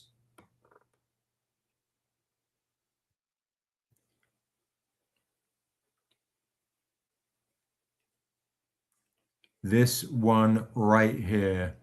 I'll do for $250. Damn ring light. Oh, I love it. Yeah, just right all over her. And I'll do this for 200. There we go. I'll do this one for 200. Look at that. Beautiful Death Dealer right there. And then let Vicky message me. I'll check the box for the Ghost Metal. The other box. I just don't have it right in front of me. The Death Dealer has become very rare. Okay, I am going to bring on. So yeah, Mike messaged me, Vicky messaged me for the Death Dealers that you're looking for specifically. The red paper, red metal, ghost metals, all the things. Okay, let me know. And if you want the paper edition, guys, paper editions have got very rare. I'll do them. They're $80 each, or I'll do the pair. I'll do the pair for 100. Let's get silly. There we go. These have become, yeah. This my math is at that point. All right, I'm gonna go and pee again. Daryl, are you ready to rock? Cool, Josh, you ready? Okay, I'm gonna bring Josh and Daryl on. I'll go and tell Quincy. We were going to do a reading earlier from Shear's life, but of course, the day I had so many guests on that everything got exploded. Maybe I'll do a reading after we play the game, but I'm going to somehow try and muster the energy to do a Dead in the Brief with my boys here. Boom. There's Daryl. There's Josh. Daryl, I'm going to make you nice and big. I'm going to see what originals that you still have, and we're going to do silly deals. Did anyone buy the Predator, by the way, Josh? No? All right. Predator, we'll come back to. Boom, right here. I'll do the Predator. Nice. For $75. I want someone to buy this amazing thing off me tonight. Lucian popped on. I don't know if he's still on. Requesting dragons and things. Predators right here. $75. There's a crazy exclusive. End of the evening. Nutty time, folks. I'm in delirium time, so I got that one right there, 75. And then Daryl is going to show. You have anything else to show? Boom, there it is. Okay. I did an experimental Calandrum.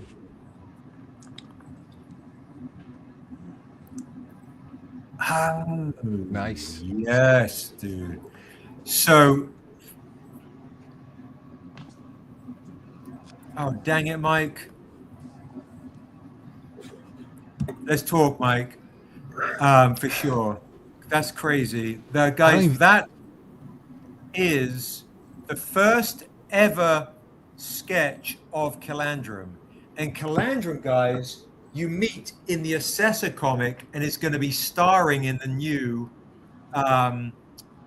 Dead River script that Quincy and I were reading a couple of weeks ago. Here's the Ancient of the Dragons. And if I have an Assessor comic handy, let's see. Assessor, where are you? Where are you?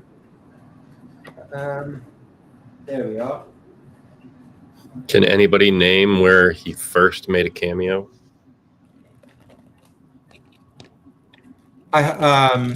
Oh, good point. No. So Josh is going to ask, where is the first cameo appearance of Calandrum? And if somebody gets that, they're going to get a free exclusive. And the first full appearance is in Assessor. I'll just show you guys because Lucy was talking about dragons. I don't know if he's still on, but here is this right here.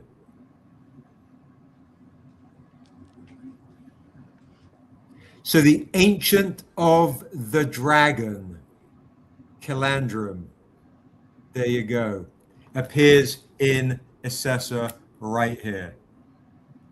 And that is the first sketch that we've done. So I want to do this, make Daryl big, and then you guys, first person wants to claim it can claim it. Where what? No, Seb, tech skills, stop it. There we go. Boom. All right, there you go. First claim will get the very first ever Ancient of the Dragons, the lead, like what Dusu is, the Hundar and She Tribe is. First ever claim will get that for $100. It's the end of the evening. I'm going to have a pee. Then we're going to play some games.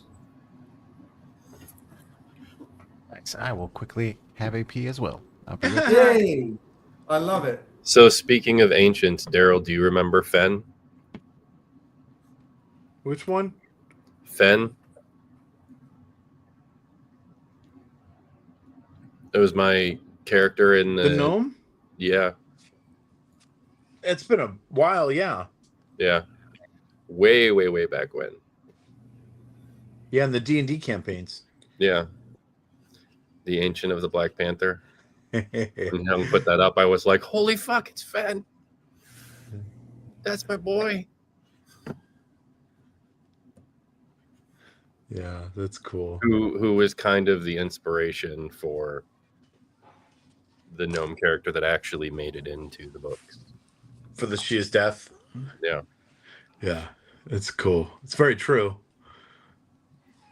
Yeah. It's funny. The twisted part is Morkamoa is literally one of my D&D characters. Mm-hmm. You know, when you think about it. No. I mean, that's the thing. So much of this was just like, it wasn't directly taken from a game. It was kind of taken from a game. It was, enhanced by the game. Yeah, most definitely. I'm working up some cool stuff and concept ideas for Dead River with Calandra making an appearance in that book. So I'm playing with some different ideas for dragon designs and how to do it right and what to do and what not to do. And with the limited space with the comic page, how big can you make a dragon? Yeah. And make it look effective, you know. So yeah, I have some ideas. Calandrum's such an interesting character too, though, because it's like, you know, for the most part, ancients in the world are, you know, just these like ridiculously powerful versions of normal animals. And then you've got Calandrum, who is, you know, even if this were a normal sort of fantasy world, it would be, oh, so he's the ridiculously powerful version of a dragon? Mm-hmm. And in our world, dragons are like god tier level. Yeah. And, you know, so it's just, he's just such a weird. I remember thinking when I first found out about him, when we were going through the lore, I'm like, how do you have an ancient arm of the dragon if dragons are like, it's so confusing. I don't get it. Like, yeah, you know, but he's a cool character. Yeah. Most definitely. So, has anybody got any guesses for my trivia question? Where Calandrum first appears?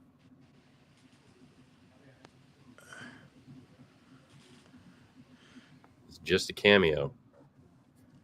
But if you've read the books, you can probably get an idea of where it is. Yeah. Mike says 2-page fold out. Yeah, and then Yeah. I've got We can't- limited page space to work with all the craziness in that issue that I'm drawing currently. Yeah. It's like, oh, I wish. I do have the dragon form of it in a double spread, but it's very, there's a lot going on. So yeah. You kind of do have to do a double page spread of him as dragon. Yeah. For no other reason than that, then I will have something cool to use in a hardcover, in a Tales hardcover. Yeah. Like putting together the hardcover for the omnibus of Volume 1 and Volume 2. There was we did very, very few double page spreads. Yeah. Splashes. Mm-hmm.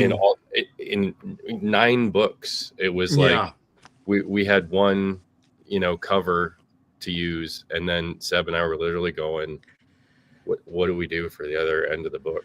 Like, let's go through them. Like, there was not a lot of options. So yeah, it didn't do a lot of them in a lot of those single issues because there's so much story usually with those one shots. Yeah, we have to take that into account going forward. That like for at some point there's gonna be collected into a hardcover. We need to make sure we do some cool splash double page spreads. So I've got a couple in Dead River for the hardcover. So I got a couple in Dead River I'm working on right now. So and Morkamoa is loaded with them. And like Arathune had double spreads, like battle sequences, and usually when you guys turn me loose and tell me to get crazy with it, double spreads tend to be on the ticket. But like there's only how many double spreads in the Untamed Volume 1 period? Like I know the showdown sequence there is maybe 6. Yeah, it's not a ton. I mean, we had like in a 7-issue series. That's not a lot. 6. There's 1 in issue 1. There's 2 back-to-back in issue 6. Issue 4 had 1. Yeah. Yeah. Issue 6 definitely did. Issue 4 and 6 I'm sure there's a I couple can more that definitely I'm not thinking of. Yeah. But there's also a difference between like just a double page spread and a splash, because like if it's a bunch of panels, that doesn't really work for like, oh, we want to wrap it around a hardcover, Yeah. So. Hey, Josh, Quid Pro Quo's getting the Morkamoa Thornsberry cover as well. Hey. Nice. Thank you, Quid Pro Quo. Thank you. So no one said anything about pulling the trigger on the Calandrum. Whoa. I think that's great. I think let's save it. Okay. It was 100. Let's do it now for 150. Which Morkamoa? The Morkamoa of Morkamoa. I think the straight up portrait. So the Morkamoa portrait, not the Conan. Well, he was getting other portraits earlier. So I'm assuming Quid Pro Quo, do you mean the Morkamoa cover of Morkamoa himself? So I've got these ones. Where is it? Oh my God, the portrait. Okay. The portrait. Yep. Yeah. I mean, I just want to double check. This one. There we go. Perfect. Thank you. All right. Okay. I'm gonna see if I can actually muster up the energy to do this. Woo. All right. I just poured myself a nice cup of water. That should help. I can't believe how much I'm peeing tonight. Okay. All right. So we're gonna bring on Quincy. Flip. Yeah. There he is. Okay. I don't know how this is going to go at this time of night. It's kind of crazy. By the way, I'm not going to say Ray's been all quiet, like, oh, no one's bidding on the auction on the big painting. We've got Ray in the chat, like that big painting for 400 is currently a steal. Dwayne is also taking this one as well, Josh. Yeah, the Morkamoa one. It's crazy good. Start collecting Rick's portraits, guys. Trust me. You want to get the set. They are absolutely stunning. Okay. So please tell me. Okay, here we go. Like, did I lose the sheets already?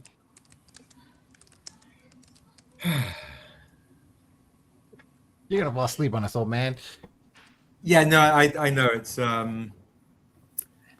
If you're gonna fall asleep, do it in dramatic fashion like Quincy. all the Morkies, Daryl says, all the Morkies. That Kalam should send me a picture of it. I'll send it to Lucian because I think if he was in the chat, he'd probably get it. Guys, in the up. Oh yeah, we're hitting that point. Should I save this for another stream? Should I save this? It might be underwhelming if everyone is falling asleep during the brief. It might be. Okay. This adventuring group falls asleep in the tavern and dies. They wake up dead while robbed, while naked, their buddy and bound. is being gutted by a goblin. Yeah. Yeah, you're any old goblin. You're probably right. We got 9 minutes to 7. Yeah. Past afternoon naps. Okay. The only one who's not collecting like retirement at this point. I will say this: rather than us doing a dead in the brief, we could tell some anecdotes about actually dying in a brief. Yeah. Like literally, more than 10 years ago, we were playing D&D. Seb was running the campaign, and I probably got to Seb's house at like 11, 10 in the morning. We went and got burritos, made characters, probably started playing around 4 or 5 o'clock on a Saturday when we've been making characters for like 6 hours.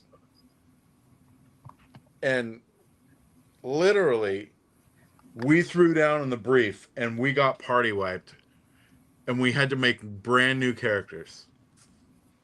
Like, people just started dropping like flies. I mean, that's the thing about the system, though, because I don't know how many people know this, but we didn't actually play D&D. It was a variant of Rollmaster that these guys have been developing for years. And it's so complicated. It literally would take you a whole day to make a character. So you're so invested already. It's not like D&D where you can just go like, take your phone out and go, okay, I got a new character. Let's go. Yep. You are in session 2 after making a fucking vampire. Excuse me, I'm swearing. Oh my god. Sorry. Failed like a roll jumping at like 6-foot chasm and just died. I threw such a fit that Seb was like, that's fine. You're not dead. I mean, I literally like threw a fit. You were bummed. You were invested in your character. Like, we'd spend hours. Like, we'd have characters die, and we would find creative ways to bring them back. And like, this has been a theme. I met Seb at 19, and I LARPed pretty much the same character, a ranger, for like 4 years while I was in college. I met him. I had just graduated high school, and my senior year graduation, 4 years later, I was monstering a LARP adventure with Seb as the DM, and my friends were trying to get my character Ol out of hell. You say, how many times did he really die? Like literally, we adventured to get my character back alive again. Remember that? Yeah, absolutely. That was like crazy. Like, so we as a group of gamers, because a lot of people, and I play D&D all the time with friends, and we have throwaway characters that die all the time. But that's the difference between what we do with Asunda. When we sit down to make characters, it's all about the character. And so when they die, it's that much more impactful, and it sucks that much more. But it also makes you play smarter to a degree. It makes you pay attention more. Where other D&D groups I've been involved in, it was like, if this dwarf dies, I'll make another one. Or I'll make that warlock elf I wanted to make, and blah, blah, blah. but not in Asunda. That was what separates our D&D campaigns. And Dead in the Brief is a joke, but it's a serious thing because we'd have friends F around and find out and be 6 hours into a character they created and have to write up a new one. Or someone just crit hits on you and just one shots you in the eyeball. Yeah. On the crit table, and you're just like, come on. Can I ask you guys in the chat, folks that are listening right now, do you all play D&D? Do some of you play D&D, or do not? Who plays D&D in the chat to basically go, what are they talking about? Can we talk about something else? Who in the chat role plays D&D or plays Baldur's Gate maybe on a video game to know what's happening here? Pop in the chat. Who knows what? Hell, Drive Through RPG. There's so many RPGs out there today that any style flavor you want. It's not just D&D or even Rollmaster, which is ancient, archaic system written by like fabled old men. Love it. You know, there's all kinds of different ways. 10 Candles, you know, like one-page RPGs. Those are great RPGs if you're trying to do something more like a one-night experience, which is kind of like Dead in the Brief. Right. Do you remember? I think it was. Okay, let's play. I think it was the one where we were on an island. Daryl was DMing. We were on an island, and we were about to get party wiped. And I think Chris made a god call and rolled an odd. Yeah, it was something absurd like that. So what folks are like, Duchess of Black says, I don't play that, but I'm a casual gamer. Totally understand, Dwayne. Yeah, it's I wouldn't, as per usual, play the live action role playing video, but the last time I did that, kicked us out. I realized my kid was meant to be on Patreon and then YouTube, and he hasn't been on all day, and I'm quite disappointed. But this is, I guess, just creating Asunda was really just being able to escape into it as a kid. You know, and that's what we did. Escape into fantasy worlds. You know, you've still only played like Death in the Brief, right? Like you haven't actually sat down to play some like D&D or roleplay yet, have you, Quincy? No, he has. Yeah, I played one time with these guys. It wasn't long though. He was during COVID. You were a Sin Morkai, right? Yeah. Good memory. And I think I played with Josh like a couple times, like over Zoom or something like that. Remember that? Oh yeah, and then, during the pandemic. The first one during the dark days. And then during the pandemic, we were playing on Zoom for a while. Right. Yeah. Quincy was playing, but that one I think we were actually playing D&D when we were playing on Zoom. Mike trying to. Yeah, that was 5th edition. Yeah. Didn't Richard play D&D? Like Big Richard play D&D in the army? That was like one of his things. Yeah. He's because he played before he left to go to the military. That was a fun night. Demar has a question. Yeah, I think that's a great thing, guys. Why don't you guys in the chat have some questions for us? And again, if there's something that you want to see that you missed out a chance to get, like you wanted to get, I don't know, the Jaycen Wise. I forgot to show these version editions of the Indiana Jones. This is a New York Comic Con exclusive. New York Comic Con exclusive. If there's anything that you want to see that I haven't shown tonight, now's the time. You know, we're going to just chill out a little bit. And if you guys have questions, you know, feel free to ask. So Damar asks, if I may ask, what was more challenging when creating the world of Asunda, or Asunda, the world or the characters within it? I'm gonna bet it's the world, because the characters they created themselves when everyone was playing. Some of them. Yeah. I think for me, and I throw it around to the guys in general, do you find it more difficult to world build, or do you find it more difficult to create the characters? For me, the world building aspect is more difficult. I think, because the characters immediately I identify with them, and then they take on a life of their own. Quincy, you know, Daryl. Before I throw it to Daryl, because obviously he's big in the world creation and Asunder. When Quincy, who has been doing a lot of law keeping, he's the law keeper, obviously, and keeping everything in checks and balances. When you're writing now, Q, do you find it more difficult to create the characters that you're writing, like in that Romeo and Juliet story, or coloring in the world, building out the world? I think at this point, I don't find any of it difficult. Because what you guys created, like, you know, you guys already had 6 books, you know what I'm saying? So you guys create the world, right?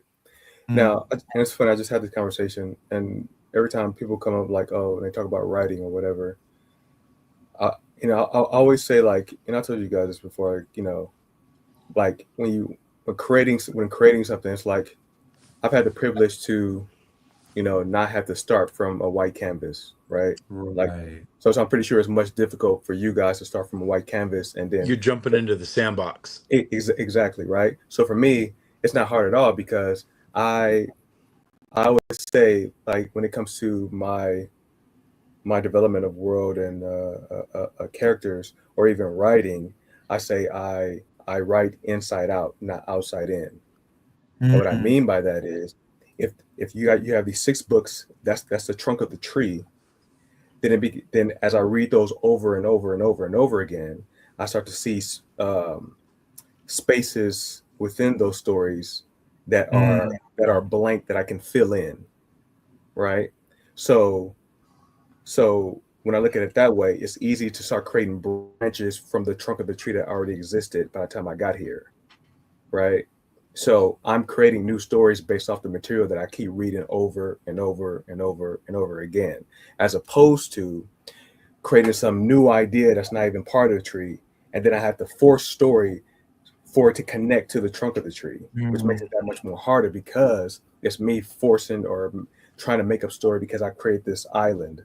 You know what I'm saying? As opposed, that's why I say, instead of outside in, where it forces you to create story to connect to this, this island you created, as opposed to inside out, where you have the stories, you read them over, and you'll find white spaces in the stories that you can create or fill in those gaps. You know what I'm saying?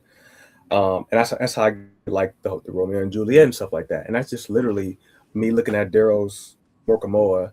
That's an infant Niobe, and then you have the Untamed, where she's about, like, 12, and then you have like Naomi Endura, where she's like 8. There's so much space of like what happened with when she's like an infant to 8, right?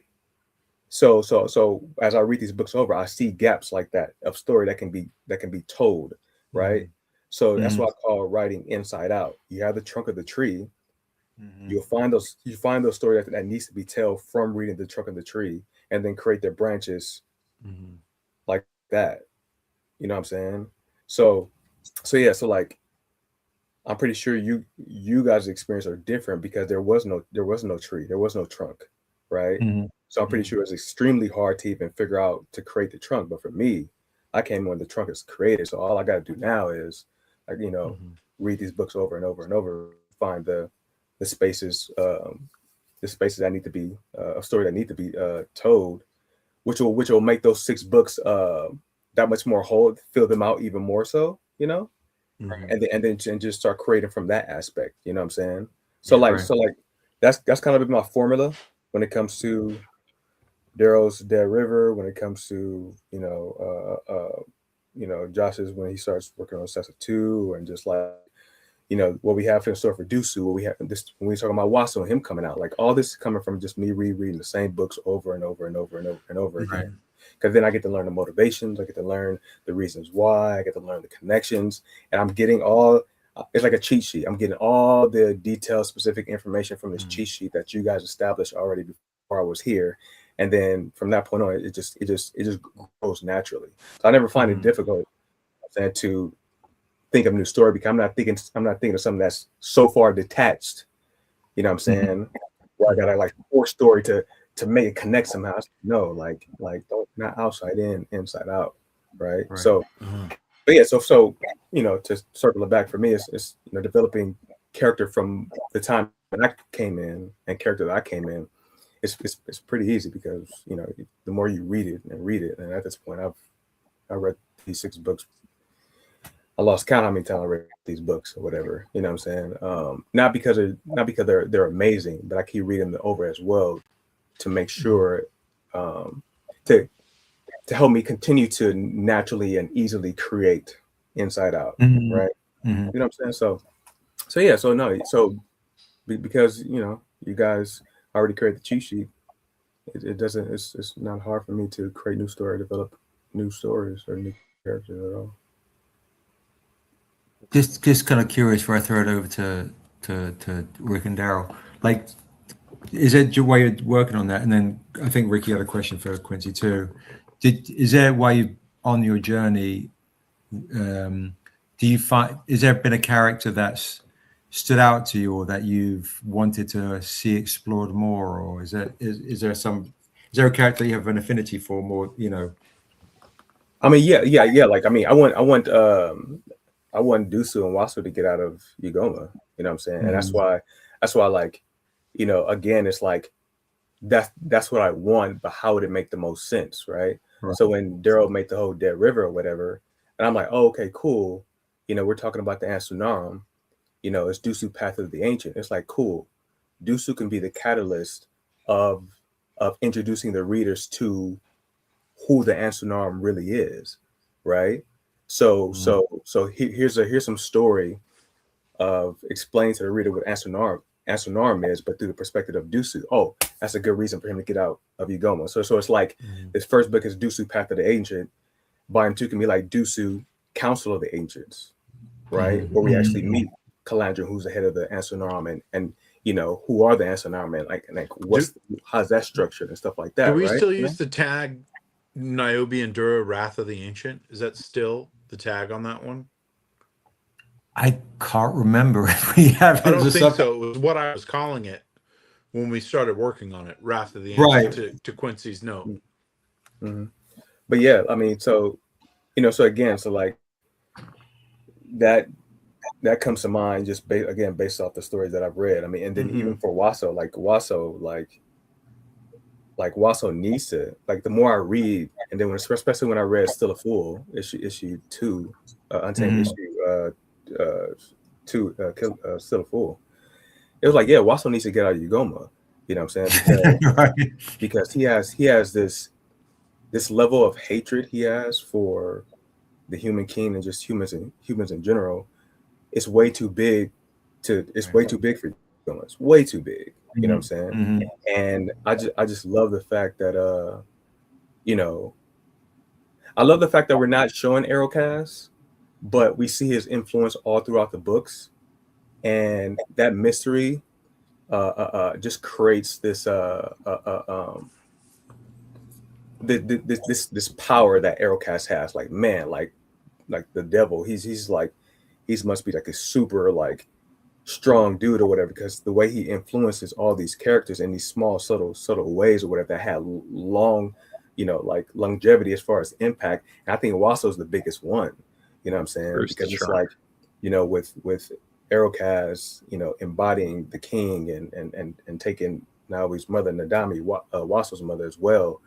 You know what I'm saying? It's like, I like to believe that it wasn't just Arrowcast and Arnumino having a sibling god rivalry, but also doing that to implant a seed in young Waso at the time, for Waso to be consumed by this vengeance, by this hatred towards humans, to one day go after the Human King. Because the thing is that Arrowcast wants a division. Like, he doesn't want humans and Galamin or elves to coexist. Like was it Eskanu or Paulor, right? Oh, like, yeah, Paulor. Yeah, Paulor. He allowed the humans for a long time to come into Ugoma to create peace, right? So I think Arrowcast's reasons are twofold. to, you know, to mess with his Arnumino, you know what I'm saying, his sister, to take her number one, you know, person in the Dami, you know, take her away, but then also make sure the division between humans and elves stay as it is. And then use Waso as a tool to make sure the division between humans and elves stay that way, because of Waso's vengeance that he hopes would take Waso out of Ugoma to actually go and attempt to kill the Human King. Mm-hmm. And if that actually happens, then there'll never be any you know, peace between elves and human if Waso can do that. But I'm thinking like, wow, if we wrote that as Arrowcast, thinking as the devil, thinking like 20 steps ahead in the future to the young Waso, then it wasn't just about the sibling rivalry they had with Arnumino to embody the Human King and kidnap the Queen. That's just one part of the plan. But then also have that young Waso, you know what I'm saying, plant that seed of hatred towards human because of that. And when it gets older, and see how that blossoms, you know what I'm saying? And so yeah, so like I get these ideas from just reading the books over and over and over. And again, the more you read it over, you get the story, and you start literally seeing like all the reasons and all the impulses within each character as to why they do this, as to why they do that. And then you start reading beyond just the story of what's written. You know what I'm saying? And then the connections just start coming naturally as you read them over and over and over. You know what I'm saying? So again, to revert it back, nah, man, like from what you guys have already had by the time I got here, me just reading that over and over again, creation of the world and characters becomes super easy for me because of the foundation you guys built already. You know? That's awesome. That idea, though, would be really impacted by how Untamed Volume 3 ends. For sure, absolutely. Once I get that done, you know, because Waso matures a lot in that story. Mm-hmm. But it's a good, but I think that backstory is amazing. Laura Townsend just jumped back on. I don't know if we're able to show her that one. I'm going to show. I don't know if Laura's. Did you miss the D&D portion? Sexual Chocolate Comics just came in. We might be putting it off. We might be putting it off, but we might. I was like, do I have the energy? Can I do it right now? Also, can the rest of the troops hang as well? Laura says, I'm here. Just to show Laura, because I know she's been in and out real quick. Josh, it was this one that was still available, correct? That if that chap doesn't give us an email address? If he doesn't. And then... okay, so let me just do this real quick for Laura. And then Daryl has some originals. Actually, let's start with Daryl's original real quick, because that's too good. The Laura, dragon one? We'll show you this one. This is the Ancient of the Dragons, who appears, his first full appearance is in the Assessor book, so he can turn into a dragon. That's in his draconic form, I guess you could say, and he is going to be a big feature in the new comic Dead River. And we were doing a big discount on that for just $100. Just that is cool. Yeah, isn't it crazy? I didn't even see you draw that one, Daryl. Damn. Yeah, just finished that one. So we're going to go through some quick stuff for Laura, because I know she likes some of the originals and she's such an OG big buyer of ours. She's in for this and the 1 through 7 metal. Okay, so Josh, I don't know if you have Laura down through the Untamed set, metal set. Okay, so pop her down for that. Thank you, Laura. Thank you so much. That's awesome. It's a great set to get. So 100 for that. And then Rick, can you show Laura the painting that you have of the nude and the sketch as well? I'm going to show Laura the sketch. Let's show Laura the sketch You want to do the first. painting first? Sketch first? Okay. Let's do the sketch first, and then wow. and she'll see she can choose either one or both. So this is an amazing sketch right here. I don't know if you can see it. Oh, the light's a little funny. Huh, that's weird. It wasn't doing that early. There we go. Oh yeah, when you cover the light, there we go. So that's Assessor semi-nude coming through her cloak, which That's is cool. absolutely beautiful. You can see the hands on the cloak through her white robe. We were doing this for $150 in the end on a massive discount. I think is absolutely That's stupid. wow. Yeah, if you keep bringing it a little bit closer, I don't know if you bring it even closer. Yeah. If it's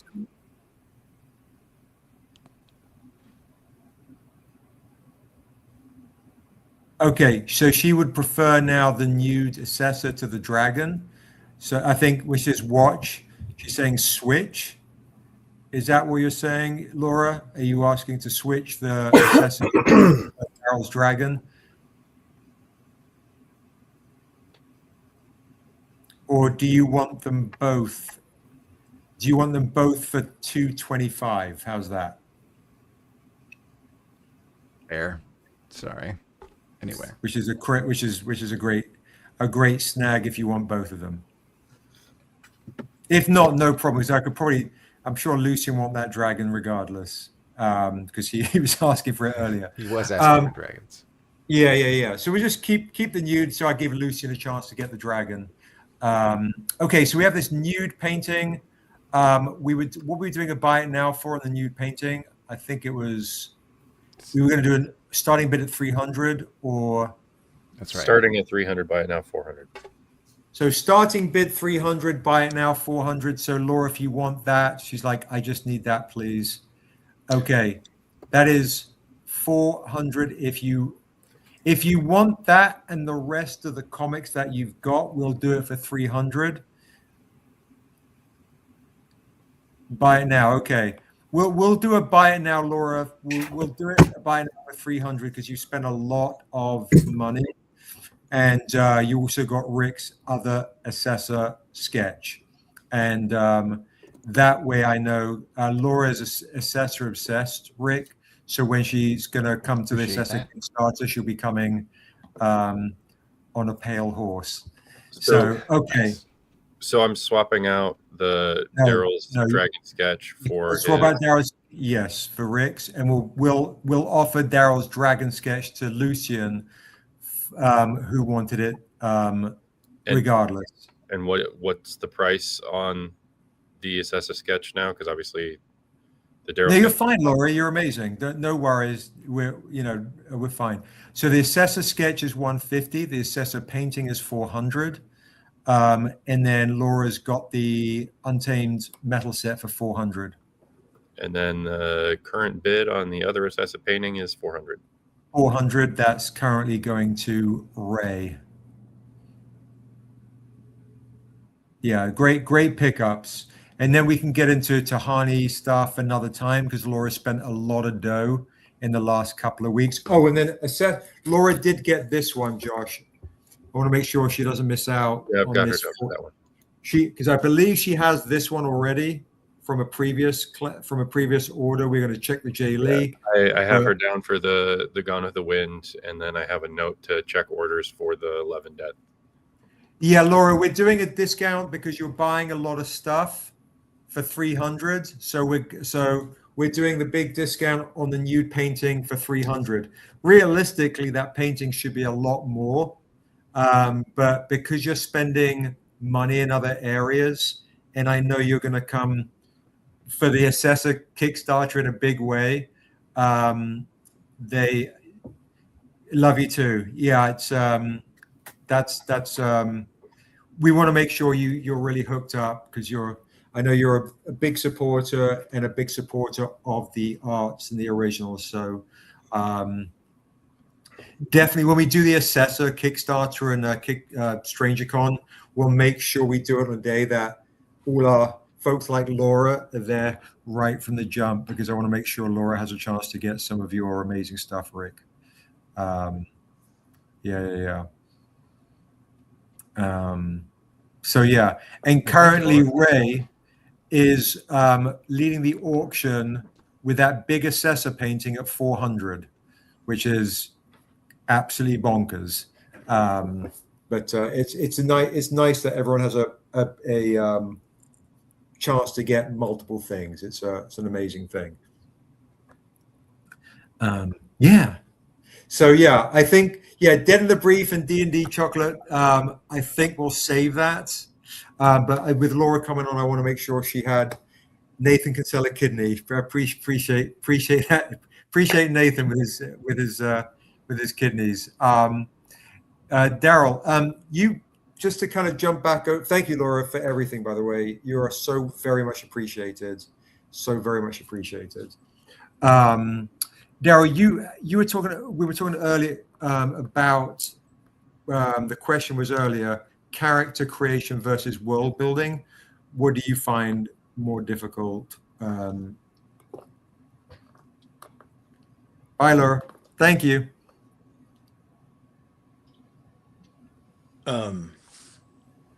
For me, it just usually starts with an idea that I have, that's just comes naturally. Sometimes it just happens. And once I know, it gets stuck in my brain and I just have to execute it. When it comes to like character, some things come easier, others not so much. The world building comes a lot easier for me. I'm sure you're so good at that stuff, man. It's crazy. The world building's easier, and that's why I'm reading a lot right now. And reading lots of different things for being better at character. It's always I set a stage and a setting, and then I dig in. So the execution is always harder for me, in the sense of like making it feel realistic and baked in when it comes to the characters. Getting into the mind of someone the way you guys do when you write, especially you, Seb, and Quincy with his acting. It's very much like driven by, I feel, by the character itself, what they're going through internally, where I have all that in my mind, but being the visual person and creating the settings and the cultures and all that just comes much more naturally for me. So like all my work that there's so much I've done on Fall of the Old Kingdom recently that it's for any of this to see the light of day, it's going to take a real effort on my part and ours as a group to compress and condense effectively. So how can I convey story elements and conversation naturally so I can save us not having to do a volume of a battle? Right. Let's do this battle in 4 pages. And how are we going to do that like smart, intelligent comic book writers and storytellers? And I know it's possible with the team of everyone here on this Zoom right now. It's possible. Like I look at all of our strengths and so our weaknesses too, and I know mine. And I go, how can we do this? Like I keep staring at the red on Rick's painting, and I'm just like, oh, it's inspiring me for me to do the cover for his book that we're doing soon. Like just seeing what he's doing there. And it's like, I kind of showed you guys a little bit of kind of what I'm looking to do. But what I have in mind, me executing that is going to be a very big challenge for me. Right. So execution is my hardest thing that I do. But I'm also pulled in a lot of different directions. So like honing in on things and just doing that isn't as easy for me. So like right now it's like why I started doing Dead River layouts after I thumbed it out and went through your script multiple times that that we did together, and then Quincy's input into it. And so it's kind of all our story now, Right. and that's cool. And that's what this is. But the execution, when I showed you kind of what I was starting to do, you guys were like, this is awesome. I am so effing insecure about it. Mm, I'm like, that's real. there are elements that I know are awesome and I can't wait to draw them. Mm, And there are elements where I'm like, oh, I actually kind of want to do that differently in panel 2. Maybe I'm like, my idea of it and my thumb of the final panel is great, but my layout right now of it is trash. You guys didn't say anything about it when I showed it to you. You're like, that's cool. Look at the way you did that. I'm like, yeah, I had it right 2 hours ago. And I still fiddled because of my insecurities in execution. So that being said, the development and the world building and all of that has always come naturally for me. right. And it has everything to do about being a little nerdy kid and who I am. And so where I know I'm lacking is character and motivations and that's why when I'm doing writing exercises for like fall, like I had to one night I stayed up super late writing a scene out for fall. He's talking It's about, gonna guys, he's talking change. about a thing called Fall of the Old Kingdom, which is taken back in, it's yesteryear, like pre-assessed even times, like a long time before. And we actually reference it in the new Hello Stranger, in the new prose piece for the new Tales of Thunder Omnibus, which I've finally finished. And yeah, it was great. That prose was awesome that I read yesterday. I loved Hey, it. Daryl, can I ask you a question? Sure. Yeah, cause like, I mean, like, you know, I think Rob Ayers alluded to it earlier today when he was talking about, you know, you laying out the book, right? Like, and I told you this plenty of times, like how impressed I am for you to look at the script and, you know, like, how do you know how many panels goes on a page? How do you know what shape of the panel it should be? You know what I'm saying? How do you know, like, how do you draw that out? How do you take the words from a script and lay it out on, you know, on a book or whatever? So that's one aspect of it, right? And then you just said that, you know, you get real insecure about, you know, your drawings and stuff like that. You know what I'm saying? Whether you're a page in, 2 pages in, or whatever. How do you? Cause at the end of the day, you're going to complete it, right? So, but how do you combat the insecurities and the emotional aspect side of it? You know what I'm saying? Like, do you go for a walk, or do you like what are some of the things you do? Because at the end of the day, you do finish it, but these are hurdles that you have to go through within your own self. So I'm just curious as to know is like, what do you do? You know what I'm saying, to combat those things? You know what I'm saying, to kind of push through to get it done, to get out of your own way, I should say. Yeah. Well, in this instant, this is me working with a new tool. So I fiddled on purpose, and I'll probably fiddle a bit more on that first page. Maybe even part of me wants to go and lay out the second page before I keep fiddling on that one. And I walk away from it. I step away. I'll even, like you said, I'll go for a walk or whatever. I'll go do something else. I'll work on something else. But when it comes to like fueling my engine, a lot of reading, books, comic books, you name it. But the main point is something Sheldon taught me years and years ago, and artists talk about this all the time, is your eraser is your biggest tool. Don't be afraid to abandon what you're working on. I've had panels where I couldn't execute it. I couldn't do it. And I tried to rework and rework and rework. And finally, I just erased the entire thing, then laid it out in like 10 minutes.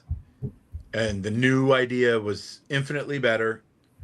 But it was I have to abandon things at times because the execution isn't there. So I would say I step away, or I remove.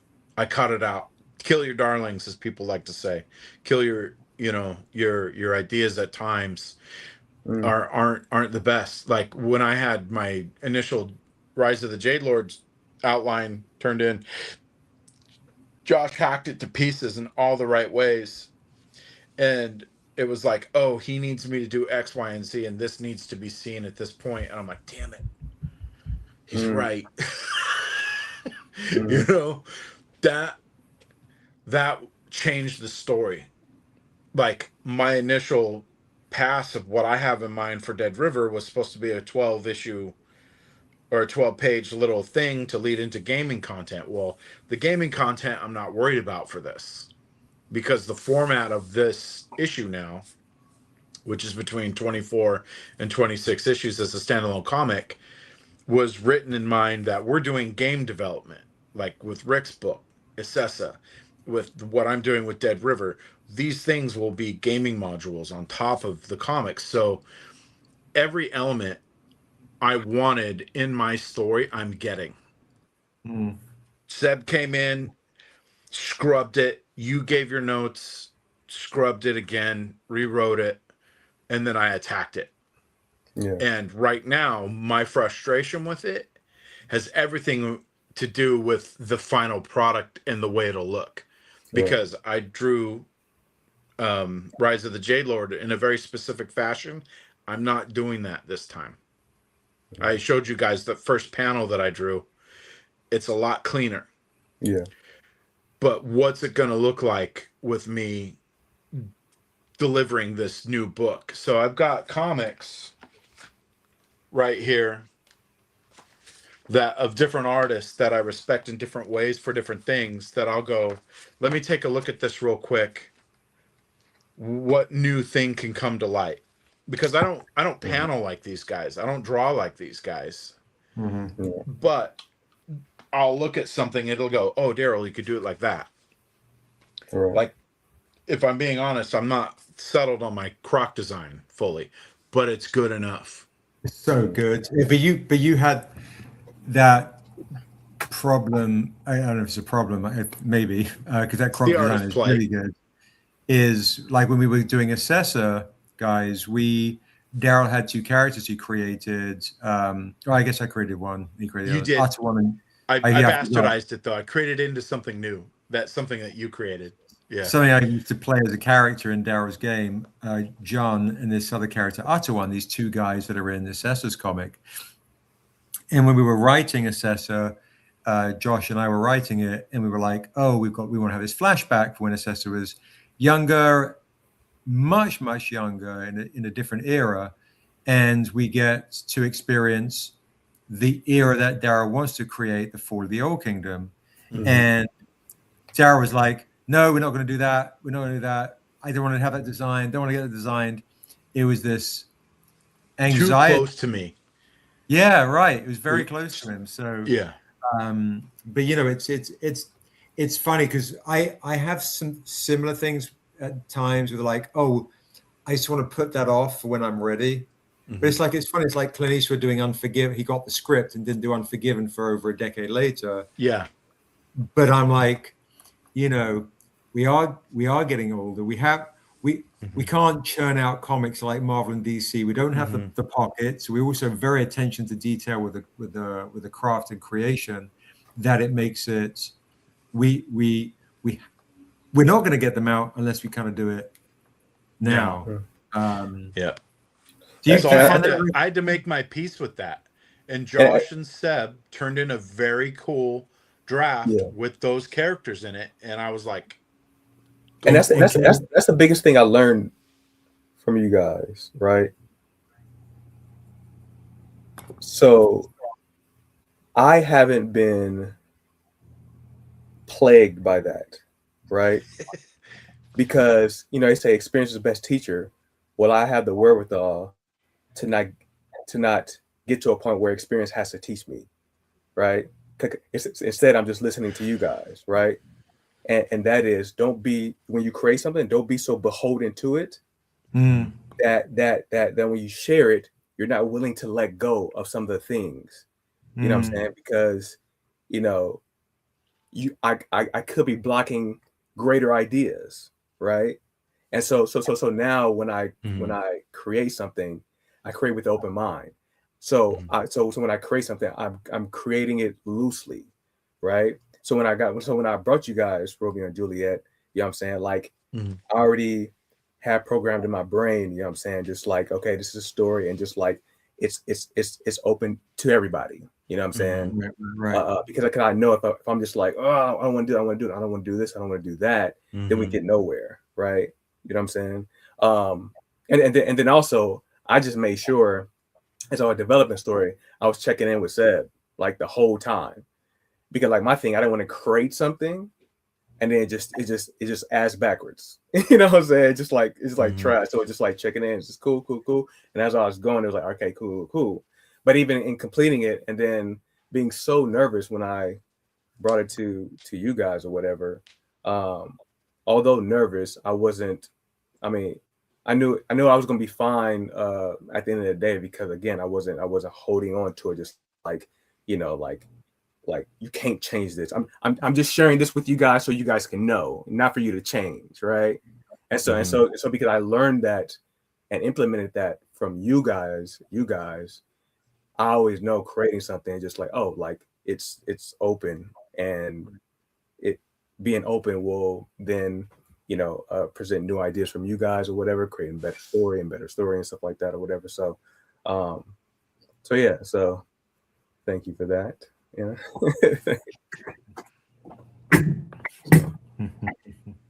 How about you? Do you find do you have insecurities as well, like what Quincy was saying, what Dara was saying, when you're working on when you're on your art? Or like when you finish like a painting and you text it to me, do you feel any of it? I mean, like every artist is, you know, struggling with whether or not they feel like they're good enough or whatever, or you know, vision and execution. Dare brought up a good point, and even going back on like world versus character and how you write. Like, so when I was younger, I was much more interested like in canon of a thing. The canon has to be perfect. The canon has to like line up. And you get older, and I'm like, fuck your canon. I don't give a shit about your canon. It's because human stories are myths and fables, and so Hippolyta is like the mother of 3 different people that might not be, or, you know, like all these ancient myths we have. There's all these different ways they're told depending on which tribe is telling them, which is, I think, amazing, and gives itself these ways to like give characters like new dimensions or what if possibilities, because I feel like it reflects humanity as a whole, as each of us contains multitudes, right? Like one day I'm like confident, this is good, and I recognize and I can see it. Another day I'm like, this is trash, I'm gonna paint over it. And you know, and you know, which brings me to another thing of like, there's the critic and then there's the inspirational voice or like muse that I think has to happen when you're creating something. And it's a very delicate balance of when, because you have to let the critic in there to edit, to be like, hey, okay, you don't need to do all that, or this isn't working here, but you gotta let the muse run around and just be wild and do its thing. And it just recognize when the time is these two can like change places, and then you go back to being a muse or dealing with your muse, and then go back to editing until your thing is where you want it. And that is always the delicate, like that's the balance. It's always hard to strike. 1 second, I'm gonna read that. Yeah, and then definitely like when you know, because we all have different taste. Like people, especially as an artist, you have a different taste as to like, all of us have different taste on what we find beautiful. And that's the thing about like art is like, not all art is meant for everybody, right? And so something I might find really cool looking, and someone else will be like, I don't know what that is, or I don't like that, or that doesn't inspire me to do anything. And I think as artists too, over time, our tastes and what we're interested in like putting down in mediums, it changes. You know, there was a time much younger, being just completely obsessed with like, oh, it has to be real and all these things. And you know, it was interesting. I just saw a video recently about every year in China, there's like 9 million students who have to take this 3-day art exam that will dictate where they go to art school in China. Wow. And the thing that struck me about this is in 3 days, 9 million of these things are graded. So you're watching these people look at these things. Less than 5 seconds to look at a drawing and decide the general, like, okay, you're 81. You're not going to the top school. You're going, you know, you're going to be a risk somewhere or whatever. But the thing that was insane to me was that of all these like drawings of the same thing from all these different kids, they were really good, but they all looked really similar, meaning they were all very technically good, right? In a very Western mindset, like, you know, because I'm Western or whatever, I was like, oh, but that doesn't make an Andy Warhol, right? We only get, the only reason everyone is an Andy Warhol is because we already had him, right? We get one Andy Warhol, and you might be able to outdraw and mimic Andy Warhol, but no one gives a crap about that, right? Everyone on the Western side is always like, oh, what's the new thing? What's the new thing? And so being able to allow yourself to take risks and not just like, you know when to use your technique and know when to actually like throw the technique out the window, do something because it feels right, is also like, it's not like building a house, because if you do that with your house, it's going to fall over, right? So it's this like dangerous thing that for me has always been kind of like, yeah, like it can be like just nerve frying, you know, at times. And especially to go back, like even Hyoung, we're talking about Hyoung, man. Like this guy is a staunch professional. He's done some of the biggest properties we know today. Exactly.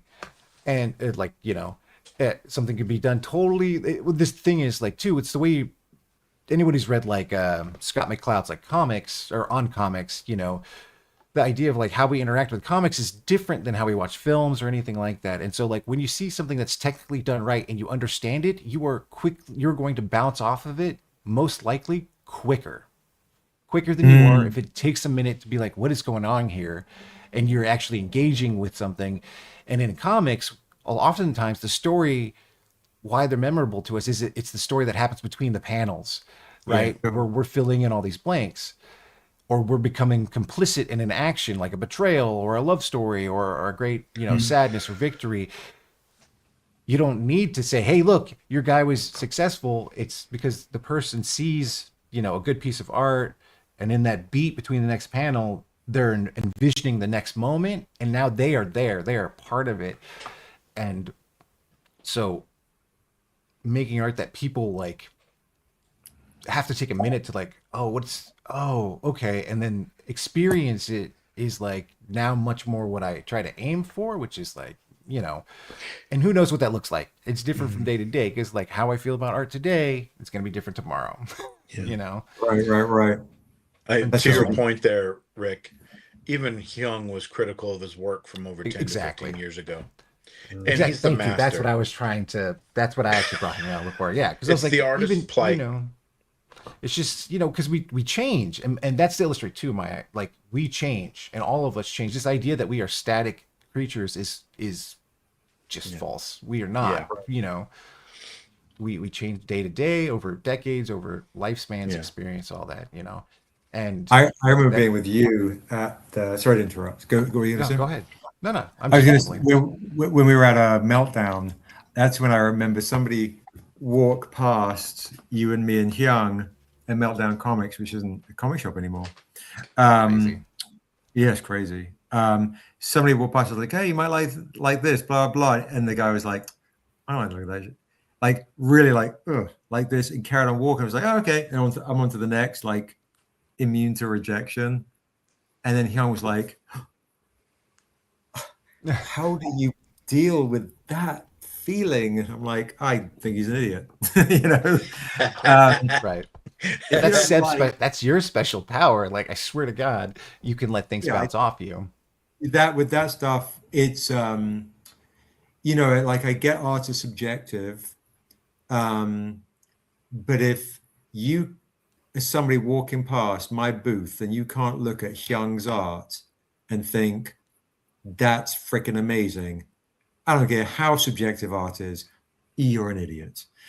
And to be real, like, if you can't see, you should still be able to recognize something that is well executed.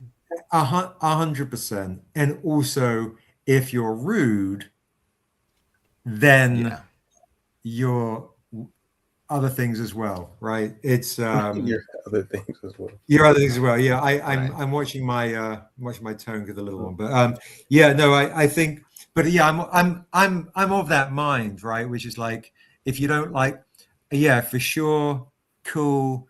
You don't like my stuff, you can't read it, you don't like, it's not for you. Yeah, I get it. Sure. You're an idiot. But I that, mean, but there's definitely certain times where I'm like, that guy's an idiot. He doesn't get it. You know. yeah, but also, but I'm, you know, that's I don't know if that's my defense mechanism or I have that level of confidence for the most part.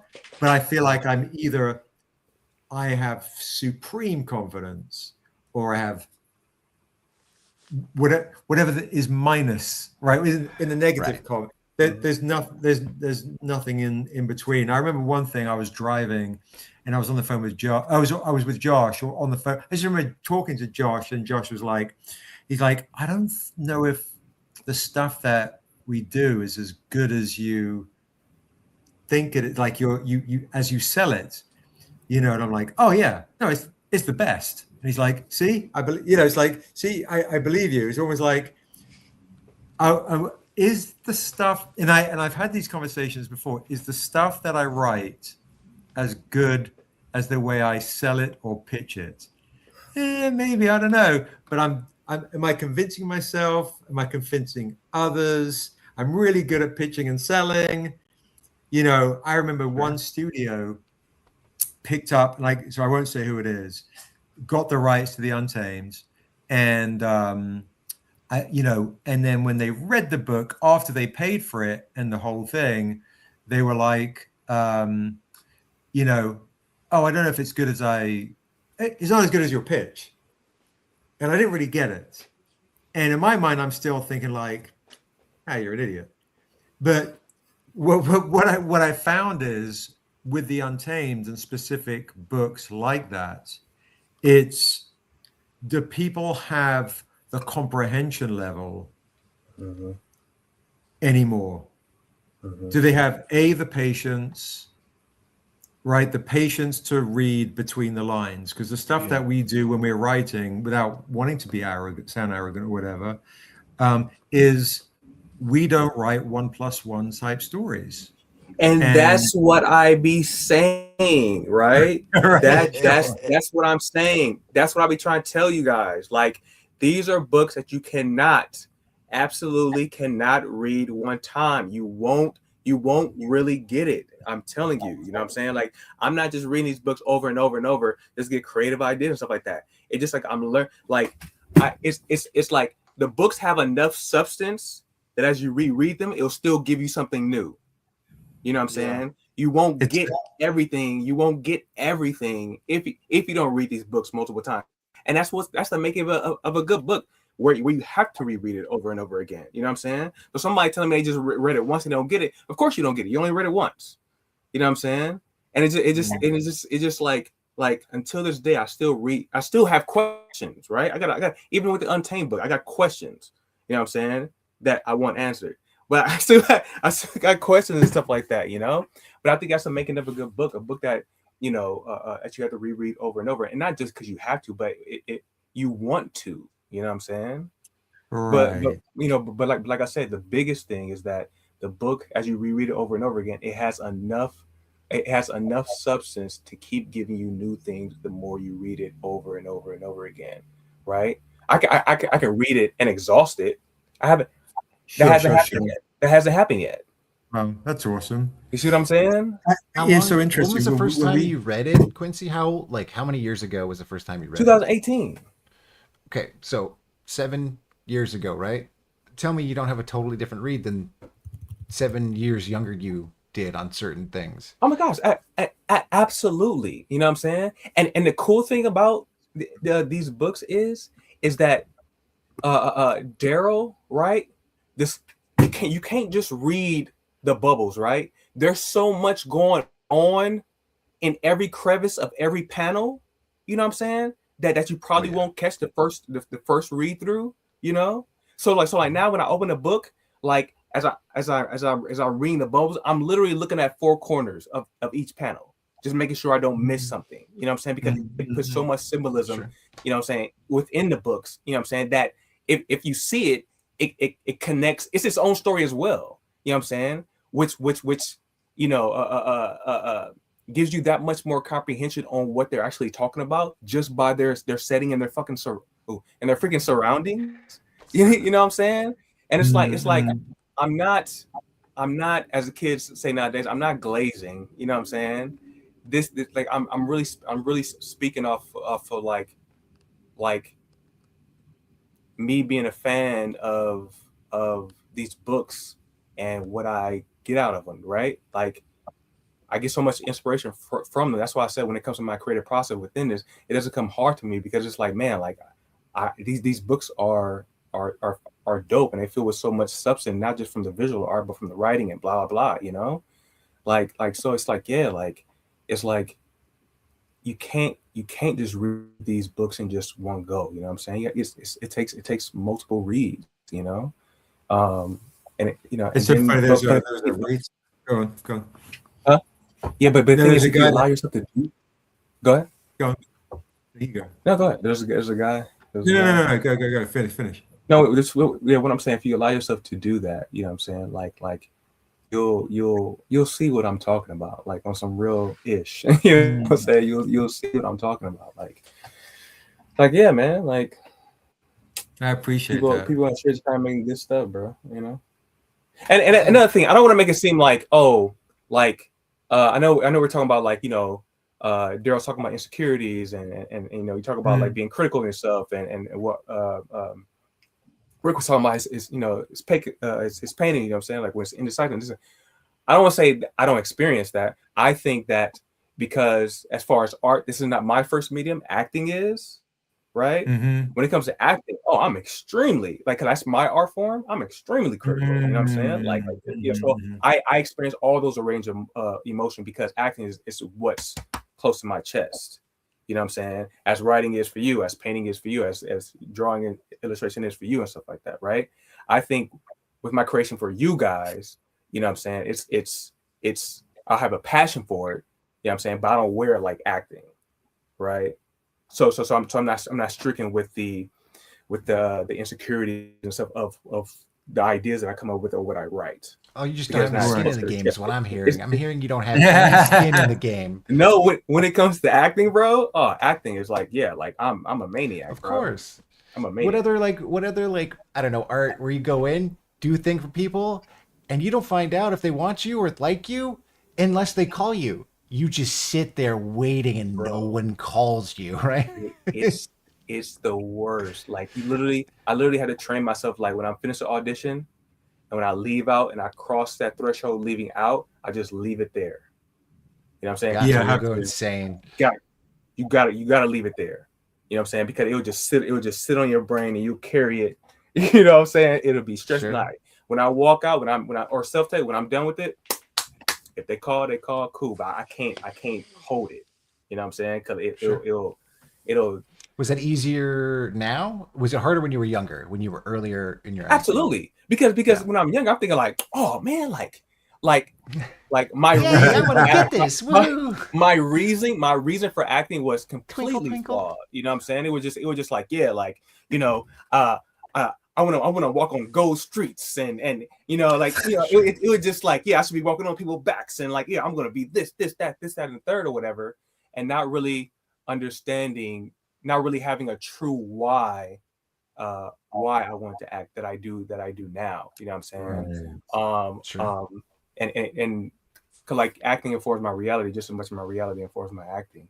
You know what I'm saying? And I just seen this movie called Rental Family with Brendan Fraser. Such a good movie, and the way it made me feel leaving out, it was like, that's what I'm doing it for. Like I want to affect people like how I feel right now walking out of the theater. I want to affect people like that. Isn't it crazy when you how see that good art, right, Daryl? Like I get that feeling when I see good art. I'm like, oh, I want to make art. But you were just talking about looking at those artists, and you're like, I want to use art, right? Yeah, we about evoking emotion or feelings in each other. Yeah. Yeah, we want to feel something, and we want that to resonate with other people as well. You know what I'm saying? That's the relatability, that connectivity between human beings. You feel what I'm saying? Absolutely. Art is human extension, right? It's me extending. You know what I'm saying? And to the next human being who's extending whatever art form there is. You know what I'm saying? We create that bond of connectivity. You know what I'm saying? Like that's what it's all about. You feel me? Well, and I think what's great too about like just Stranger in general, we all have such like such radically different backstories in reality to who we are and where we come from and our trials and tribulations and what we bring to the table. That's what we got. Daryl's the one who will research the actual historical background on things and He has a interpret that in major a way in it. that exactly and the anthropology side, we got, and each of us has our own things that we do, right? I'm the dark guy, whatever, and you know, and but we all bring these very different things, and we still yet somehow are able to make stuff that is interesting and people connect to and fulfills us. And I don't know, that's pretty rad and pretty lucky. Not everyone I can think do that. you know one thing. It's I'll let you go say it, but before this topic ends, Yeah. I have yet to this day experience, and that's why I'm so ready for Assessa issue 2 to experience Josh and his creative side. I'm so ready for that. You know what I'm saying? Because Josh has just been in my experience, he's just been the editor and wearing all these multiple hats, the admin, all that, busy. whatever. I am so ready to see the creative side of Joshua Cozy, bro. Absolutely.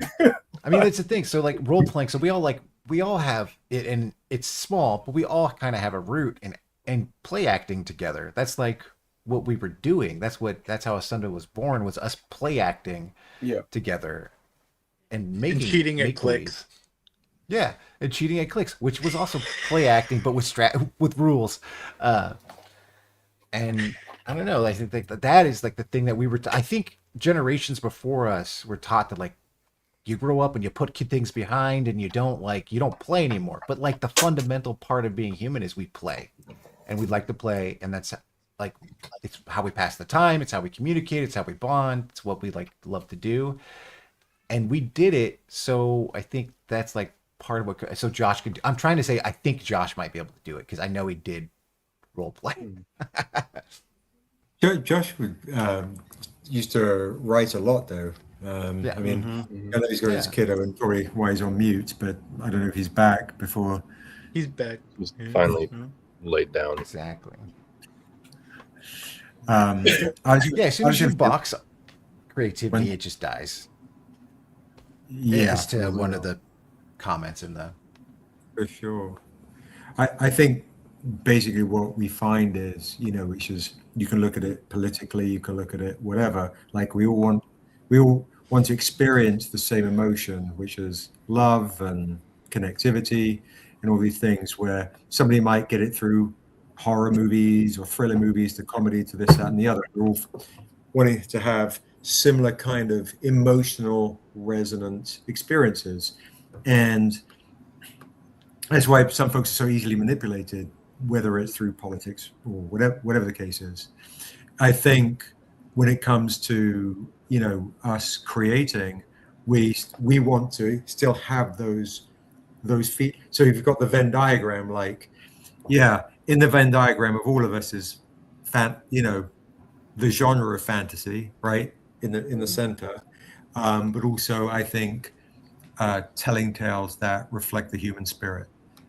So if you've got that, and then there are accents of it, which is the horror stuff with monsters to the humor stuff with Yink looking cute in that Frizella thing, right, which will make us laugh, right? So and whether it's coming through paintings, whether it's a Tehani or yourself, Rick, or Daryl's art, or Josh's writing, my writing, whatever, we're finding that audience. One thing I'll say too, and I know it's getting late. If anyone has any other questions, let us know in the chat, because we've gone on a bit of an extra hour.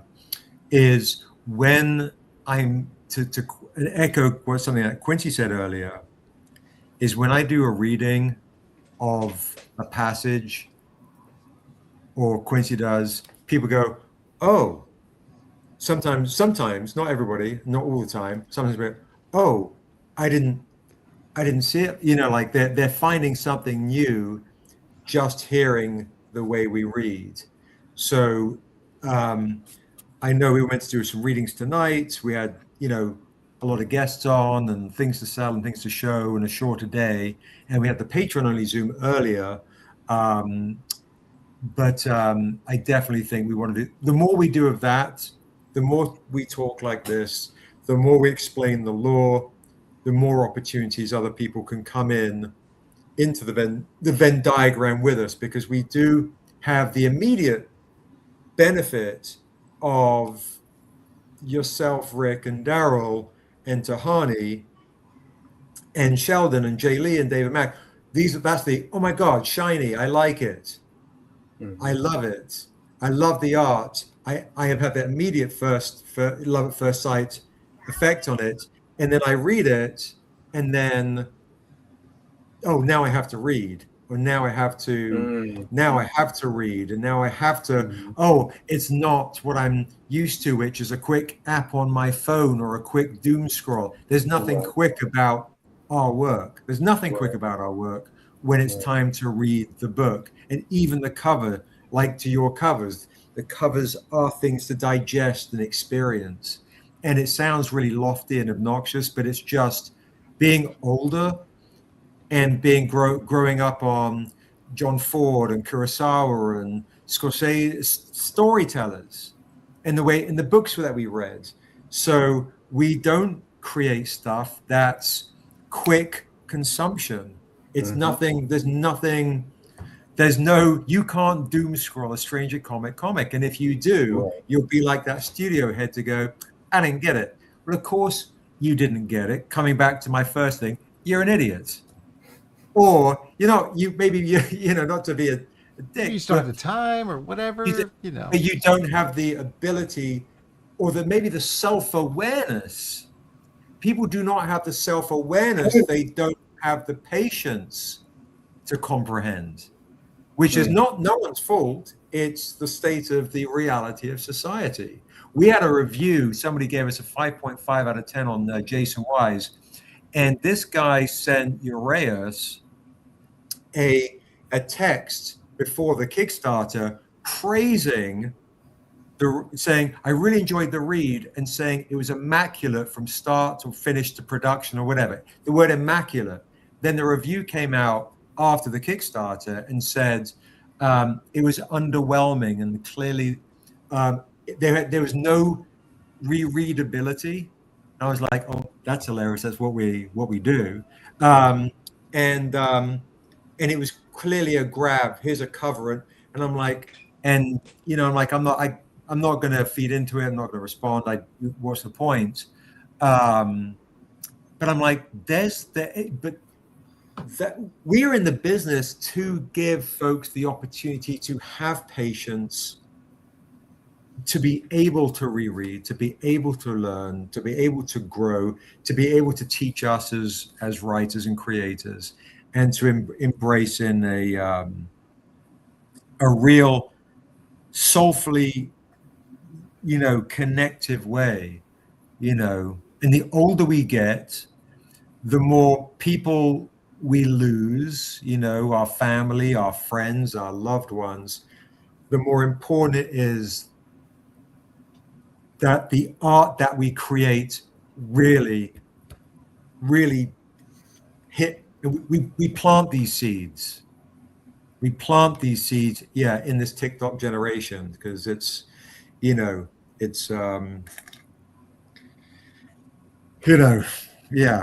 maybe that guy that gave the 5.5 rating, that's his opinion, and fair enough. That's also fine, but to then don't give us a great review in a private text, and then slam us after we do really well on Kickstarter. Seems a bit weird. Just not having integrity, if that was actually his point of view, right? This the, I think we're talking about, this is why I used to be like, I'm upset with, well, not even upset. AI, I'm not afraid of AI doing anything horrible. What I'm afraid of is people forgetting that AI can't do what we do at all. Bro, come on. You could just do you could use AI to, it has a place in the workforce and all that, but it does not experience life like we do. There will always be the need for bespoke human-made art, no matter what, because what we're talking about is the difference between ice cream or even I don't know, carnation malt ice cream, you got when your pizza party when you were in like middle school, versus like a really good handmade ice cream. They're a world apart. They are not the same thing, and I think if people accept it as the same thing, that's when we have a problem, because you will lose these human stories. But I don't think that's going to happen. I'm actually not really afraid of that, because I do think that people most often are looking for the quick, easy experience, and then they feel soulless, and eventually they're going to be like, I need to find my way to meet my next. 100%. It's like now and again. AI will push people. It's in the same way that once mass-produced goods started coming in from China, then you had this percentage of the market base that went, cool, I want the handmade, artisanal, in America, bespoke. There becomes a market for that. And same thing in food. Food becomes mass-produced, and then all of a sudden you have this movement for direct to farm to table. I want to go meet my farmer and see where the eggs come from, that sort of thing. The same thing is going to happen with the creative arts with AI, because we are going to hit a point very, very soon where, according to the experts, 96% to AGI, which is artificial generative intelligence, basically, where it can meet or exceed humans on every capacity. And once we hit that, then AI starts improving itself exponentially. But we're almost to the point where people will be able to go onto AI and say, hey, make me a comic book about this, and it'll just spit something out. But everyone will have that at their fingertips, but it won't be the same. And so you will have this push to okay, but I want to meet the artist. I want to, in some ways what we do is potentially going to explode because of AI. Yeah, I think it's going to hurt a lot for a lot of industries for a while, and then people will bounce back and be like, holy, wait a second. The more corporate, studio machine type, that's going to suffer. What we do, that's exactly the thing that's going to flourish. Yeah, I appreciate that pick me up, Josh, because I don't want to suffer anymore. Don't Listen, worry, guys, it'll be over soon, old man. Thank you. I appreciate it. Just got 2.5 more cons left in me. Guys, just to wrap it up, just want to say a huge thank you to everybody that stayed on throughout this day, from our Patreon folks all the way, to the folks that are on the stream. It's been an amazing day. Thank you. One thing I would say, and before I forget, art is such a vulnerable thing. It's when Laura was buying Daryl's original and then she saw the painting and it's oh, I want that instead. It's you have to have such a impossibly thick skin to go, oh, how much does that hurt or affect or wound, or is it oh, no big deal, oh, maybe she prefer that instead, maybe somebody else would prefer mine instead. How it's such a journey of self-evaluation every step of the way, and I tip my hat to Daryl, to Rick, to Josh, to Quincy for their their fortitude and vulnerability. And every week, right? Yeah, Thursday, right? Yeah, it's a lot to be rejected. Human being. You've got to buy his art, or he will bleed to death. I swear to God. But Laura's amazing. She's beautiful, and she always buys Daryl's originals as well. And she loves Zecessa. So, but for me, it was it makes sense that she's buying Rick's original. I didn't think, oh, bummer, she's not buying mine. I didn't think that. That was the easy part, not affected at all. But if you and Quincy had been this page layout sucks ass, even though I'm not happy with it, that would have hurt more. Right. Yeah. Right. You know what I mean? Like, Yeah. I'm not Yeah, settled absolutely. on it. Yeah. Absolutely. But it's always that insecurity of like, am I moving in the right direction? Right. Yeah. Yeah. Right. For sure. Oh man. For sure. That's tough. Yeah, Laura loves Assessor. That's basically what it comes down to too. Which is funny. It's connecting with certain characters and connecting with certain art, and that's fine too. You know, No, it's we're fine. not. We're not mean We like have that to. to each other. We I have mean, to. we're not mean, but we're definitely like critical of each other. We have to be. Have to. Have to be. Have to That's be. why we have Josh critical of every line that Daryl will draw and every line that I'll write. You know, and it has to be, and that's how we get better. So Like that, like your Yeah, and to prose. punish, I was like, don't change it. It's awesome. It's amazing. I bet you got a shit ton of notes on that thing. from I didn't Josh. have any. I didn't have any from Josh, but I'm sure No, I I'll just see the rewrote it. edits. You did? Yeah. You Not rewrote much, but You rewrote my prose, my entire prose. no, just like certain parts that like run on sentences. It's like that's got to be 2 sentences there, maybe 3. Can't wait to read it. Yeah. See, like when Daryl's, I was like, "Fuck!" I'm so glad that's not me having my like. I'm not gonna buy yours. I'm gonna buy this guy's. But then, of course, Seb had to punish me by bringing out art that I did like 10 years ago, and I'd be like, "Cool, thanks, man," just to put me back in my place. Don't worry. Good Lord, no. I just had the real comics here. Like, keep me I know. company. Of course not. All right, guys. I appreciate everybody. All the folks in the chat support. You can't. It's this simple. We can't do it without your support. So Bottom this line. is full-time work for us. So thank you. And then much love, Kev, Vicky, Takuma, Mike, Dwayne, everyone in the chat. Yeah, much love to everybody. We love and appreciate you. Happy holidays. We'll probably do a short Thursday live. Be me tuning into Quincy. Quincy shaking his head, but I'll be at a Christmas party that night, so you won't see me next I'll be Thursday. at a Christmas party at night with Daryl. You're going to be out of I'll town. see you Tuesday, Quincy. And I'll see you Thursday too at the Christmas party too. When are you leaving town, Seb? Monday. Okay. So Wait, get me the Monday. give me the Nita. Is it? Am I seeing you on the stream for the first time? Say something.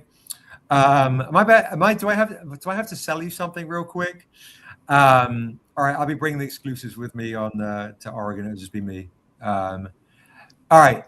Good night, everybody. All right, Thanks so much. Love and you appreciate soon. you guys. See you guys. Peace. Bye. Love you guys. Good night. Thank you so much. Good night.